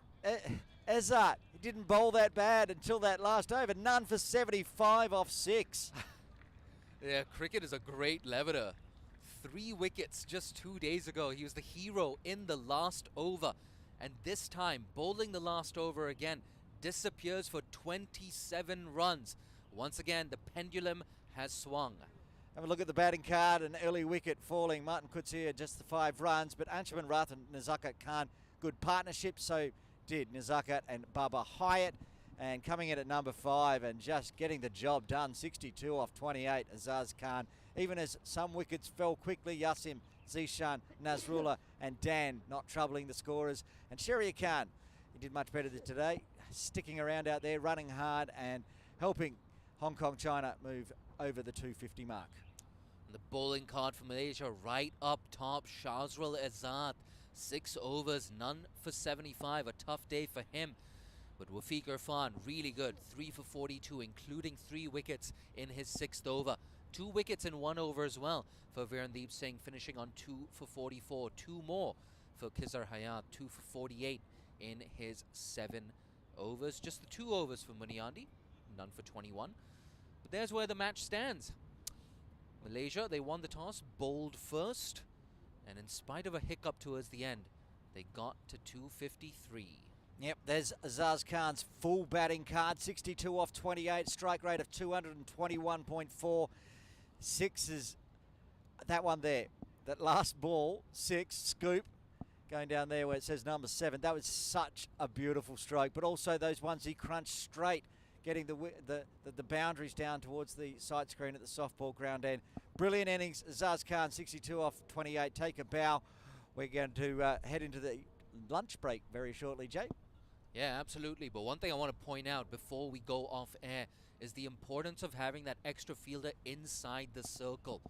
And I think that's what facilitated that scoop over the keeper as well. They didn't have the luxury of having an extra man on the fence. So that's why they say you got to bowl your overs nice and quick. You got to keep up with that over rate. Who knows, with 5 fielders back, maybe we wouldn't have seen 27 coming off the final over. We were originally told the innings break had to be done by 153. With delays, it pushed back to 159. Needed to start that last over by 159. They started at 206. So that's a bit of match management to work on for the Malaysians, and it cost them in the end that big over from Azaz Khan to get Hong Kong China up to 253. Malaysia will need 254 for victory. We're going to have a little break here for ourselves, have a bit of a snack, and there's a schedule of upcoming games next week for that's this week's actually games. It is this week's games. So you can see the final game 3 of the bilateral series will be on tomorrow from 9 a.m. We've got to get through this one first, and we've got to go get some food in our tummies, Jay. We'll be back in about 20 minutes.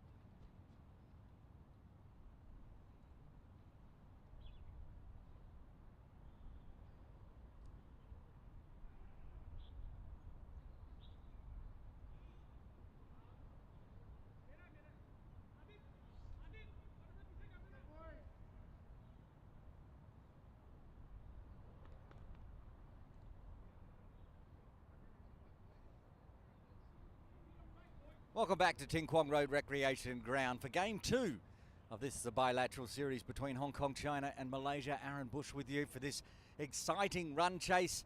Hong Kong, China. If you're just joining us, Hong Kong, China put on 253. You see on score on the screen. On the back of a really, really good innings from Azaz Khan, 62 off 28. What an innings that was, and that final over just pumped the score up over 250. Out in the middle, as always, the captain and vice-captain for Malaysia opening the batting. On strike, the vice-captain Syed Aziz. At the non-strikers end, Captain Virendeep Singh. Ayush Shukla, ball in hand, opening the bowling for Hong Kong, China today.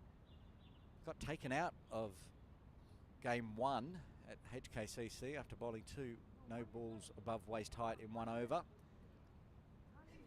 And it was the man that scored all the runs today that had to bowl that final ball of that over, which was also a free hit. Bowled very well. He's on screen there doing the warm-ups with Ayush Shukla. Azaz Khan, we'll see him with ball in hand.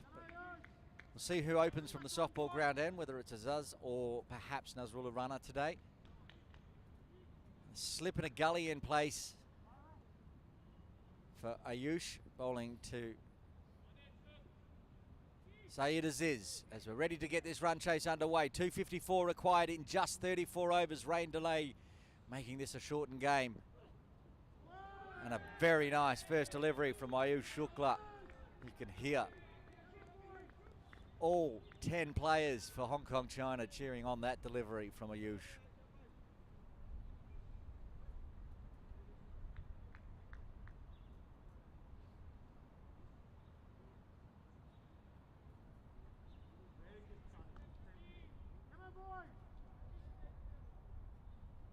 Resets around the wicket to the left-hander.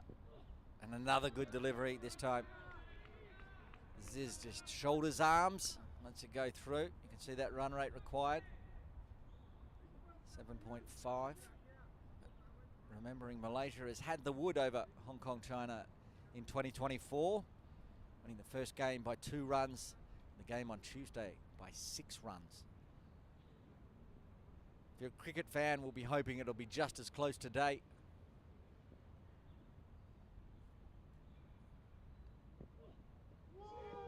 And that moved away, moved back in again. Ayush is not sure how that's not taken the off stump.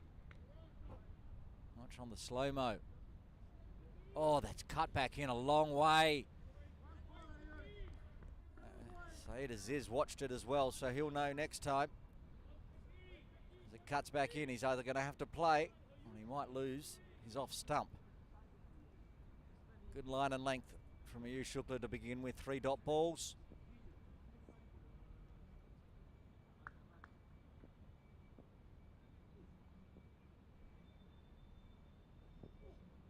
Oh, and he's chopped down on it and it's gone inside past the leg stump this time. That's nipping back a long way from Ayush and just cut it in. An old French cut. Survives, has to have a chat with his captain. He's watching on at the other end. Perhaps glad he's not facing this first over from Ayush Shukla. Getting the ball to move back in beautifully. Around the wicket. 4 dot balls. That one shouldered arms again, but safely this time from Aziz. One thing we did not see in the Malaysian bowling innings is a maiden. Not one of the 34 overs were a maiden. Even the one that Wafiq Irfan took 3 wickets in and then had 2 dot balls as well. Managed to go for a run. And Ayush Shukla now, he's on target to get the first one of game 2. No, it's going to be a boundary. Driven hard. Fuller this time, and that races to the boundary, relieves the pressure, and 4 runs to end the first over. Malaysia 4 for the loss of no wicket.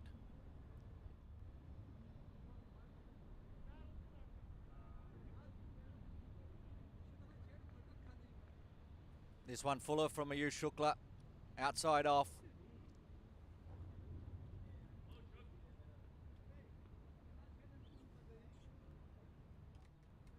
Will be Nazrullah runner from the softball ground end. That's Sharia Khan. Plenty of bowling options today for the quicks. Sharia Khan, Nazrullah runner back in the side. And also Azaz Khan. Then you've got the spin of Yassin Murtaza, Dan Pascoe. Remembering this shortened version, 4 bowlers can bowl 7 overs, 1 can bowl 6. And Sharia Khan, who took 4 wickets against Malaysia on Tuesday, including the wicket of Virendeep Singh.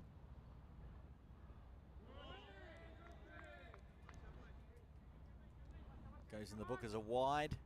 First extra of the day for Hong Kong, China. He gets good shape away to the right-hander, and that's where the wicket fell. He flicked it to second slip. Martin could see it waiting there again. They used a slip and a gully for Ayush Shukla, but 2 slips in place for Sharia Khan.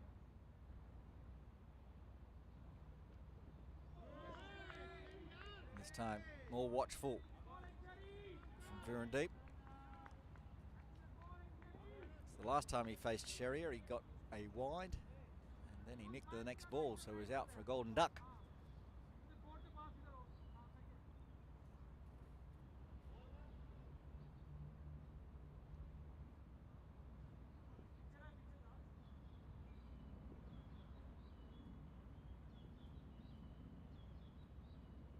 A few steps from Virendeep to get to the fall of the ball, and that's what he's done. Crunched it, and it's going to go for another boundary. 4 runs to get off the mark. Both the captain and vice captain from Malaysia getting off the mark in style. You can see early on here, Virendeep coming forward. There it is, the quick step so he can get to the fall of the ball. Not allowing it to swing away. Crunched it through mid-off for 4.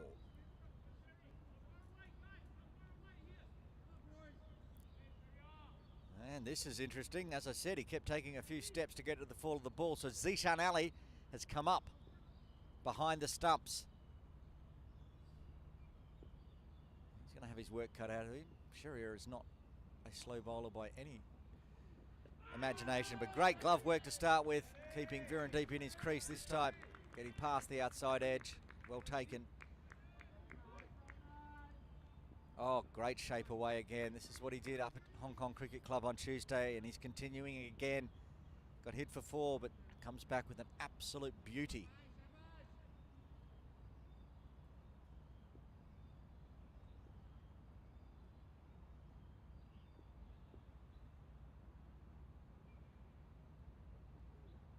Tries to swing big on this one, but just chops down and dribbles onto the leg side for another dot.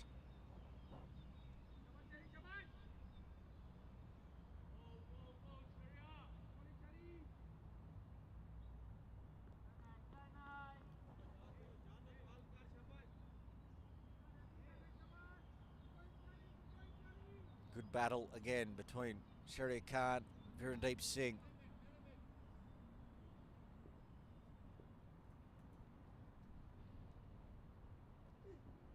And again past the outside edge.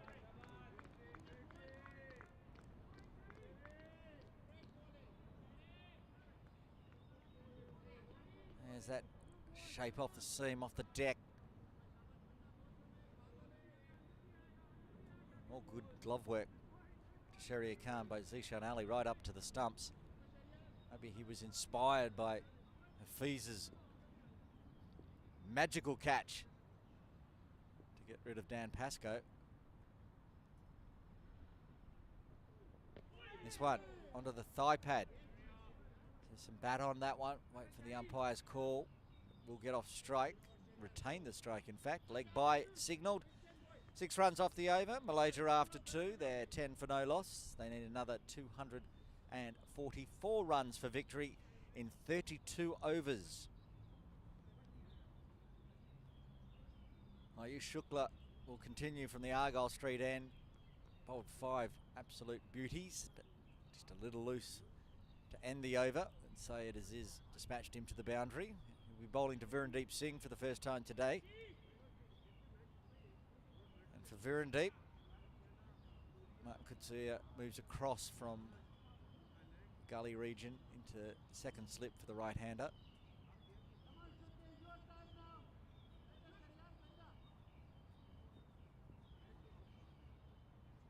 Over the wicket to Virendeep Singh. Effort ball from Shukla. Hear him groan.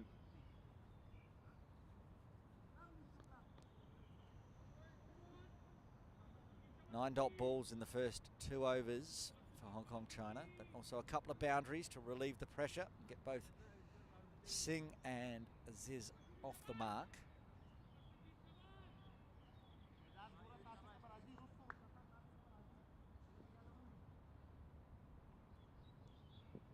Full, edged, flies down to deep third.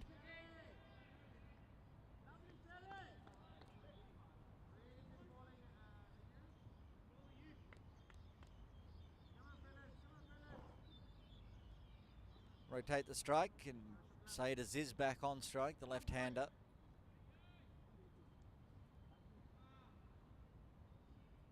As I said in the first over, Ayush Shukla bowling beautifully to the left-hander, then just a little full and outside off to finish off the over, but those first 5, very good.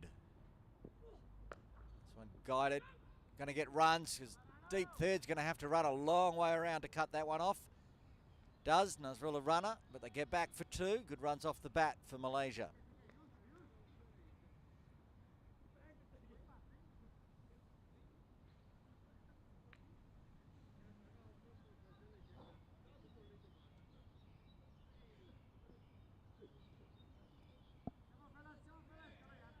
Picked the gap nicely there, Sayed Aziz, between gully and point. Diving Anshuman Rath couldn't cut that one off.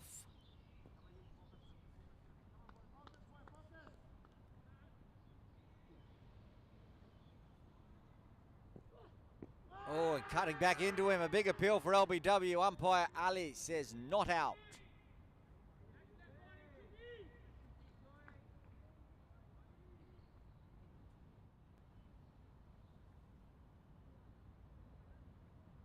The replay of the LBW decision. Coming a long way around the wicket. A bit high, cutting back in. Good decision. There's also a good ball. Bangs that one in and bangs that one. Oh, diving Dan Pascoe cuts it off. Almost causes the run out. Sounded like 4 off the meat of the bat, but Dan Pascoe diving to his left, cuts it off, flicks it towards Nazakat Khan. Keeps it to a single. 4 off the over so far. Singh back on strike.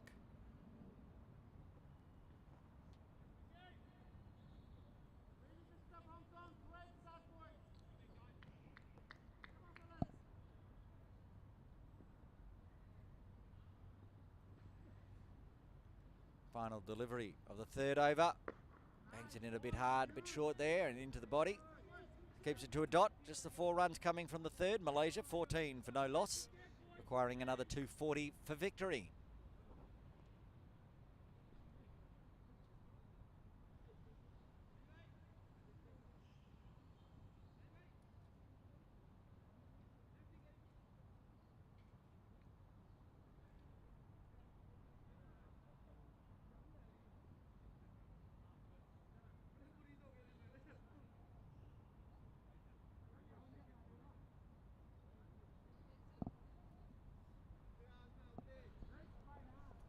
Three overs done, Malaysia 14 for no loss.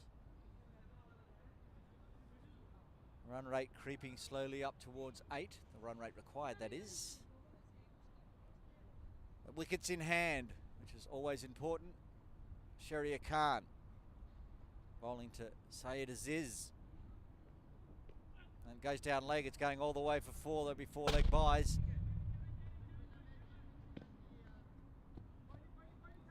Not adjusting correctly there, Sharia, to the left-hander.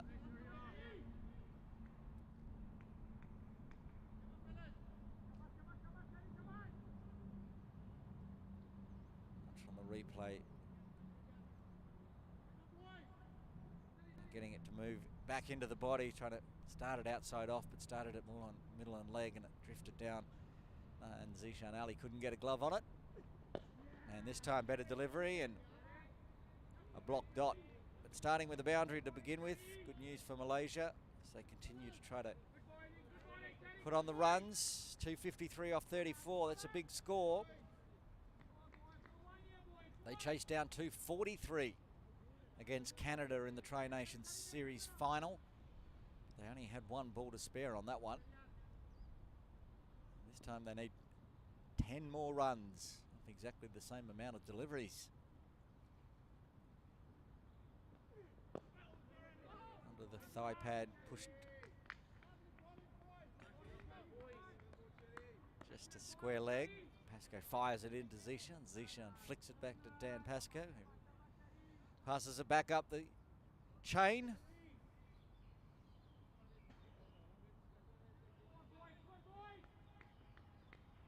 Early wickets would be good for Hong Kong China, put pressure on. Plenty of batting to come for Malaysia. Shavian Muniandi back in the squad today.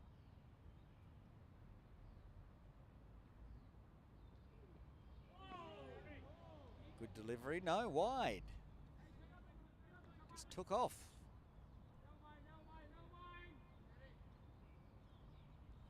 Did take off a long way. Felt like it might have taken off a bit after it went through the tram lines, but umpire De Cruz disagrees with me, and that's what's important. It's in the scorebook as a wide. We saw this at Hong Kong Cricket Club as well. Sharia Khan in those early overs. It's hard to control. It was swinging and cutting away so much. That's a better line. Gets a round of applause from the keeper and slips Corden. Yasser Murtaza there in first slip. Martin Kutsia in second. Neither really troubling the scorers today with the bat. Hoping to take some catches. Yasser, I'm sure we'll see with the ball.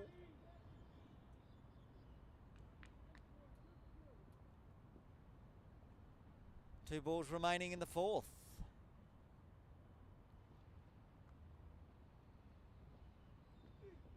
Oh, he poked the bat at it this time. Big delivery from Sharia Khan. Unlucky not to get that edge. Oh, that's a great delivery. Squared Sayyid Aziz up. Times it's just a matter of surviving out there.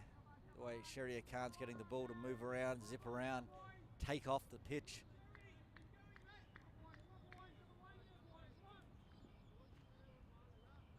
One ball remaining.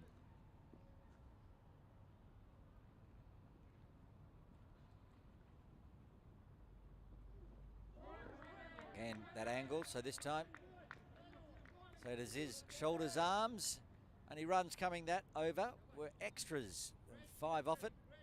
After 4, Malaysia are 19 for no loss.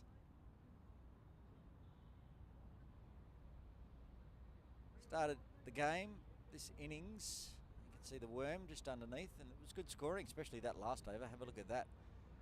Just reaching up into the sky, there's the worm there at the end after that beautiful over from Wafiq Irfan taking 3 wickets.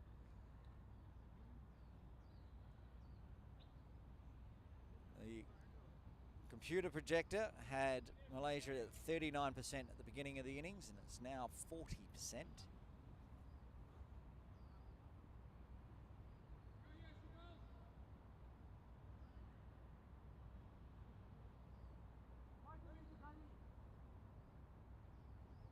Be a cold fielding innings for Hong Kong China as well. Still below 12 degrees Celsius out there.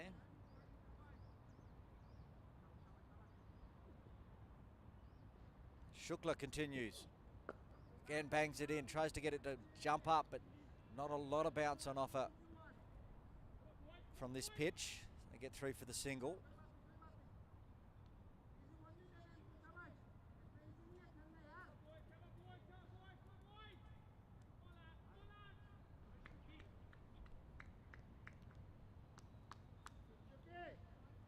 very much like a wicket, Hong Kong China, even though they're keeping the run rate under control. Wicket pressure is the best way to finish this game off and get their first win against Malaysia in 2024. Bilateral series, 3-game series. Currently Malaysia leading 1-0. They also had the wood over Hong Kong in the Tri Nation series in their round robin game.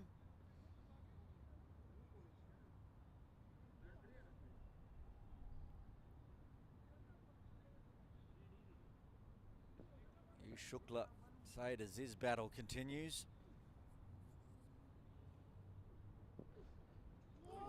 Again, just contemplating waving the bat at it there, Aziz. Then at the last moment, flicks it behind, gets it out of the way. Surprised Shukla hasn't targeted the top of off stump yet. He's got it moving back in nicely before the ball gets too old. Troubled Aziz in the first over that way. Everything's been a bit shorter. Angling back into the body. Oh, that was almost the one. Fuller this time.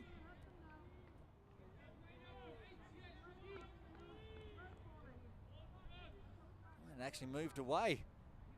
Thought it was going to nip back in, but in the end, moved away, which is why this has got nothing on it. 3-dot balls.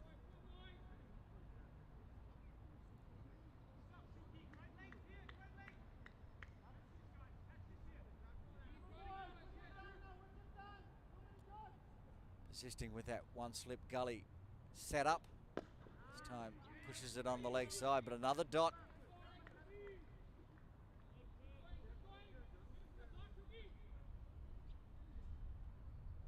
Baba Hyatt doing the fielding, then bowling it back to the captain Nazaka Khan, perhaps signalling at some point the Baba Hyatt specials should come into the attack. I doubt very much we'll see them today in the 34 overs, but he always likes to offer. Bowled on Monday, got a wicket against Hong Kong China Ray. Yu Shukla stands up on this one and gets through for a single. Breaks the string of dot balls. It's a couple of poles either end of that over. 2 runs coming from it after 5. Malaysia 21 for no loss, requiring another 2-3-3 for victory.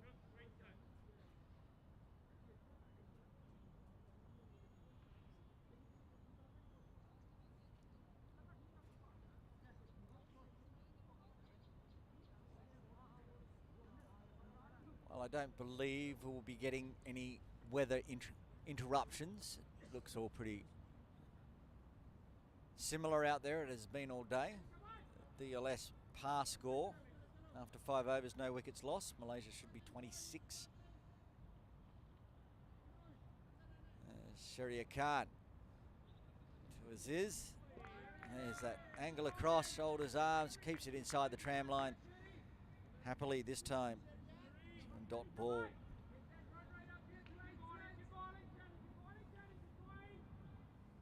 Moment grinding Malaysia with dot balls. They're going to have to make a decision as the run rate creeps. It's just above 4. A few more dot balls might fall below, and the Wasp has plummeted down to 35%.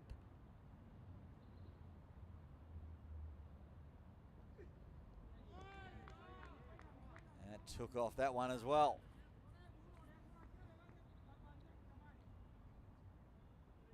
At the moment, that's where the runs are coming from.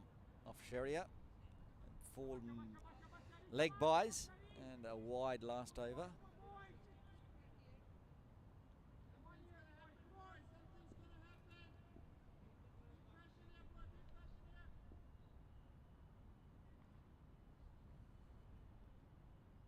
Resets. This time forces Azaz to play.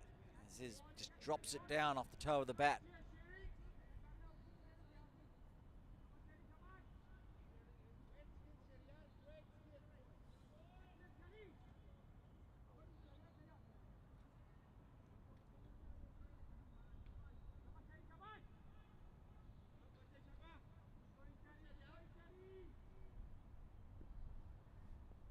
10 more balls left of the first power play in this weather shortened match. That struck, goes down leg side this time for a wide. Sherrier getting a bit loose now into his third over.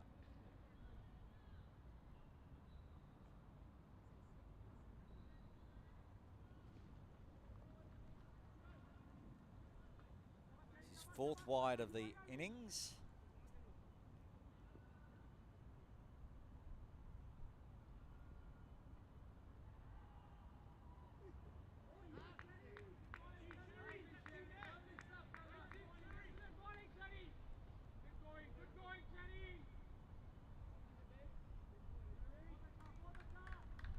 Four wides and a boundary. The only runs coming for Sherrier Khan, apart from the leg byes that don't go onto his. That's why he's none for 8.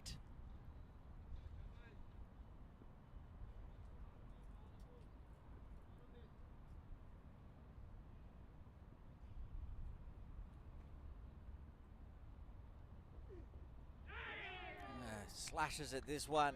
Another dot ball. Saying just the 4 runs, swinging away so much that Zuz can't not get bat on ball. While he can see off Sherrier Khan. He's chewing up the overs, the run rate hovering at 4. The run rate required now up over 8.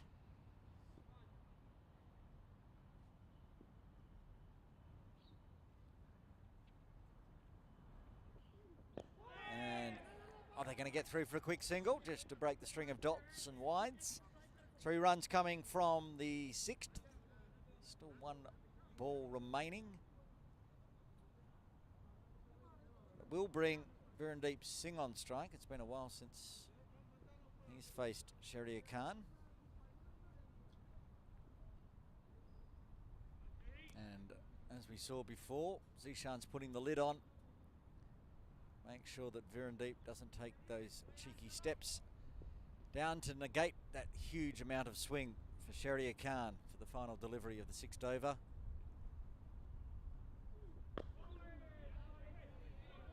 And pops up, drops it onto the offside, and tidy over for Sherrier Khan, even with 2 wides in it. Only the 3 runs coming from it after 6. Malaysia 24 for no loss. Still requiring 230 runs of 28 overs.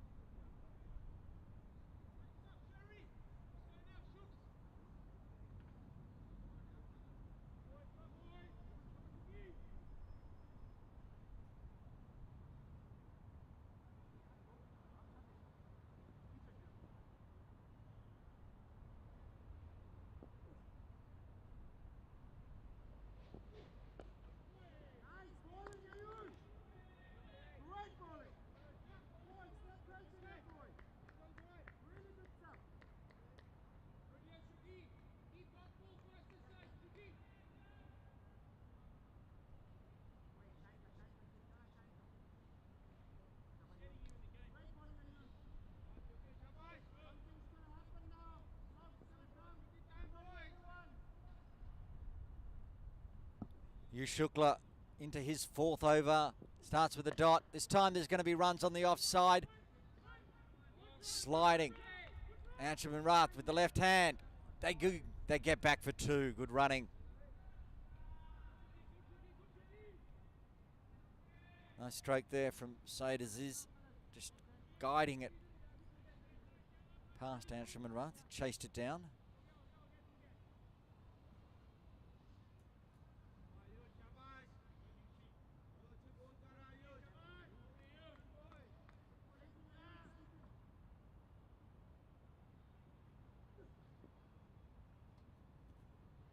Around the wicket again, lofted, that's going a long way. He's got that beautifully over the rope for 6, the first maximum of the Malaysian batting innings. Watch the replay on this one. He didn't even try to smash this. This is just all technique. Over the top of the ropes for 6.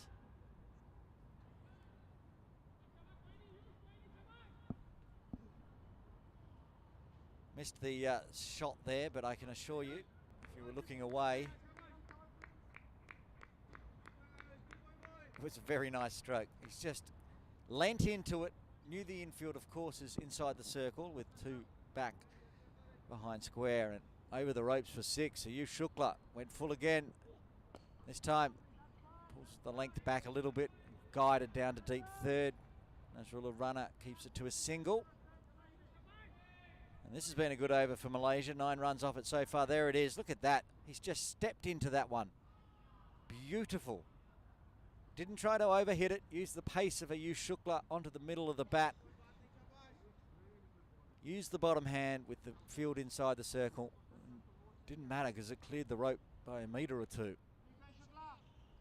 But that single, Virendeep Singh back on strike. Faced just the 11 deliveries so far. And he won't face any more because he is bowled by Ayush Shukla. Gets the first wicket, and Malaysia, they're 33 for 1. Takes the off stump of the captain, Virendeep Singh.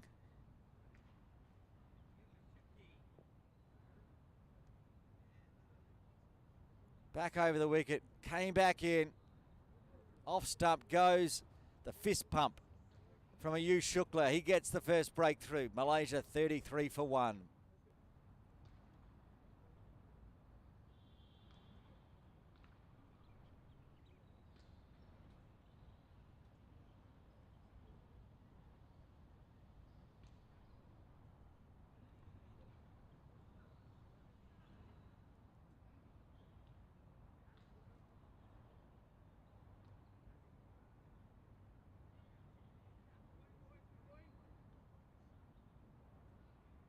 Coming to the crease, back into the side today for Malaysia, it's Shavin Muniandi, top scorer in the Tri Nations. Just always got the job done, and he's going to have a job to do today. This team 33 for 1. It was a good over, 9 runs coming from it in the first 4 deliveries, but Ayush fought back beautifully and took the off stump of the captain, Virendeep Singh. 1 ball remaining in the 7th, and after this delivery I'm going to step out and go for a jog around the oval and try to warm up. It's still below 12 degrees here at Ting Kwong Road Recreation Ground. Jay Dancihani will jump behind the mic, take you through the next 7 overs.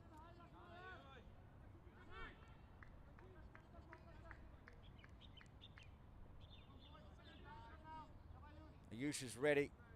Muniandi not quite yet. Now he is. He's taking guard. 2 slips in place. Full. Gets onto it quickly. Muniandi punches it out to Zaz Khan at mid-off. Finishes with a dot. Good over for both teams, really. 9 runs coming from it for Malaysia, but fall of the first wicket after 7.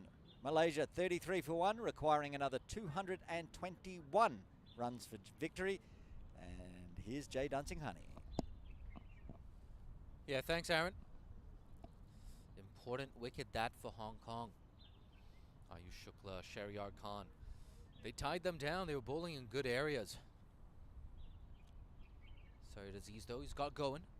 Boundary in that first over, an elegant cover drive, and then that maximum. So he's got a bit of a start here now, Syed Aziz. 18 of 29. Yet to make any real impression with the bat so far in this tour of Hong Kong. Tell you who has made an impression, it's Shahryar. 4 wickets 2 days ago. Here he is again. Down the leg side. Oh, it had to be the commentator's curse. It just had to be.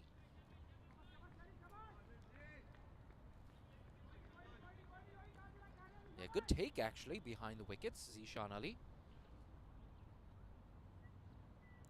Yeah, Zishan missed out with the bat today after his heroics just a few days ago.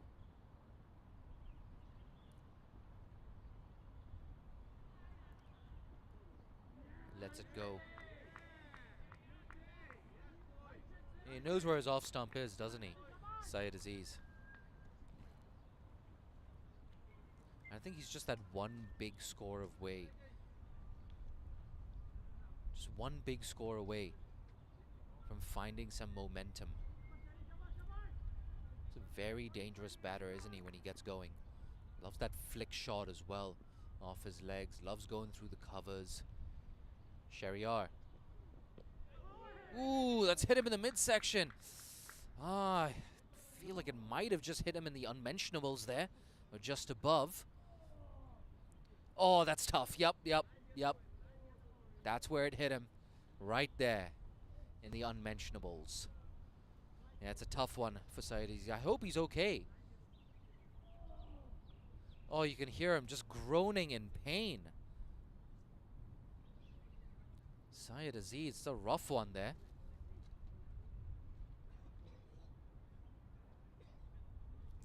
Oof. Yeah, went down straight away, didn't he?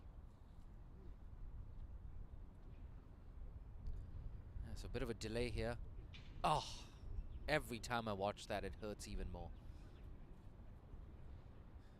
18 off 31, bit of a hold up in play here.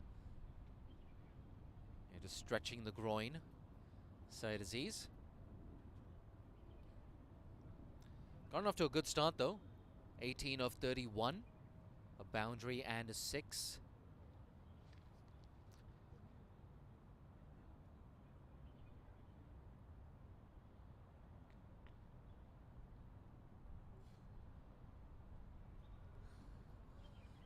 Take a look at that scorecard so far. Still early days here for Malaysia and Hong Kong, China. Right up top, Syed Aziz 18 off 31. Virendeep Singh didn't get much of the strike, and when he did, he was bowled by a beautiful Ayush Shukla in swinger.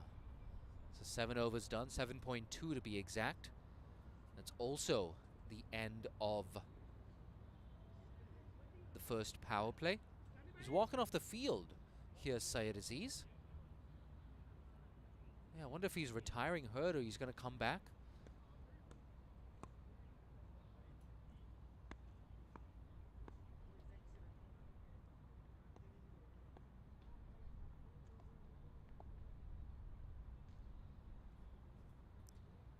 I think he's just going to inspect his wound there in the washroom.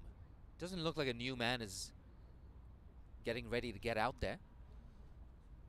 But yeah, of course, Syed Aziz, I'm trying to be as professional as possible.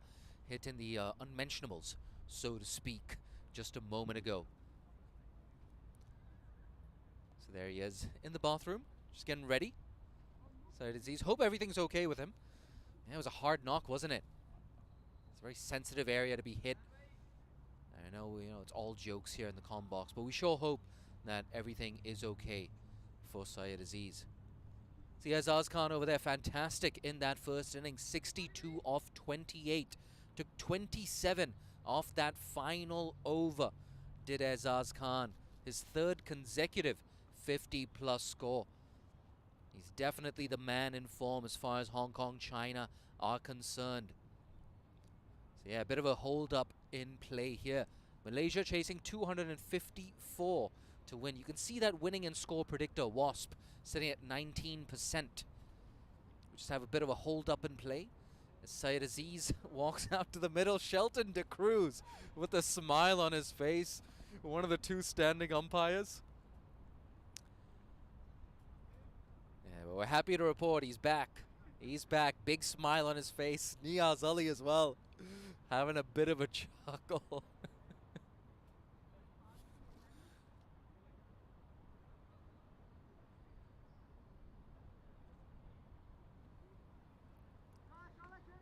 Yeah, we're ready. We're ready to resume here at the Tin Kwong Road Recreation Ground.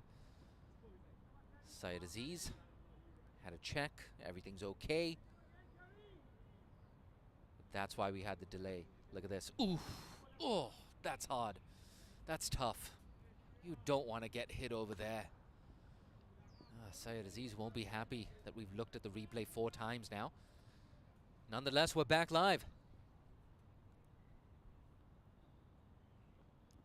Pitched up, driven. So single right after that resumption. Halfway through the 8th over here at the Tin Kwong Road Recreation Ground. So far, Shahryar Khan and Ayush Shukla have been right on the money. Just 2 boundaries off the bat for the Malaysians. Shaveen only faced 1 ball so far, but yet to get off the mark.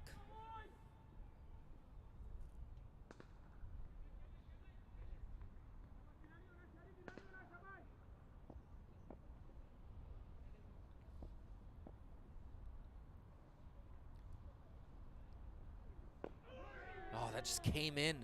It's jagged back in off the seam. Signal from the umpire, 2 balls left in this over.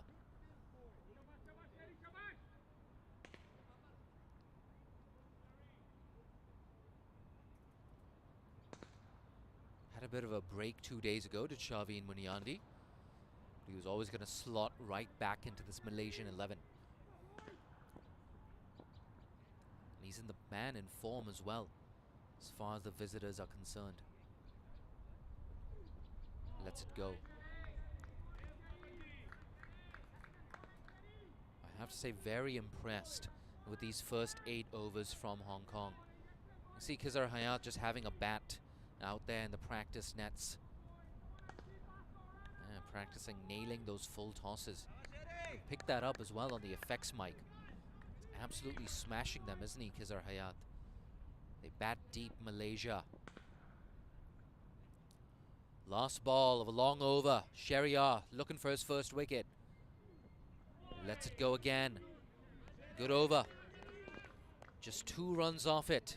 After 8, it's 35 for 1.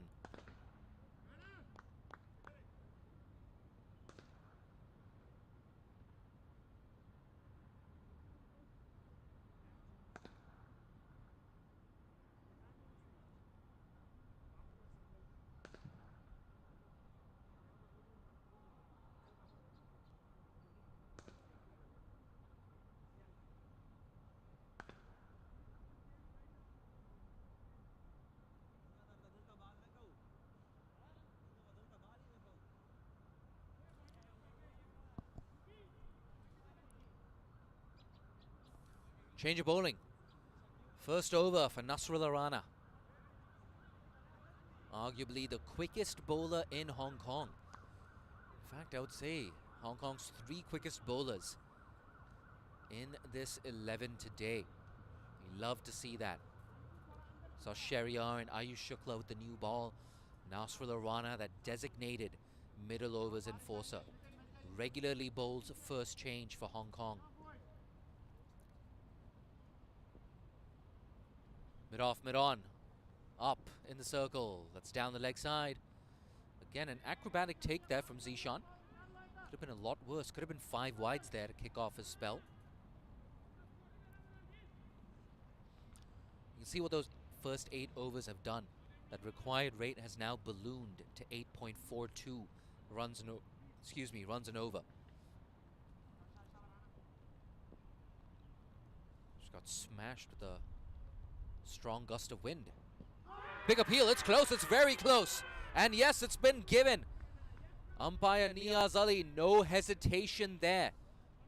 A nod of the head, finger up, yep, absolutely. That was plumb. That's the end of Syed Aziz. 19 is all the left-hander could manage.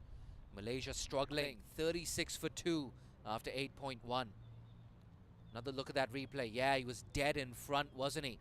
It was striking him in line. It looked adjacent. It's a much better comeback there from Nasrullah Rana. Started with a wide and did well. Bit of a drizzle now actually coming down at the Tin Kwong Road Recreation Ground. We hope it's just a passing drizzle. The forecast is not too bad for the rest of the day. And a reminder, we need 20 overs, a minimum of 20 overs to get a result here at the Tin Kwong Road Recreation Ground. And now walking in at number 4 is the man in form. Fresh off 101 2 days ago. It's the former skipper, Ahmed Faiz.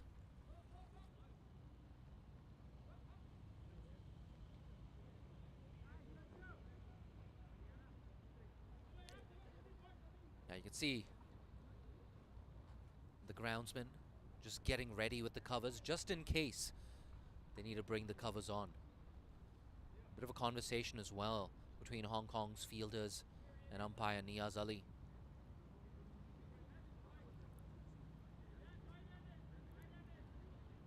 Looks like we're going to continue for now. In Hong Kong, China, they don't want to come off the field, especially after this start.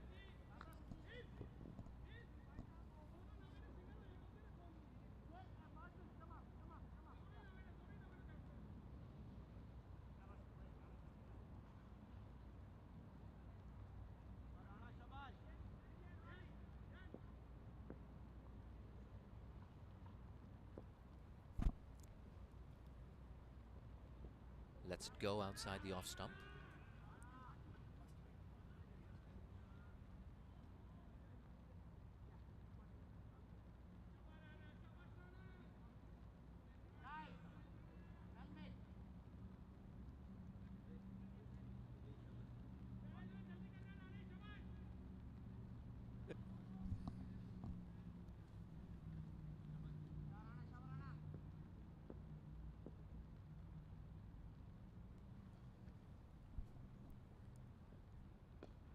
Guided to second slip. Did well to drop the hands there, Faiz. Yeah, he's a very experienced cricketer, like we've said before. And it looks like that second slip fielder just having a bit of a word there with Ahmed Faiz. That's the thing. Off the field, these two teams get along pretty well. But on the field, Hong Kong, China, after 3 consecutive losses, they won a W. Pulled away. Ooh, nearly fell onto his stumps there. It's a little bit slippery now because of the rain. Short delivery. Got onto the back foot. Yeah, there you go. Just off balance. Nearly fell over. That's a streaky way to get off the mark for Faiz. But look at that winning and score predictor. Sitting at a worrying 7% here for Malaysia. You can see Nazakat Khan as well, just getting a bit of sawdust here. Just to make that landing a little bit harder for Nasrul Arana. That's what rain can do, right? Especially for the fast bowler. It can make that landing a little bit soft and uneven.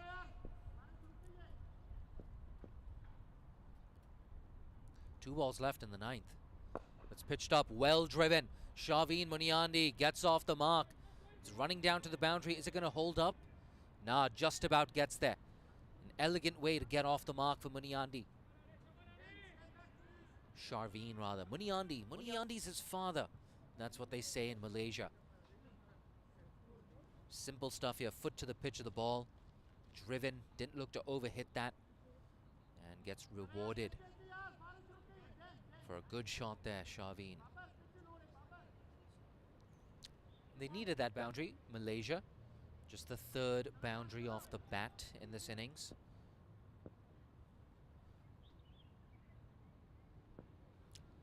Last ball of the over. Oh, so close to that outside edge. Shortened his length there. Nasrul Arana. Look at this.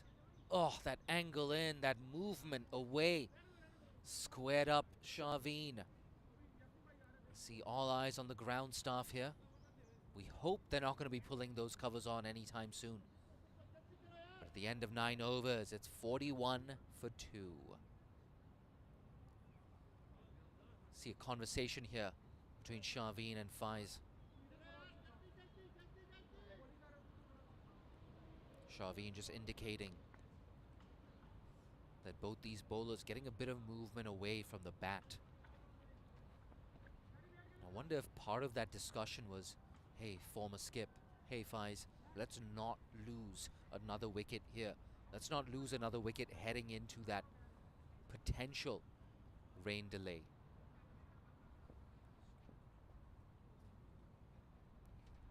We've got our Duckworth-Lewis sheets here in the comm box. It's jagged back in, squeezed away into the leg side for 1. So just a reminder, we need a minimum of 20 overs to get a result here at the Tin Kwong Road Recreation Ground. So I can see people just checking out that DLS sheet right now. But as far as I'm concerned, we don't really need to look at that DLS those DLS permutations until we get closer to that 20th over.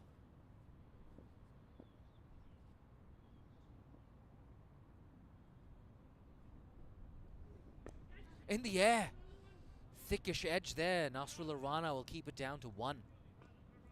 I'm being told now that the rain has, well, it's definitely abated. It's a good signs there. I can hear birds chirping in the background too. Yeah, I'm sure you can pick that up on the effects mic too.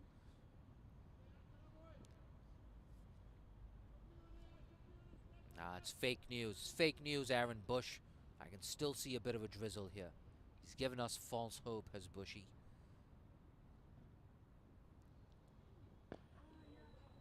That's good. No single this time.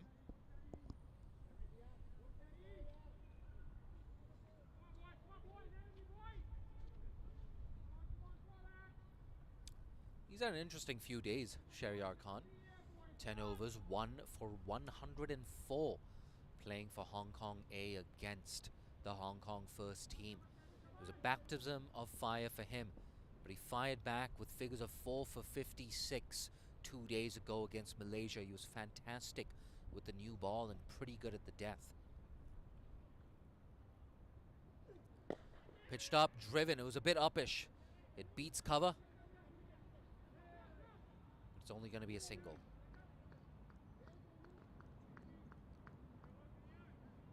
Like I said, 4 for 56. It might not sound like the best set of figures, but it's never easy being a top and tail bowler. So he opened things up for Hong Kong China with a new ball, and he closed things out pretty well at the death as well. So I was very impressed with that 10 over burst from Shahryar. And again today, going at just 3 runs and over. Guided straight to Anshi Rath at backward point.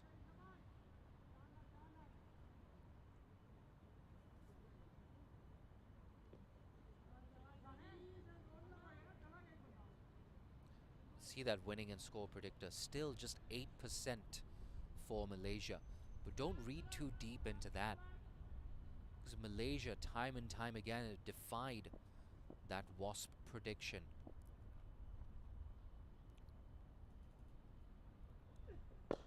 Driven straight to Dan Pascoe, and if another cheap over for Hong Kong, just 3 runs off it after 10, it's 44 for 2.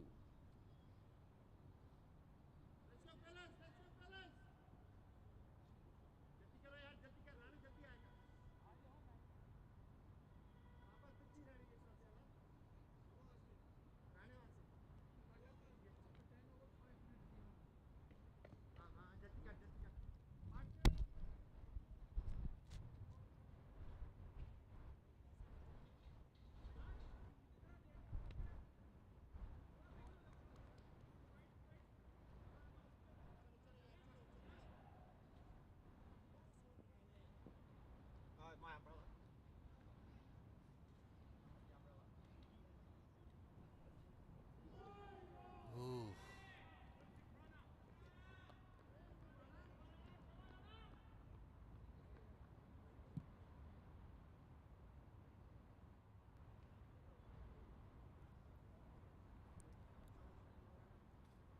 I've put my hood on here in the comm box. It's getting chillier and chillier, around 10 degrees right now. Yeah, I was out for a jog earlier, right after eating lunch. Had to stay warm. No single there.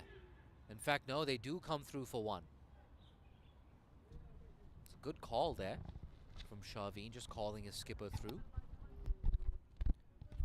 So quick between the wickets, isn't he?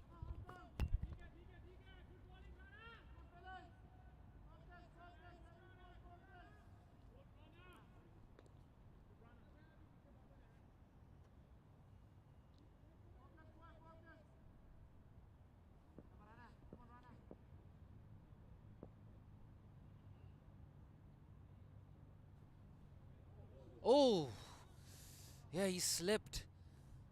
I hope he's okay, Nasrullah Rana. Yeah, that's why he put some sawdust there, did Nizakat Khan. Oh, that's ugly. That's really ugly. You hate to see that. I really hope he hasn't rolled an ankle here. Nasrullah Rana. Yeah, just didn't land there. The physio's out there. It's very concerning if you're a Hong Kong China spectator. And the Malaysians as well, just checking on him. Good stuff, Shaveen. He's one of the good ones, isn't he, Shaveen Muniandi? It speaks to the spirit with which we've played the series. Oh, that's ugly. That's really ugly.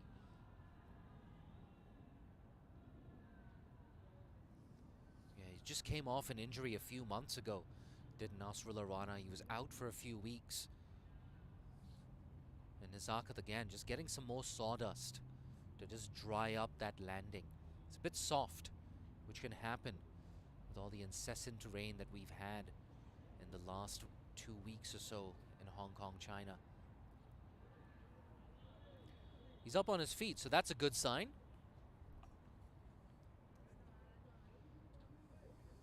But yeah, Hong Kong, they need a fit and firing Nasrullah Rana. He's such a threat bowling first change for the home team. And he's come on leaps and bounds as well in the last season and a half here for Hong Kong, China. He's a consistent performer in club cricket and of course and the All-Stars League as well. Niaz Ali as well, asking Tiko, are you okay? Niaz, of course, not too long ago, Niaz Ali was part of this Hong Kong China 11 at the Asian Games. And today, he's umpiring. Yeah, fun bit of trivia. And I'm pretty sure Niaz Ali is the only player to make his umpiring debut before making his playing debut in T20I cricket. Nonetheless, he's back on his feet. Nasrullah. Effort ball. Quick single. Chooses not to shy. And she runs.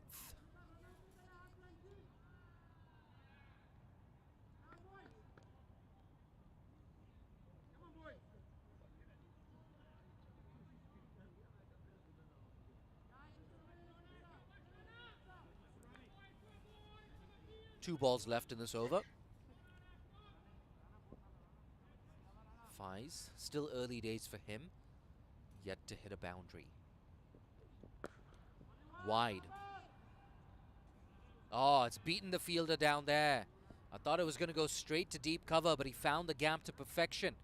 And it's 50 up for Malaysia. Fies moves on to 8.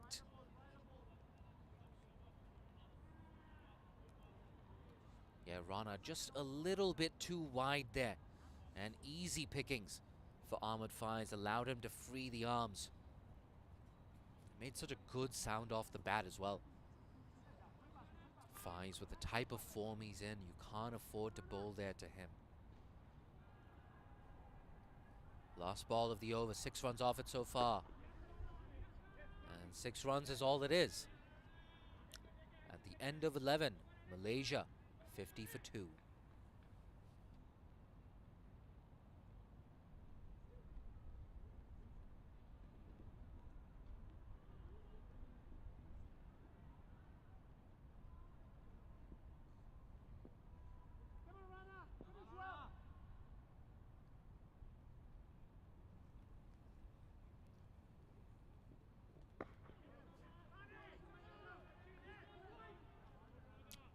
False alarm. Now it's the end of the over. The score remains 50 for 2.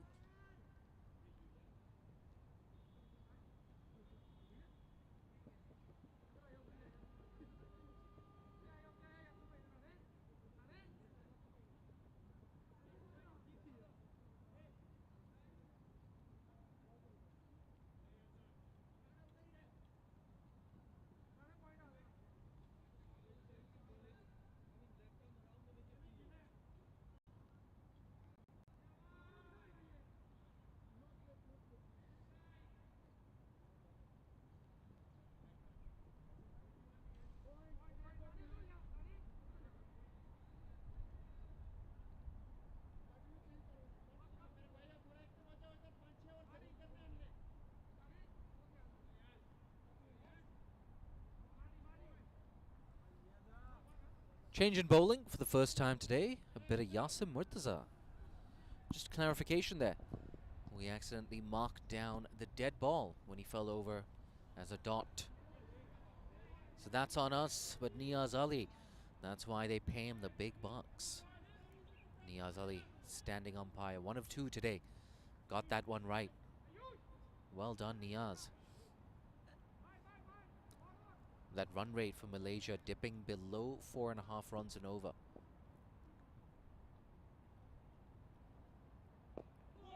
Yeah, good stuff from Yasim. Yasim, of course, his last 20 overs, he's only conceded 58 runs across his last 2 games. So didn't start too well in that first game against Malaysia. But he's come back nicely. Wide of the crease this time. No runs. And Hong Kong, China, one of their biggest strengths with the ball is those middle overs.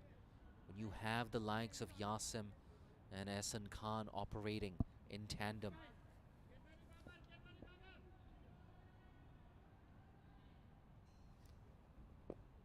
Turned away on the leg side. And of course, no Ehsan Khan today for Hong Kong, China.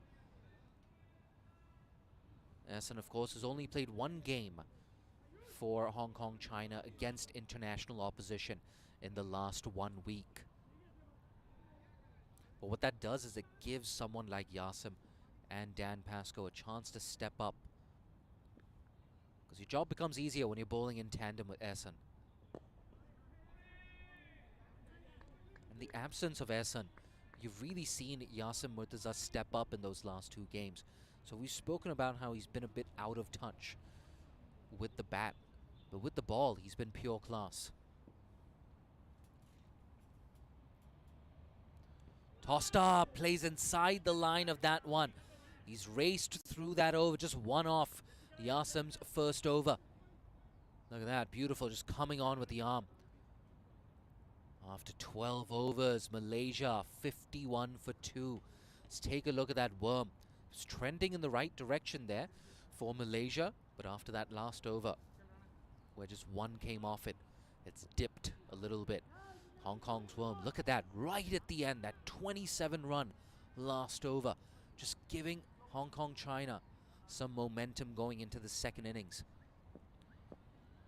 They're looking good, they're looking like favorites to square up the series. Ooh, extra bounce. Bent his back there, Nasrullah Rana. Once again, he's just looking at that run-up. Let's take a look at that delivery. Ooh! Up at an awkward height for Shaveen. The required rate now is up to 9.23 runs and over. I think Malaysia now, they're starting to feel it. And they know just as well as we know that they have to step on the accelerator right now. Time is running out. They need boundaries. Nicked and taken. He's got the big one, Nasrullah Rana. It's the end of Shaveen Muniandi. Malaysia 51 for 3. High fives all around. And rightfully so. He's got his 2nd wicket. Now does Nasrullah Rana. It's the big scalp as well. That extra bounce once again. That corridor of uncertainty. But no uncertainty for umpire Niaz Ali. Gets that finger up.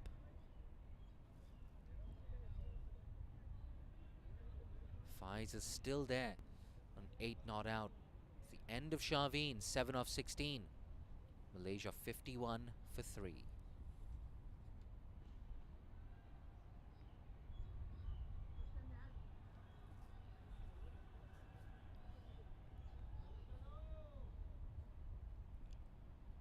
Walking in at number 5. A real opportunity to bat some overs to make an impression here. It's Shahadat Ramli.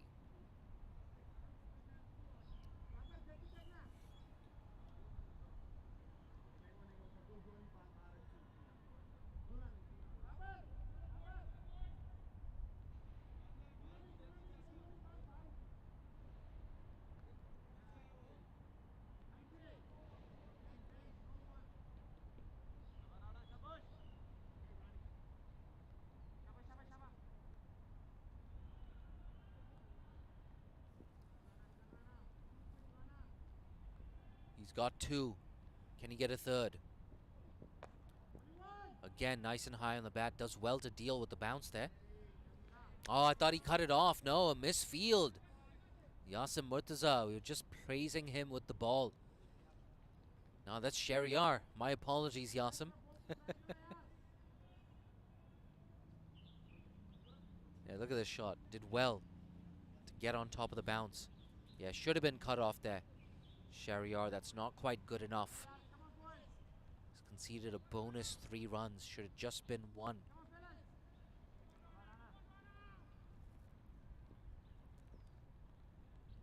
He's just spoilt this over a bit. Oh, didn't move his feet there, Fight. Nudged into the leg side for 1.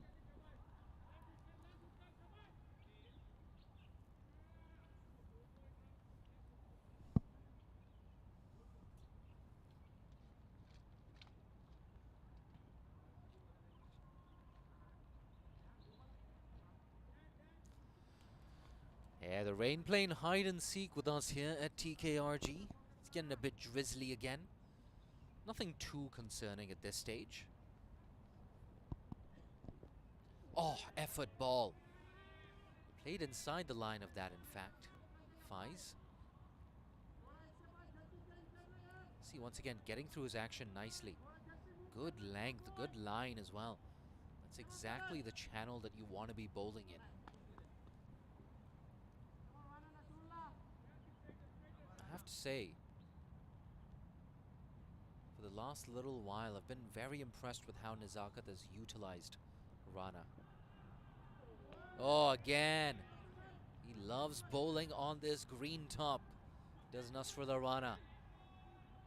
Good end to the over. Oh, wonderful. If you're a fast bowler, I'm sure you love to see that. End of another successful over. 5 runs off it.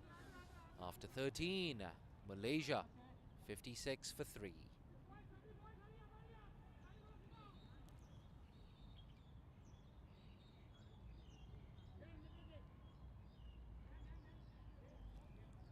Yeah, the drizzle just getting a bit heavier.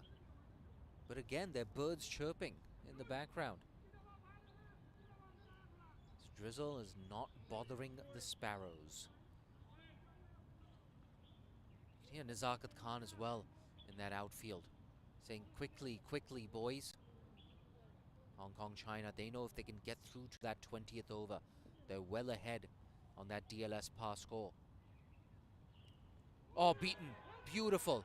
A belated appeal. Yasim Murtaza. Oh, I love that. Wide of the crease. Ah, beat the inside edge again. Tell you what, it was relatively close to that inside edge.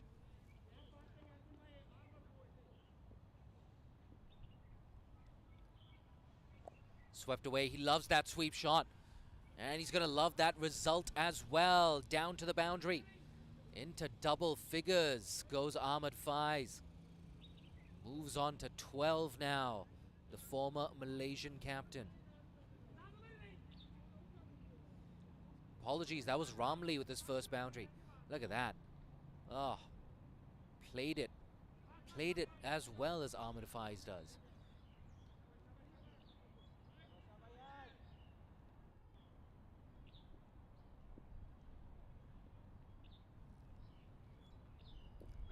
Big appeal. Big appeal. It's close. It's more than close. It's out. 4 wickets down now for Malaysia. Shahadat Ramli, the latest to depart. Another single-digit score for the hard-hitting Malaysian. Yasim, what a comeback after that boundary. Slowed it up. Dragged back his length. Yeah, that looked pretty good to me. He's not happy, Shahadat Ramli. But I think it straightened just enough. That's the end of another Malaysian batter. Gone for 9. It's 60 for 4.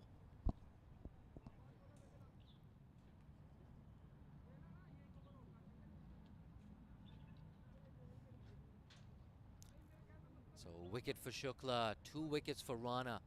And now Yasim Murtaza with his first wicket. That's how he got it. Yep, looked pretty good to me. I had my finger up, as did umpire Niaz Ali. Now you can see that required rate uncomfortably close to 9.5 runs and over. Malaysia, on multiple occasions in the last week, they've come back from seemingly improbable, impossible situations. In at number 6, Ahmed Zubaidi. Big appeal, it's close, it's very close, he's got 2 and 2. Plum in front again. And just like that, in the blink of an eye, Malaysia have lost half their side.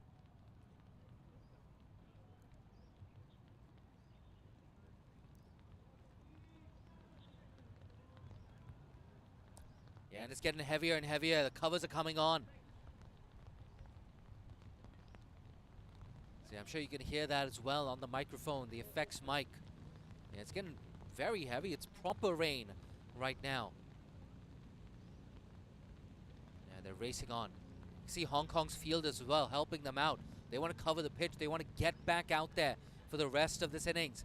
Hong Kong, they've lost 3 times in 3 games. They're desperate for a victory, the home side. It'd be very cruel if rain robbed them of a chance of registering their first win of the season. Everyone's helping out. Shehryar, Nasrullah Rana, Zishan Ali. They want to get back out there, Hong Kong. A reminder, we need a minimum of 20 overs to get a result here at the Tin Kwong Road Recreation Ground. So yeah, this could be potentially heartbreaking here for Hong Kong China, the home team. They need a win. They finished in last place in the Tri-Series. They're 1-0 down in this bilateral series. They've lost 2 games by very narrow margins in the very last over to Malaysia. So they want to get back out there as soon as possible. So they're keeping their fingers crossed. We're getting a thumbs up as well. I'm sure he's enjoying our commentary. He's definitely enjoying our commentary more than he's enjoying the weather. That's for sure.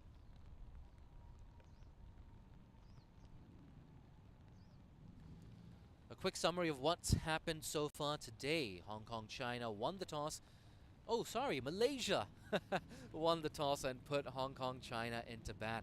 Nizakat with 63 right up top. But the big news, of course, Azaz Khan, 62 not out of 28. Smashed 27 in that last over. But Wafiq Irfan, 3 wickets and 1 over for him. He finished on 342. 2 for 44 for Virendeep Singh. And 2 more wickets for Khizar Hayat. In response, Malaysia, they haven't had any answer to this Hong Kong China bowling attack. Restricted to 60 for 5. Unfortunately for the home side, even though they're way ahead on the DLS permutation. Even though they're way ahead, it started to rain. But Yasim Murtaza, 2 wickets for him. Nasrullah Rana as well, 2 for 17 to go with Ayush Shukla's 1 for 19. They've been brilliant so far today, Hong Kong China. They're keeping their fingers crossed. I'm sure everyone at home, all the neutral spectators, are hoping we get out there as soon as possible. So that's it for now. I hope to be back with you very soon with a positive update, but do stay tuned to this Facebook page and this YouTube page as well. And hopefully pretty soon we'll have some good news for you.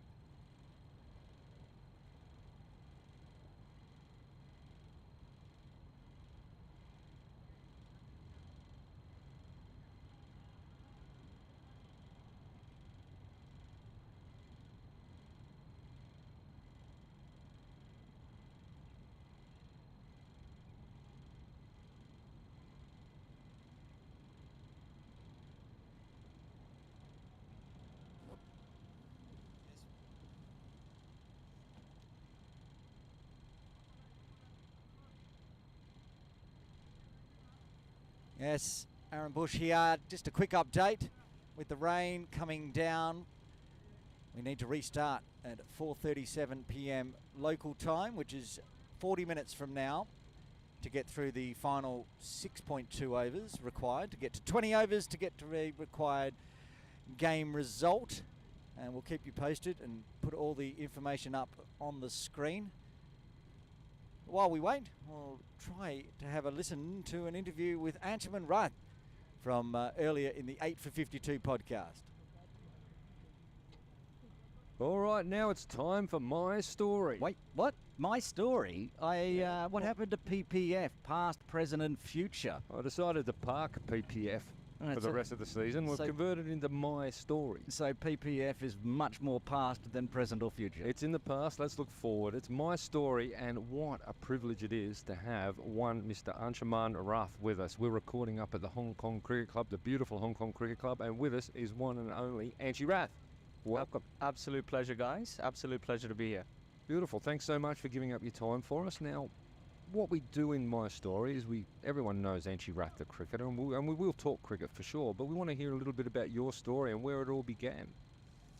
Well, it began here, really. I was, 5 years old. You know, my dad dragging my ass out of bed to gappers at ridiculous o'clock in the morning, and the love for the game grew. You know, obviously being of Indian, heritage, and, cricket kind of runs through the blood, and I just love my time here. You couldn't get me out of this club, and that's where my love for the game grew. Fortunately enough, I was able to take my cricket overseas as well, and just kind of developed from there, really. But grassroots level was definitely here at HKCC. Who were some of your very first coaches in that Gappers program? Do you remember? Oh, quite a few. We had Jawad Iqbal, who's now our manager at Cricket Hong Kong for donkey's years.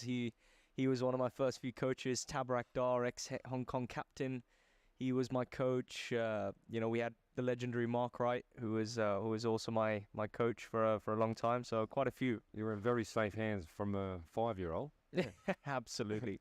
Absolutely. So you went to school here in Hong Kong. Whereabouts? I've got West Island High School written. Yeah. So from since I was born to 14, been in Hong Kong. Went to West Island School.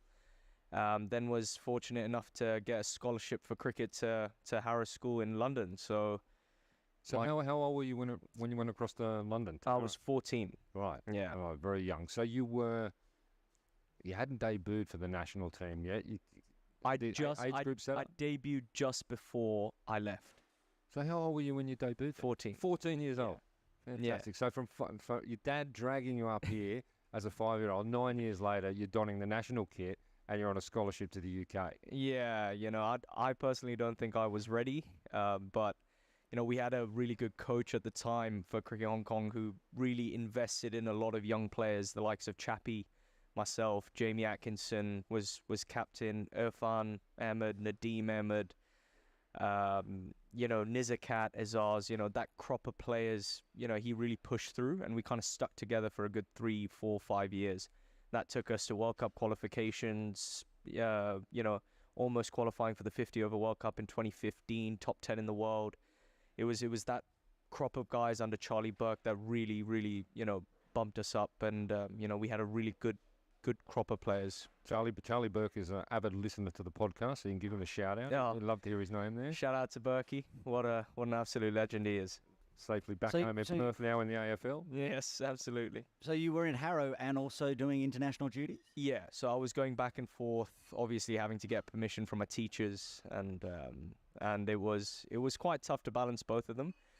Some absolutely horrible flights in terms of timing, and getting from Hong Kong to back to London, straight to Hong Kong, and then to Australia to play a one-day game the next day, and it was crazy, but it definitely made me stronger mentally for sure, doing all the hours. Quite a teenage years. Absolutely. So a bit more exciting than mine. A lot of frequent flyer points for a young man. Yeah, absolutely. I don't know where they went. I think my dad claimed all of them, to be honest. Well, he probably deserved it after having to bring you down to Gappers at 6 a.m. on a Saturday. Absolutely. What's the rule? Whoever pays gets the points, isn't that the thing? Yeah, I think so. I think so. Yeah. So that was it the Harrow experience that led you into Middlesex? Yeah, so there was a sort of link between Harrow and Middlesex in terms of there were a couple of Middlesex Academy players at Harrow already, and the academy directors were keeping a close eye on students at Harrow School.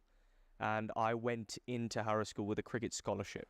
And apparently the scholarship was between me and Sam Curran. Oh, really? And, I was a little bit smarter than him, so they went with me.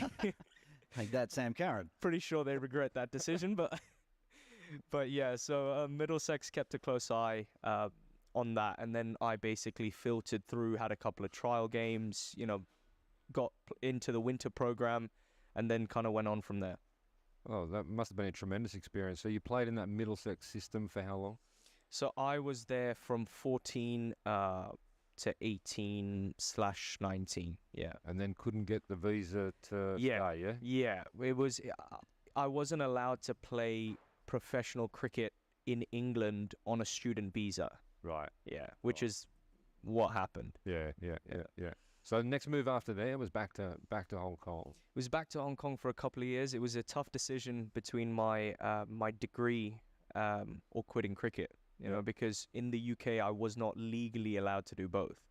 So it was either this or that, and it took a lot of convincing from the parents. I had to really convince them because obviously, being of Asian heritage, your studies come first. So it was quite tough to convince my dad to let me follow the dream, essentially. Yeah. But credit to them, my parents. They let me do that, and I put my degree on hold. Came back to Hong Kong, and tried to figure out what my next step was because I always wanted to push myself as much as I could, which is what I was doing in England. Yeah. And then New Zealand was the next destination. And I was there for 6 months, down in Christchurch, or maybe just under 6 months, which was quite tough. Canterbury very fortunately gave me a 3-year work to residence visa, so the qualifying was pretty straightforward. But again, I was 20 or 21 at the time, on the other side of the world, no parents, no family. It was a little bit tougher than I thought it would be. Had I been a little bit more mentally strong, I would have stuck it out. But I think doing 10 months a year for 3 years on your own in your roaring 20s, I was like, maybe not for me. And it is New Zealand as well. It's not Australia, right? Yeah. Oh, well, no comment. Staying out of that one.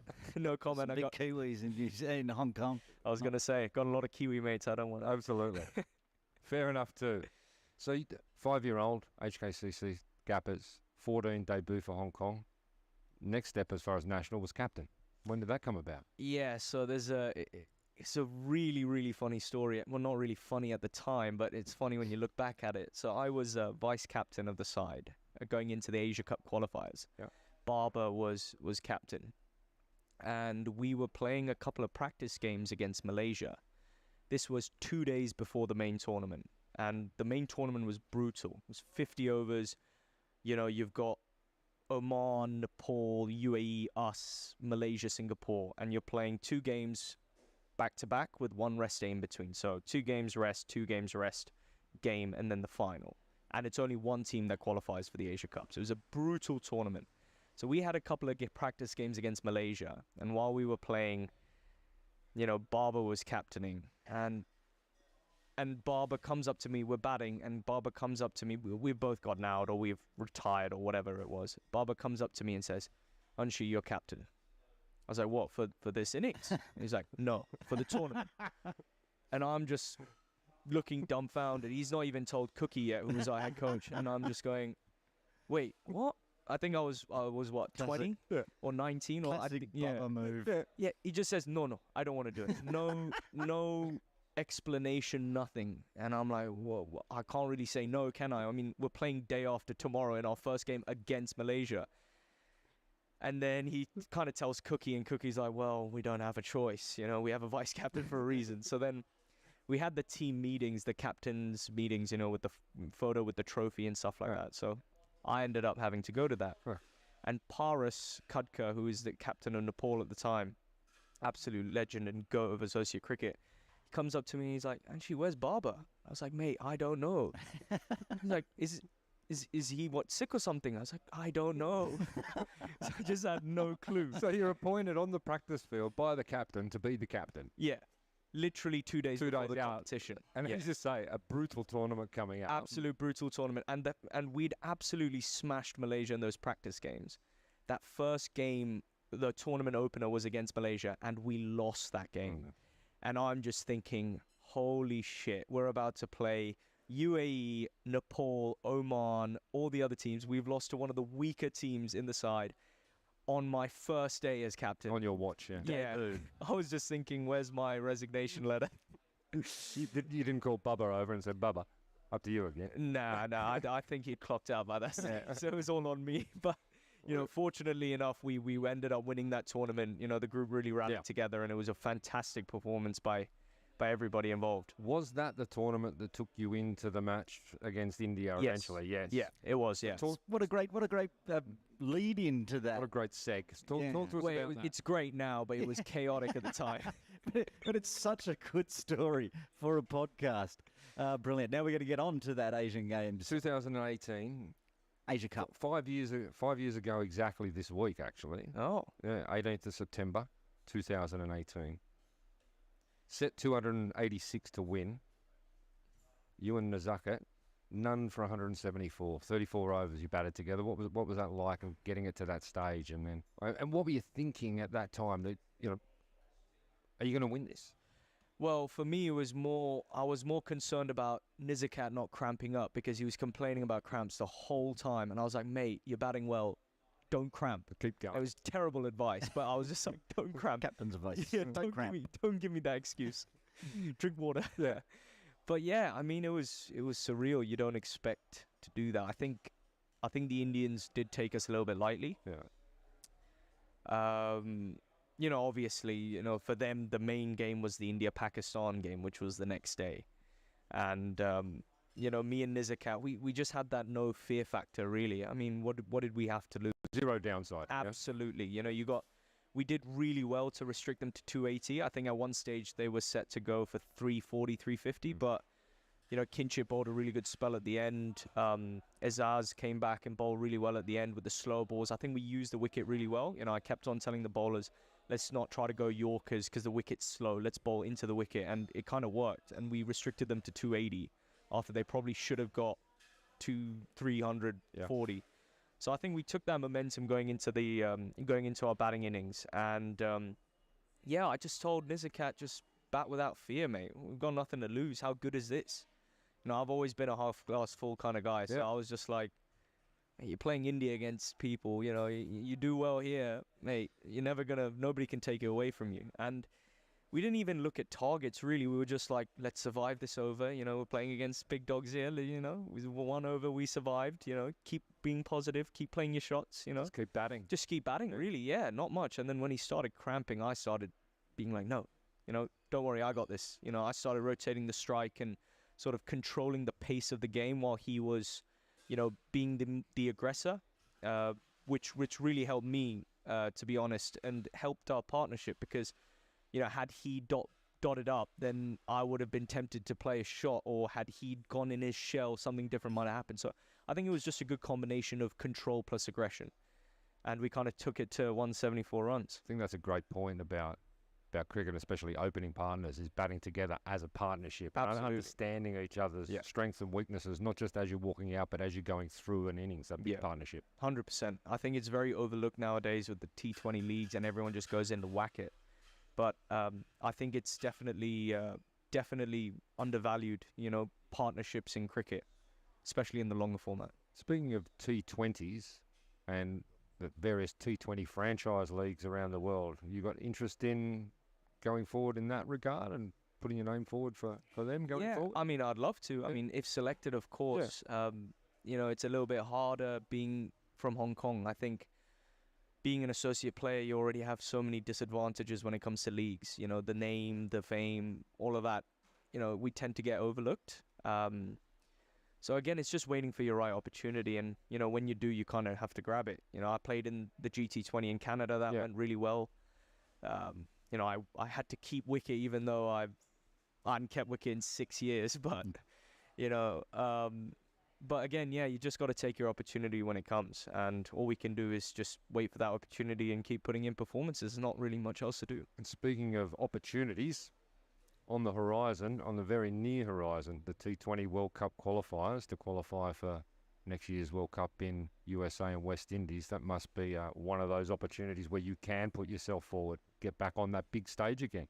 How are you feeling about going into the qualifiers? Yeah, feeling good. You know, obviously we've got our new head coach, Simon Willis. I think he's adjusted really, really well and really quickly, considering he came on quite short notice. I think he's done really well with the boys, and he's developed a bond, you know, that's sometimes been overlooked between coach and player. I think that relationship's very important in order for you to have a clear mind and, you know, just express yourself. So I think he's done that really well. It's just a case of getting it into matches and replicating that in matches. And I think the more matches we play, the more comfortable we'll get in our roles. Well, speaking on that, match practice for anyone in Hong Kong has been limited, to say best. We're coming off the off-season, and then the washouts, Mission Roads washed out. Now the Asian Games team is currently in Malaysia. They're getting some time out in the middle, but yourself and a few others of the big names of Hong Kong cricket are not getting any game time. Have you got any plan to prep for the qualifiers? Yeah, well, obviously there's not much you can do with the rain. It's been proper biblical over the last 2-3 weeks. Bit of sunshine, maybe. Hopefully the lads can go out. But me personally, I'm off to India to get a couple of weeks of outdoor training under my belt. I'm linking up with a coach that when I was out there playing, you know, I was training under. So, you know, he's a fantastic coach, really knows his stuff. And yeah, just kind of getting out there, getting on turf. He's quite a famous coach, right? He is, yeah. So he's Amol Muzumdar, who's scored donkey's runs in first-class cricket. And, you know, he averages crazy numbers. And he's Raja Sunrose's ex-batting coach. So I think he was also the Dutch batting coach for a while in between, so he's got a bit of history with associate cricket as well. So he knows what he's doing, and you know, I just want to kind of get out there and get my boots dirty, really. Get out and hit some balls and leave it dry for a period of time. Yeah, I'm sick of facing those AstroTurf nets. Absolutely. Then before the so after you do the sessions in India, before the actual World Cup qualifiers in Nepal, is there warm-up games organised? Yeah, so Simon's organised a tri-series with Nepal and UAE. Officially, that is off now. I think it's subject to change. Maybe one more team adds in, or I don't know. It's not 100% set in stone, but so far. But you guys are going to Nepal? Yes, as of our schedules, we are going to Nepal for a tri-series against UAE and Nepal, which should be good, getting used to the conditions. Brilliant. Because Nepal conditions are very different to everywhere else. You know, you got high altitude, spinning wickets. Ball goes a lot further just because of the altitude. Exactly. Yeah. Crazy crowds. Yeah, I mean, got 20,000 people against you is never nice. You kind of need to get used to that. Got to channel it. Yeah, absolutely. So for some of our lads, it's going to be a first-time experience. So it should be good fun. I think it's definitely needed, and you know, it's a great opportunity to get used to the conditions before a big tournament. Oh, that's brilliant. Now, speaking of conditions, and we just touched on it earlier, the weather in Hong Kong has been miserable. So the Scorpions, who you play for here at Hong Kong Cricket Club, yet to get out of the middle. The first game was rescheduled. The second game was a washout. I think the next game is October 1st. I had it up on my screen, but you might be away for that one. So for the Scorpions, we mentioned it many a time on the podcast already, Bods. Fair lineup. Yeah. It's being, Sunday champions, I believe. Yeah, Sunday. That's interesting. By Interesting default. way to go there. Run second, get washed out. Again, not getting involved. Well, we'll save that for later. Anyway, at the moment, the Scorpions do have a huge lineup with you. Nizakat, Martin Kutsia, they got Ash Shukla, Ayush Shukla, and others, and they're all going to be away doing all their other things. So how's the Scorpions looking for the rest of the season, and when are you planning on being back out in the middle for the Scorpions? So I think so far I think I'll be back around early October. I'll try to see if I can make that game, but you know, that's against Little Saiwan up here at Hong Kong Cricket Club, October 8. It's just a tremendously strong unit. Yeah, it really is. I don't think they're going to miss me, to be honest. I mean, with that kind of lineup with the Scorpions, I don't think they're going to miss me at all. I think everyone will miss you, Angie. Don't worry about that. Everyone will miss you. But, well, yeah, there is ample support there. But if you take out of that Scorpions team, if it arises, and we need to look at the draw more closely, if you take 7 out, it's very different to taking 1 out. Yeah, yeah. So hopefully for the most of the season, all you guys are able to play and available for Scorpions, because that's what we want to see, right? It's the strongest Sunday league we can, leading into the Premier League later on in the season. Definitely. You know, I love playing for the club, and you know, obviously, you know, when I organised this training session, I didn't have the greatest look at the fixtures, but you know, I've spoken to Simon, and you know, I think he understands, and you know, I hope the club understand. But you know, there are a lot of games which I will be available for. There's also we understand an All-Star series coming up around that middle of October, so it sounds like you'll be back for that. That's just before the pre-tour, I think. Yeah, just before the pre-tour. I think it's 10th or 11th or 12th or something like that. 15, 16, 17, something like that. Yeah. You're both close. Don't tell me it's in the middle. I believe it's 12, 13, 14, and 15.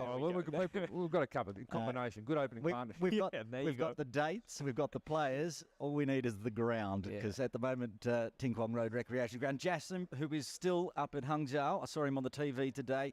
Come back, Jassim. We need you. Well, it's a month from now, so let's be optimistic about it, and we get some good weather and the ground's in good condition, and have a wonderful All-Star series. That'll be fantastic. Yeah, it's always good fun to play, you know, against the best in Hong Kong. You know, you get a lot of up-and-coming players, likes of Shiv Mathur and stuff like that, and you know, you got a lot of experience as well. So it's a good mix, I think.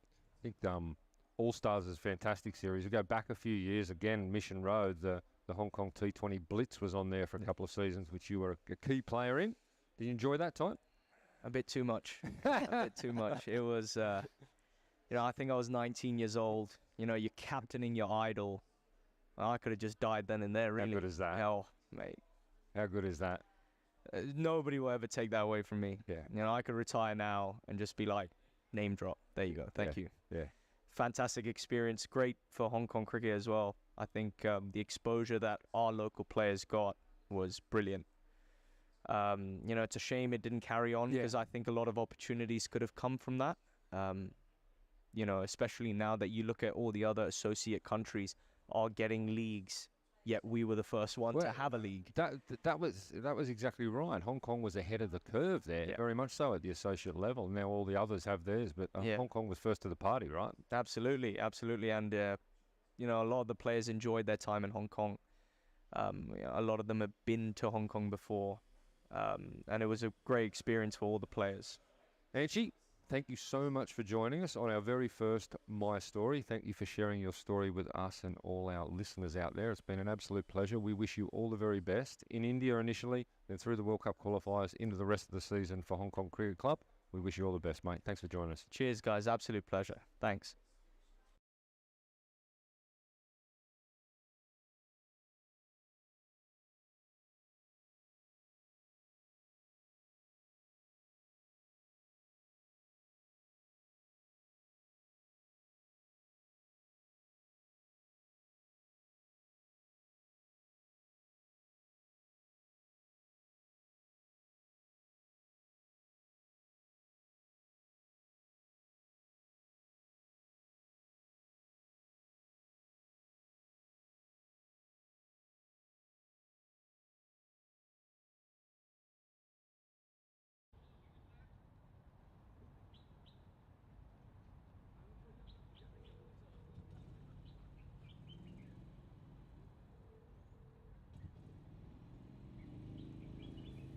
Good news from Ting Kwong Road Recreation Ground for Game 2 of the one-day game between Hong Kong, China and Malaysia.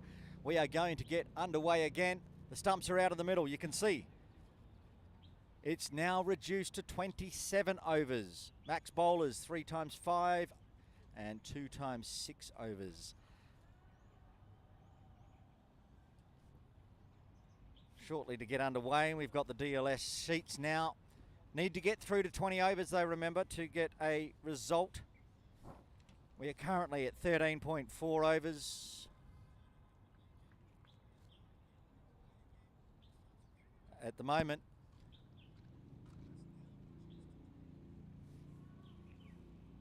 Malaysia are a long way behind where they need to be on the DLS pass scores.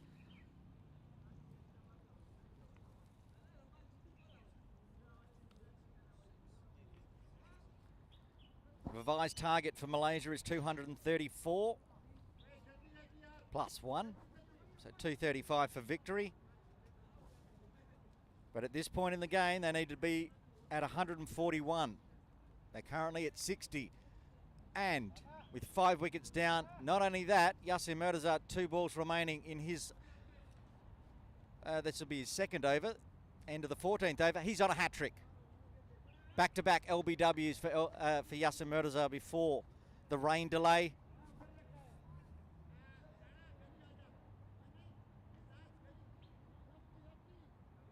Akil Wahid coming in for Malaysia to face the hat-trick ball from Yasser Murtaza.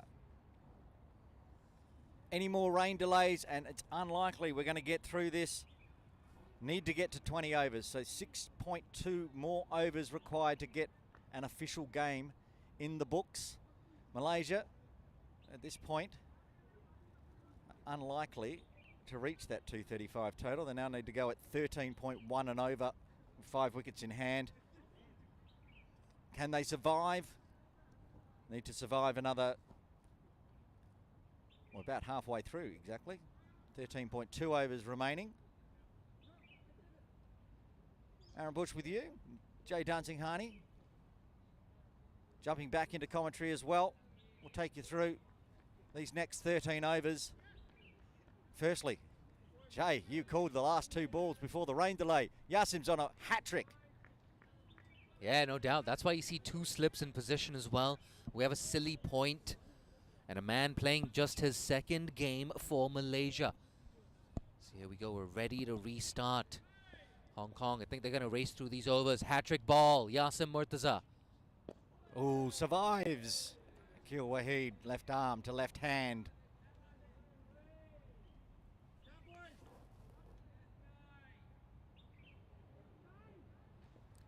And both of us taking a sip of water there.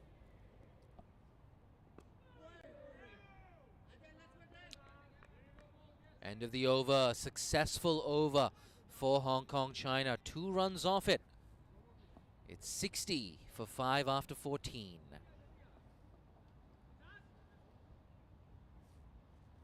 So, 14 overs done, 13 overs remain. The pass score for Malaysia, 141. They're a fair way short of that. Yeah, but I tell you what, if the game does reach a natural conclusion, rather, they need 175 in 13 overs. Oh my word. I know it's a bit of a euphemism, but that's not going to be easy. Tough. Tough doing some heavy lifting. Dan Pascoe coming into the attack from the Argyle Street end for the first time today. Bowled beautifully up at HKCC with very little, again, doing heavy lifting, very little to none spin up there. Round the wicket with the left arm. Pushed straight back to Pascoe.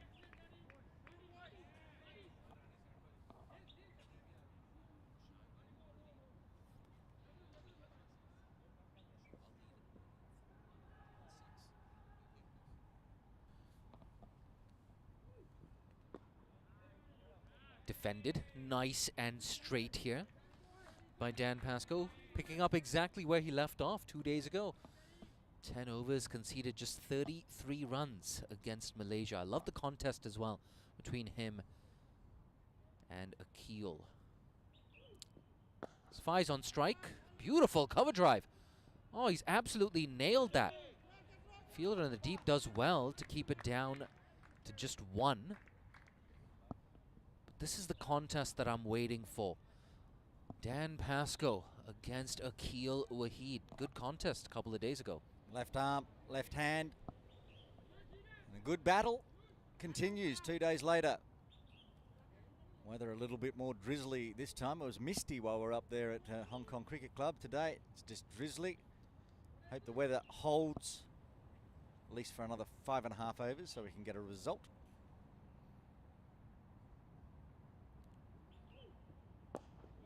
Watchful from Akil. Yeah, very impressive stuff from the left-hander 2 days ago. It was my first chance to take a look at Akil Wahid, and I was very impressed. Played the situation of perfection. It's down the ground, doesn't quite get all of it. Straight to mid-wicket there. Not only the massive par score required for Malaysia, but the temperature continues to plummet. Now 10.7 degrees out there. Last ball of the over. Same result, another dot ball, just one off that Pasco over. Hong Kong, China, they're dominating proceedings. After 15, it's 61 for 5. Aaron, I suspect we're going to see Hong Kong, China just race through these overs. Maybe spinners bowling in tandem. It would be wise. And I know we saw when Akil came out, Zishan was yelling to say, get him out on the field, get him out on the field. We need to get through these overs. We've got rain, fading light. Yasin Murtaza continuing. He bowls a fast over. No single there. Not sure where he was going, Akil Wahid. Get back, mate. Cheeky singles are not going to win you this game. You need boundaries, you need big hits. Swept away, it's in the air. That man is out on the boundary, so just a single. I think that's Azaz Khan out there in the floppy hat. Could be wrong. No, I think you're right. Azaz out there with the floppy hat on still. Yeah, we're a bit blindsided here. We have an extra curtain to just protect our equipment from the rain. 173 needed of 70 balls. Guided. Oh, it's going to beat that short third in the circle. It's running down to the boundary. Fancy bit of footwork. Has he brought it in?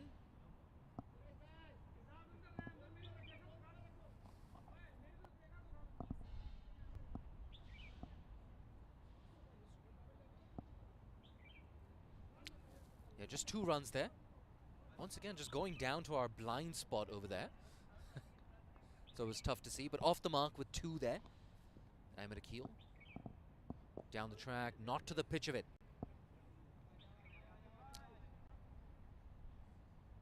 Yeah, no form with the bat for Yasin Murtaza. But he's been brilliant with the ball in the last few days. Not easy to get on top of this left arm spinner. Shorter, flatter. Yeah, Azaz, not in any kind of rush to aim at the stumps to get a throw in. Should be pretty regulation stuff here for Hong Kong, China.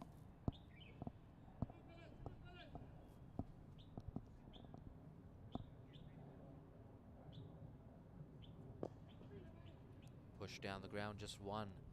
Singles are not going to bother Hong Kong, China. Just 5 runs off the over after 16 at 66 for 5. Jay, that's 50 overs bowled today because of all the rain delays. Not one maiden. Interesting stat. You don't usually go through an entire game of cricket without at least one maiden. And it's not been it's big scoring from Hong Kong, but it's not been big scoring so far from Malaysia yet. So far, no maidens in the books. Yeah, we nearly had a triple wicket maiden from Wafiq Irfan in that first innings. Shariar squeezed one down, past point, to break that spell of dots. Speaking of a spell of dots, here's Pasco again. Ooh, kept a bit low. Misfield there from point, allows them to scamper through for 1. Oh, nearly overthrows, in fact. Nice left hand from Martin Kutsia there, say 4 overthrows. See him just drying the ball there, Pasco. I think what's happening as well, with that hint of rain, the ball's just skidding off the surface. So you got to be careful as a batter if you're playing across the line. Might just skid on. False start for the Professor. Professor of Law, Dan Pasco.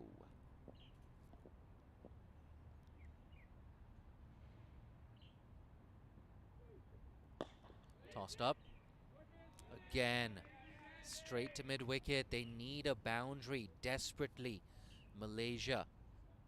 It's the first time that they've really struggled against Hong Kong. Against Hong Kong, China on this tour. Been here for a while now, the Malaysians.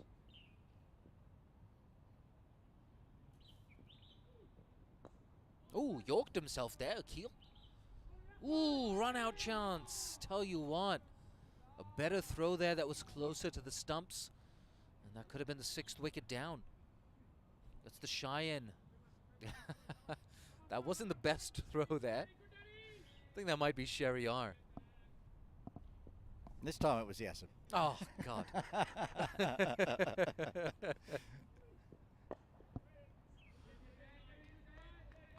we go. Nazakat over there. I got that one right. They do look a bit similar, don't they? Sheriar and Yasim. Similar build. Broad shoulders.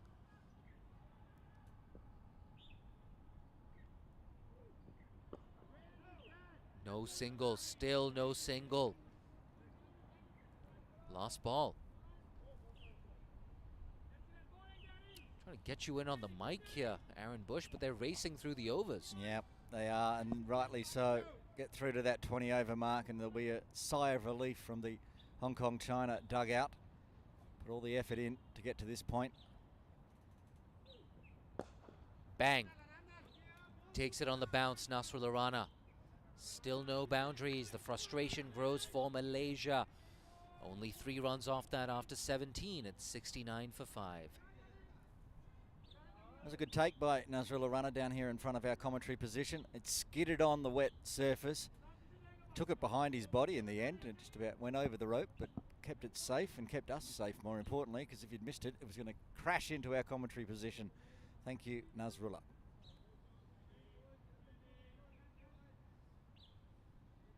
Yasin Murtaza to continue from the softball ground end.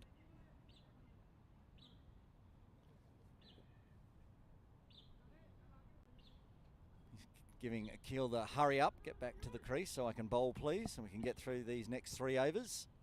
Goes around the wicket. Defies. And he swats it to point. Could see it.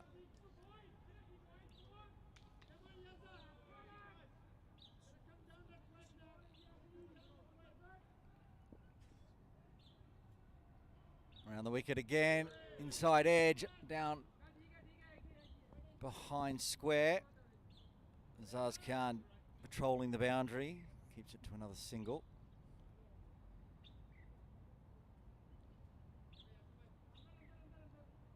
We'll bring the left-handed Akil Wahid on strike, 4 off 10 so far.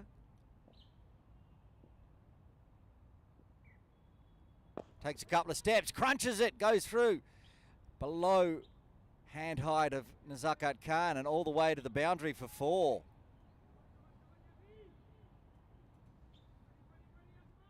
It's Akil Wahid's first boundary. He had crunched that. Nazakat tried to get the right hand down, but it was gone behind him before he could even get that low. Kept it low, flat, crunch, 4 runs.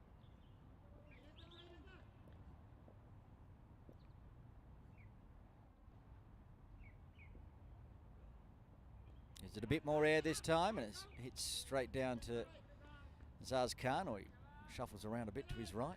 Another single. Good over so far for Malaysia. Not anywhere near the 17 per over they require. 6 so far.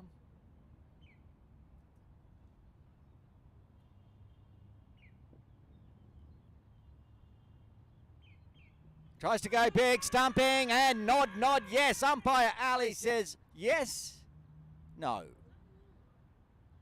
I thought he nodded on that one, but I am mistaken. Yeah, Zishan was very, very convinced, but Fies was in. Apologies from me. I was watching the umpire, waiting till the finger went up, but sometimes they do that thing where they nod to say, yep, that's out, and then put the finger up, but that time it was just a gentle nod from Maybe it was a nice stump, nice bit of glove work he was nodding at. Anyway, Faiz survives and gets down the other end for a single at the end of the over. 18 done. Malaysia are 76 for 5. While it's probably redundant, I will give you the updated par score required by Malaysia. They're currently 76 for 5, and after 18, if the game was to be stopped again for rain delay, they would need to be 159. 2 more overs to make this a game in the books. Get to that 20 over mark.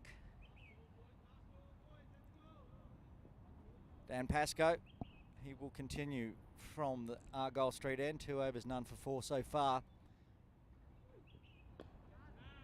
They're going to take a quick single, and no need to have a shy there from Yassim. Lets them through, rotate the strike, and bring Akil back on strike.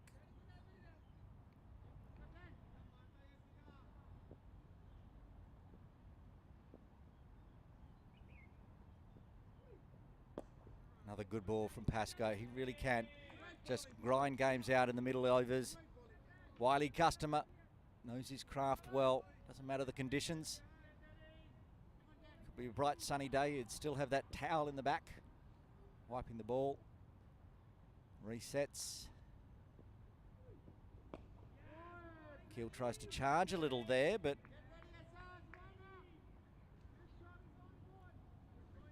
and he manages to push it back to Pascoe. A couple of dot balls.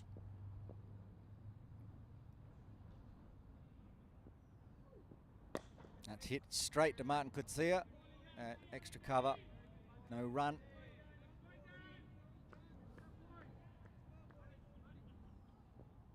Keel trying to break out of this Pascoe grind. Does again, comes marching down the pitch, but this time just hits it to mid on. Zakat Khan does the fielding.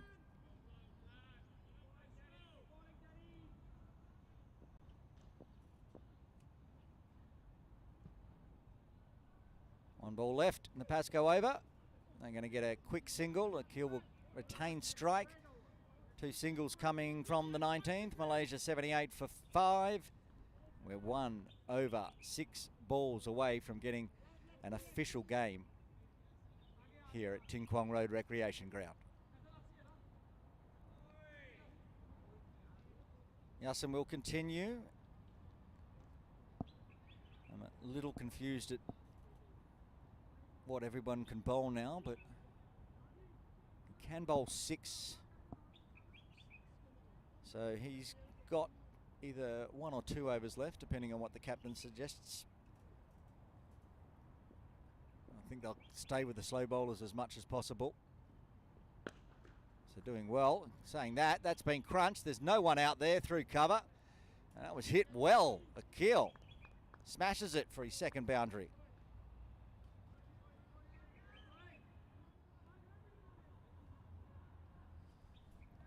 Yeah, I like the look of this lad, the left-hander. Akil slaps it through the covers for 4. And rightfully said, second boundary for Akil. Yassim resets. Comes again at him, just the single this time. He's so good off the front foot, off the back foot, uses his feet to the spinners as well. That time just going against the turn, but he smothered the spin, so it allowed him to get it through the covers. Fai's on strike now, whips it around the corner. Fine, how fine? Saz Khan, who's done a lot of work in the last few overs, scurries around. Yeah, he's been playing spoil sport down there at deep fine leg, hasn't he, Azaz Khan? They only run 1 on that. Felt like there was definitely 2 in it. Maybe they're just taking their time. Akil's back on strike. Comes down again, goes big, but is not big enough. Getting underneath it and takes the catch. Akil has to go, and that's the 6th wicket to fall for Malaysia. They're 85 for 6. Anshuman Rath down there with the catch. Yeah, things going from bad to worse for the Malaysians. We only need another 2 deliveries to get a result. And it's looking increasingly likely that it's going to be Hong Kong who square the series. I like the intent from Wahid, but I like that catch even better. Anshirat taking it nice and low. Tough, brilliant stuff. Tough catch in these conditions. It's very cloudy up above. Ball's wet. Came in immediately. As soon as it was skied, Yassin was calling for the catch, and Anshuman Rath obliged. Here's the replay. Yeah, a bit of a top edge there from Wahid. Didn't allow him to get the necessary distance. Well taken as well by Anshi. I know it's just trivial at this stage, but Malaysia are 91 runs behind that DLS par score. Yeah, I told you it was trivial. It's just a fun fact at this stage. It's been all Hong Kong, China all day today. It's a good response from the home side after those 2 narrow losses at the hands of the Malaysians. New batter in, Khizar Hayat. Comes down, tries to go big. Is that big enough? It is not. That's another wicket for Yassin Murtaza. The 7th wicket falls. Malaysia are 84 for 7. And for the second time today, Yassin Murtaza will be on a hat trick. Is he going to get it this time? They're running out of wickets here, Malaysia. They have no option. They have to go for everything. So what he did first ball, just couldn't get the distance. Khizar Hayat, golden duck for him. Big smiles from Nasrullah Rana. The home side have come to play. What a great response from Hong Kong, China today. Slow trudge off there for Khizar Hayat. Who's going to walk in next? Yeah, it looks like a lot of them are in that dressing room trying to stay warm. Just one more delivery left and then we're gonna get a result at TKRG. Jay, we've said it, I don't know how many times on the commentary over the years. Yassin Murtaza, people try to attack him, try to go long down the softball ground end. It's his end he bowls from, and this happens.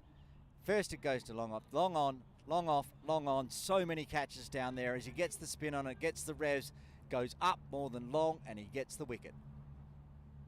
Yeah, you're right. We've seen it time and time again. Oh, who's his next victim? Well, Ainul Hafiz walking in at number 9. Oh, the keeper took an absolute spectacular one. You got to call the last hat-trick ball. Go for it, Aaron. It's I'm all on yours. It's all yours. And it's also going to get us an official game of cricket once this delivery is done. 2 slips in place. Yassin Murtaza round the wicket. Ainul Hafiz. Oh, I think went past.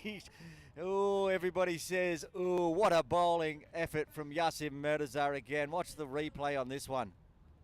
Yeah, perfect. Just looping it outside that off stump. Ainul Hafiz. Not sure. Is it going to come in? Is it going to just turn away from me? Played inside the line of that. We're going to get a result. It's official. After 20 overs, Malaysia 84 for 7.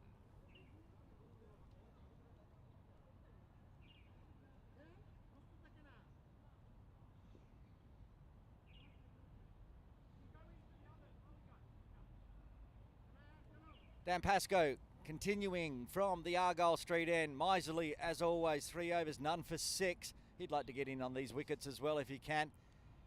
But Fies is still out there and he's on strike. And tries to go big but crunches it straight to Nazako Khan. No run. I'll tell you, Jay, during a Premier League game, Dan was batting, not bowling, but he picked up the nickname Dot Pascoe. He ate up lots of dots and he does it with the ball as well. So many dot balls, I can't get him away. We'll get a single here though. Just trots around. Gets down the other end and we'll bring Hafiz on strike. Yeah, yet to get off the mark here. The right-handed wicket-keeper batter. Yeah, look at that. 150 needed of 40 balls. Yeah, it's probably not going to happen. Pascoe to Hafiz. And defends well. Just go back to that catch he took. I think it was the catch off Dan Pascoe, in fact. Absolute screamer to his right, off the edge of the bat. Took it at second slip. One of the all-time greats, Pascoe, wants revenge. Hasn't got it yet. Has another dot in the books. My mother has just sent me a WhatsApp message. Dress warm. It's cold outside. Thanks, Mom. Yeah, we needed that one about 7 hours ago. Thanks, Jay's mum. Cut away, another dot. It's actually got slightly warmer. It's 10.9 degrees. Strip down into our board shorts and singlets. No, joking. And I'll tell you a story at the end of this over, actually. If it's a story about you stripping, I No, in fact, it's the opposite. Dan Pascoe. The final delivery of his over. There'll be another single. Should get cut off and is... Oh, they're going to push for two. Cheeky, but good running. Well done. Two in the books. Get off the mark. And at the end of 21, Malaysia are 87 for 7. So, Jay, I was talking to the Malaysian captain while we had that big rain delay this morning. And he was on the sides, just chatting about stuff, telling me how his brother's playing in Australia at the moment, but he's due back in the national side squad in about 2 weeks' time. That's pretty big news. But the bigger news was that he's like, it's going to get warmer tomorrow. And I gave him the bad news, it's not even going to get warmer today. It's just going to slowly get colder throughout the day, and then tomorrow is going to be even colder. And he was not happy with this news. Yasser Murtaza taking wickets at leisure at the moment. 4 for 23 off 5. He will bowl his final over. He's only allowed to bowl 6 now with the shortened game. Yes, there were some very cold Malaysian players this morning while we were waiting around. Yassim again. Oh, and there could be a run out. Could see it has a shy. It hits, but he got back. So they'll get through for at least one overthrow. They're going to try for 2. Oh, it's all happening. Hey, he's quick between the sticks, isn't he? Ainul Hafiz. Big tall lad. It's between the wickets well. So does Fies. No spring chicken, to be polite. Very quick between the wickets. Yassim. It's cut in the air, but there's nobody there, and it goes out for at least 1, and 1 it will be. Zipping through the overs again, as they do. Yasser Murtaza, 3 balls left in his spell so far. 4 for 26. Can he get a fifer? Can he get his Michelle? Yeah, only 3 balls left in his spell. 2 bowlers can bowl a maximum of 6. 3 bowlers can bowl a maximum of 5. Can he get that fifer? Oh, he almost did. Yes, he did. He gets it. Another LBW. And Yasser Murtaza gets his fifer. Malaysia lose their 8th. They're 90 for 8. Yeah, brilliant. Brilliant from one of Hong Kong's finest. He struggled with the bat, but in the 2 games before this, conceded just 58 runs in 20 overs. Didn't pick up a wicket, but today he's got 5 of them. 5 for 26, still 2 balls left in his spell. This is how he brought up the milestone. Yup, dead in front, no doubt about that. Shelton de Cruz got that finger up in a flash. Ainul Hafiz dismissed for 2. Malaysia, after 21.4, are 90 for 8. Well-deserved fifer, the Michelle for Yasser Murtaza. Had it on a string today. Bowling exceptional. And he's got 2 balls remaining. Can he get another one? Can he get the last 2? Tell you what, he's been on a hat-trick twice already today. You kind of feel like he deserves the hat-trick, so he just gets the next 2 wickets, the game's over, and he gets a 7-fer. It's going to be a heavy loss, this, for the Malaysians. Back down, it's going to bring them back down to earth after the high that they've been on in the last week. The Hong Kong China, you got to give them credit. Dominant with the bat. Azaz Khan brilliant at the end. I think it's that last over as well that just gave Hong Kong China the momentum they needed coming into that second innings. Here's Yasim again. Shezril Izzat on strike. Ooh, didn't get a wicket with that one. Shezril survives. 1 ball remaining in Yasim's spell. He just that pushed one. it down leg. Yeah, comfortably down leg. Floats this one, gets a leading edge, wants a single, not one there to be had. That ends Yasim Murders' 6 over spell. A 5 for 26, and after 22, Malaysia are 90 for 8.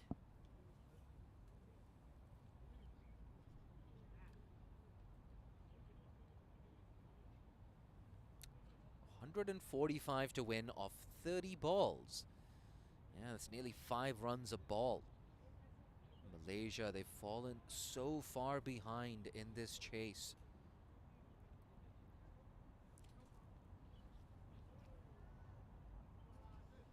See that signal from the umpire as well. That's the end of the second power play, start of the third power play here for Hong Kong, China. So they can have 5 fielders outside the circle if that's what they desire.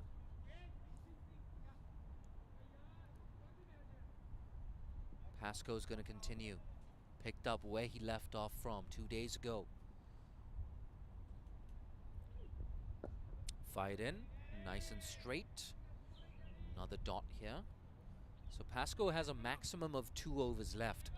I think we're going to see him, in all likelihood, bowl out here. That's assuming the game gets that far. Is this going to change the way Fies plays? Oh, it kept low. Just as we were talking about. Yeah, just a bit of rain, so maybe the ball just skidding off this damp surface. Ooh, kept low. Got his bat down just in time.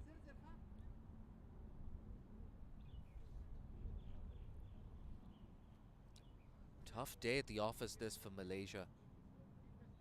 They were competitive, especially towards the end of that Hong Kong-China innings. But it's just that last over, that 27-run over, that really pushed Hong Kong from a below par to an above par score. I really think Malaysia would have been confident of chasing something in the region of 6.5 and over.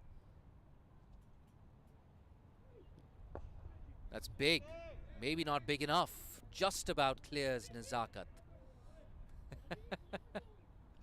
Nasrul Arwana having a bit of a chuckle down here at the boundary. Yeah, comes back for the second run there, does Fies. So he's going to be on strike again. I don't think we're going to see a situation where Fies is trying to farm the strike. Shahzul Izzat more than capable of holding a bat, more than capable of going big. Guided into the cover region for 1. I think in the closing stages of this game, it allows us to do a bit of a post-mortem here for Malaysia. The question is, what's gone wrong for them? Like I said, that 27-run over, what it meant is quite quickly the required rate skyrocketed to 9.5. When it gets to that point with many overs left, it's very, very hard to get back into the game. Nonetheless, another over ticks by. 23 gone, it's 93 for 8. They're calling for something here, Fies and Shahzul Izzat.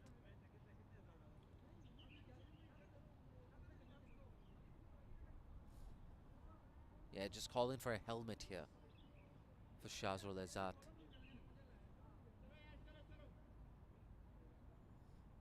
He's going to swap the cap for a helmet. And that's because we have a change in bowling. For the first time today, it's Ezaz Khan coming into the attack. So good with the bat. 62 of 28. And in that first innings, we talked about the importance of taking the game deep. That's what Ezaz did. He waited and he waited, and then finally, in that final over, he exploded. 27 off that final over. What what that does, especially in a shortened contest, it raised Hong Kong's run rate by nearly 1 run.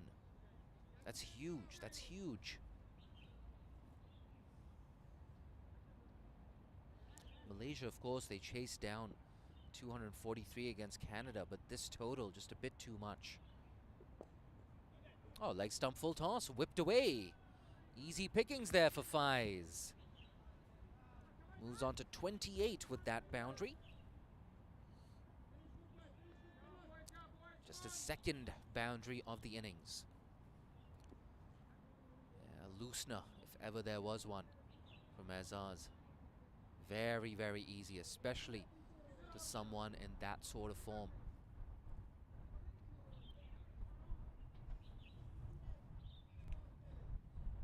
But obviously, just a little bit too late for Malaysia. They need nearly 6 runs a ball to win.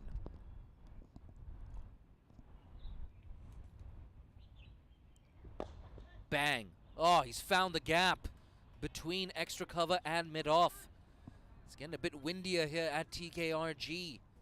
100 up here for Malaysia. Back-to-back boundaries for Fies.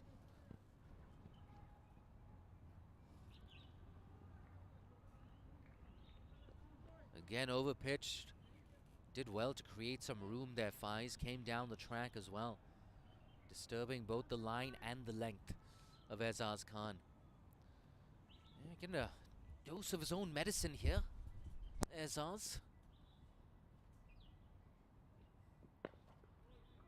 Looking for that single. No single there. Just 3.5 overs left after this.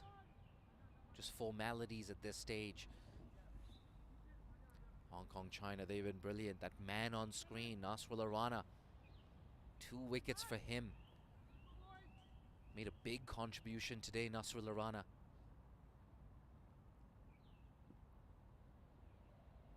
Ayush Shukla as well, wicket with the new ball.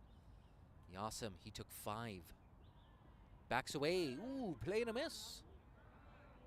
He was looking for that gap there. Big gap to the left of backward point. Yeah, just missed it. Back live once again. You can see him just eyeing up that huge gap in the field. 2 balls left in this Ezaz Khan over.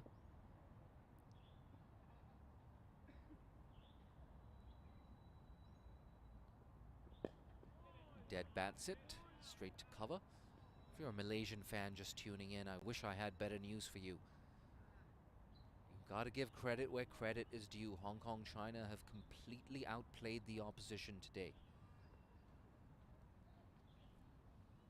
Not a single Malaysian batter has really made an impression so far, with the exception of Fies. You can see him just practicing those scoops and reverse sweeps.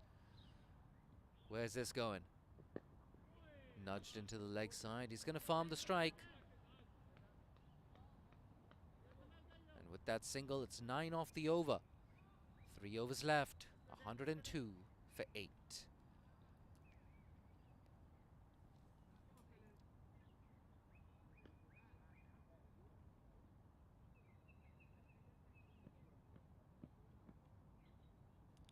But yeah, on the topic of what's gone wrong for Malaysia, we talked about that last over, but also the big partnership between Anshirat and Nizakat Khan meant that Malaysia just couldn't take enough early wickets.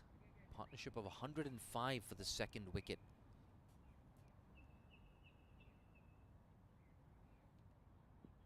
That's what really set things up for Hong Kong. Last over for Dan Pascoe.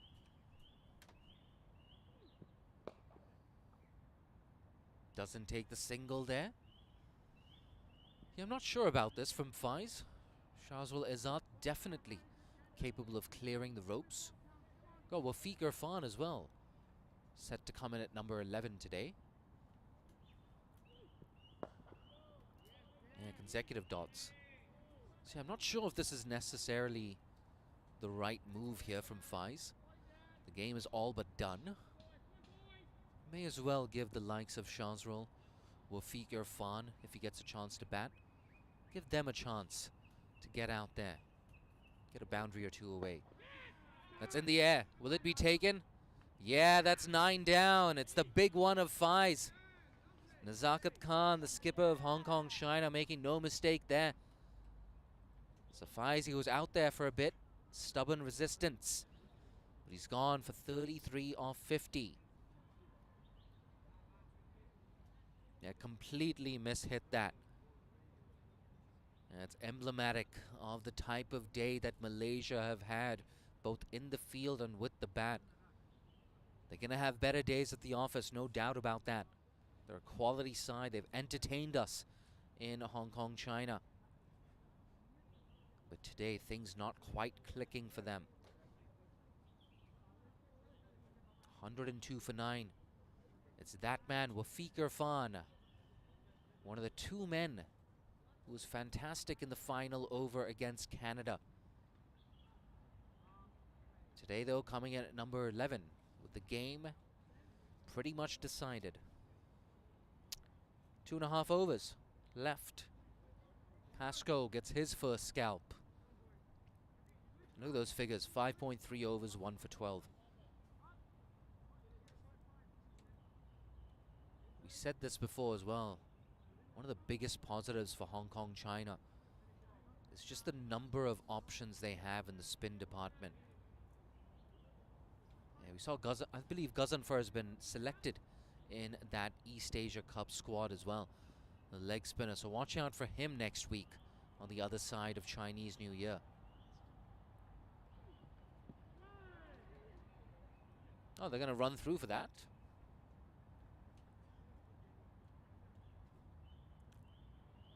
Pascoe, that one just sliding down leg. Still not off the mark here, Wafiq. Shazrul as well, new at the crease. Both scoreless at this stage. And if you're Shazrul Azad, you may as well have a bit of fun. You may as well swing that bat around. Or you could just push it back to the bowler. Don't listen to me. What do I know? Last ball of Pascoe's spell.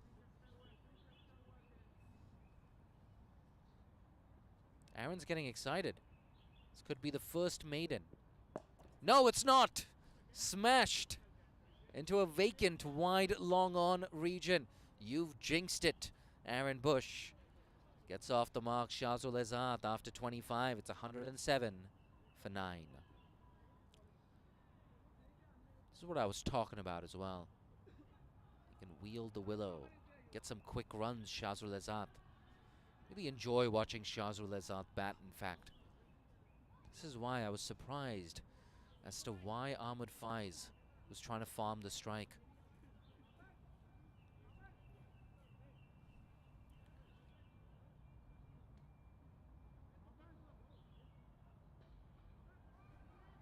Well, well, well, what do we have here? 2 overs left. And one of those overs is going to be bowled by Babar Hayat. Babar Hayat. We don't see him bowl very often, but when we do, we pay attention. Here he is. What's he going to bowl? Bit of off spin. Oh, yoked himself there, Wafiq Irfan. Yeah, coming around the wicket, getting it in nice and full. He's got a smile on his face, Babar. He's loving it. Oh, a bit short there. Guides it away. Can't beat short third. Still on strike. Hong Kong getting louder and louder. They're willing him on. Aaron Bush, have you jumped back in the compost? I have. Bubba Hyatt is bowling. I've unpacked the headset and I am back because I love watching Bubba bowl. Oh, there we go. Oh, that's been smashed away for 4. Wafiq Irfan gets off the mark. Aaron Bush, you may as well just take us through this over. Well, we've been calling him noted wicket taker because he took 3 wickets in a Sunday Elite game a couple of weekends ago, then took a wicket on Monday against Hong Kong China A. But he was bowling the cutters before. He's doing the wristies today. He's mixing it up and getting hit for 4. Yeah, I can see groundsman Jashim Uddin to my left. I know what you're thinking, Jashim. Is Barber bowling? Yes, he is. And he's gone for back-to-back boundaries. You gotta have a bit of fun sometimes in the comm box. He was bowling the cutters last time, and now he's bowling wrist spin. Maybe, I don't know if perhaps the light, he's not allowed to bowl any quicker. Or he's decided today it's wrist spin day. I'm not really sure, but he's been spanked for 2 boundaries in a row. He needs to get a wicket. This is going to be his only over. And so we can keep calling him noted wicket taker, Bubba Hyatt. Well, false start from Bubba. Going around the wicket. That's the quicker one, and that's going to go for a hat-trick of boundaries. Yeah, Babar Hayat getting the Babar Hayat treatment. Yeah, getting a taste of his own medicine here, Wafiq Irfan. Moves on to 12. He's dealing in boundaries, the left-hander. Bit too short and wide there from Babar. Easy pickings. It was a good stroke. All 3 of them have been, actually. 1 ball remaining. The 26th, and I'll leave you for the final over. Floats it. Pulls him!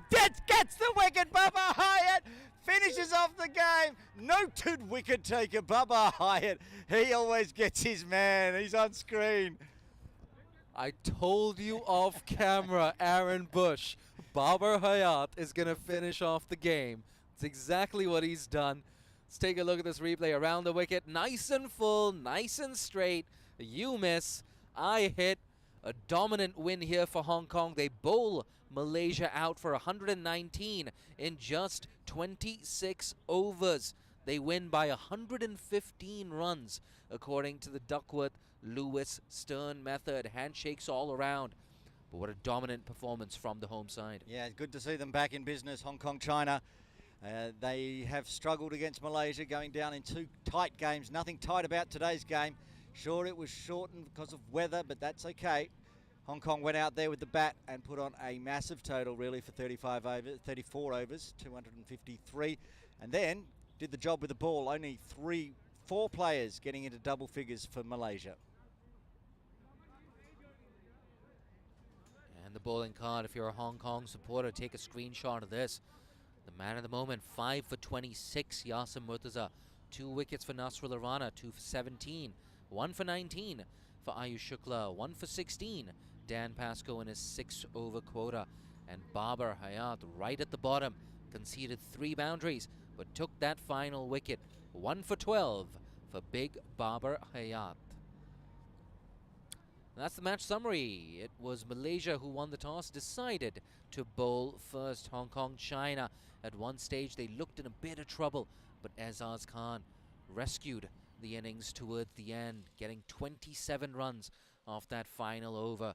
And you just get the feeling it gave Hong Kong, China the momentum they needed in that second innings. They bowled Malaysia out for 119, only Fies making any real impression. 33 for him, 5 for 26 for Yasim Murtaza. That evens the series at 1 win apiece. We'll be back tomorrow morning from 8:30 a.m. in the toss for Game 3, the final game of the bilateral series between Hong Kong, China and Malaysia. Thanks to Jay Dunsing-Harney today. He'll be back tomorrow morning as well, as will I, Aaron Bush. And until then, signing off.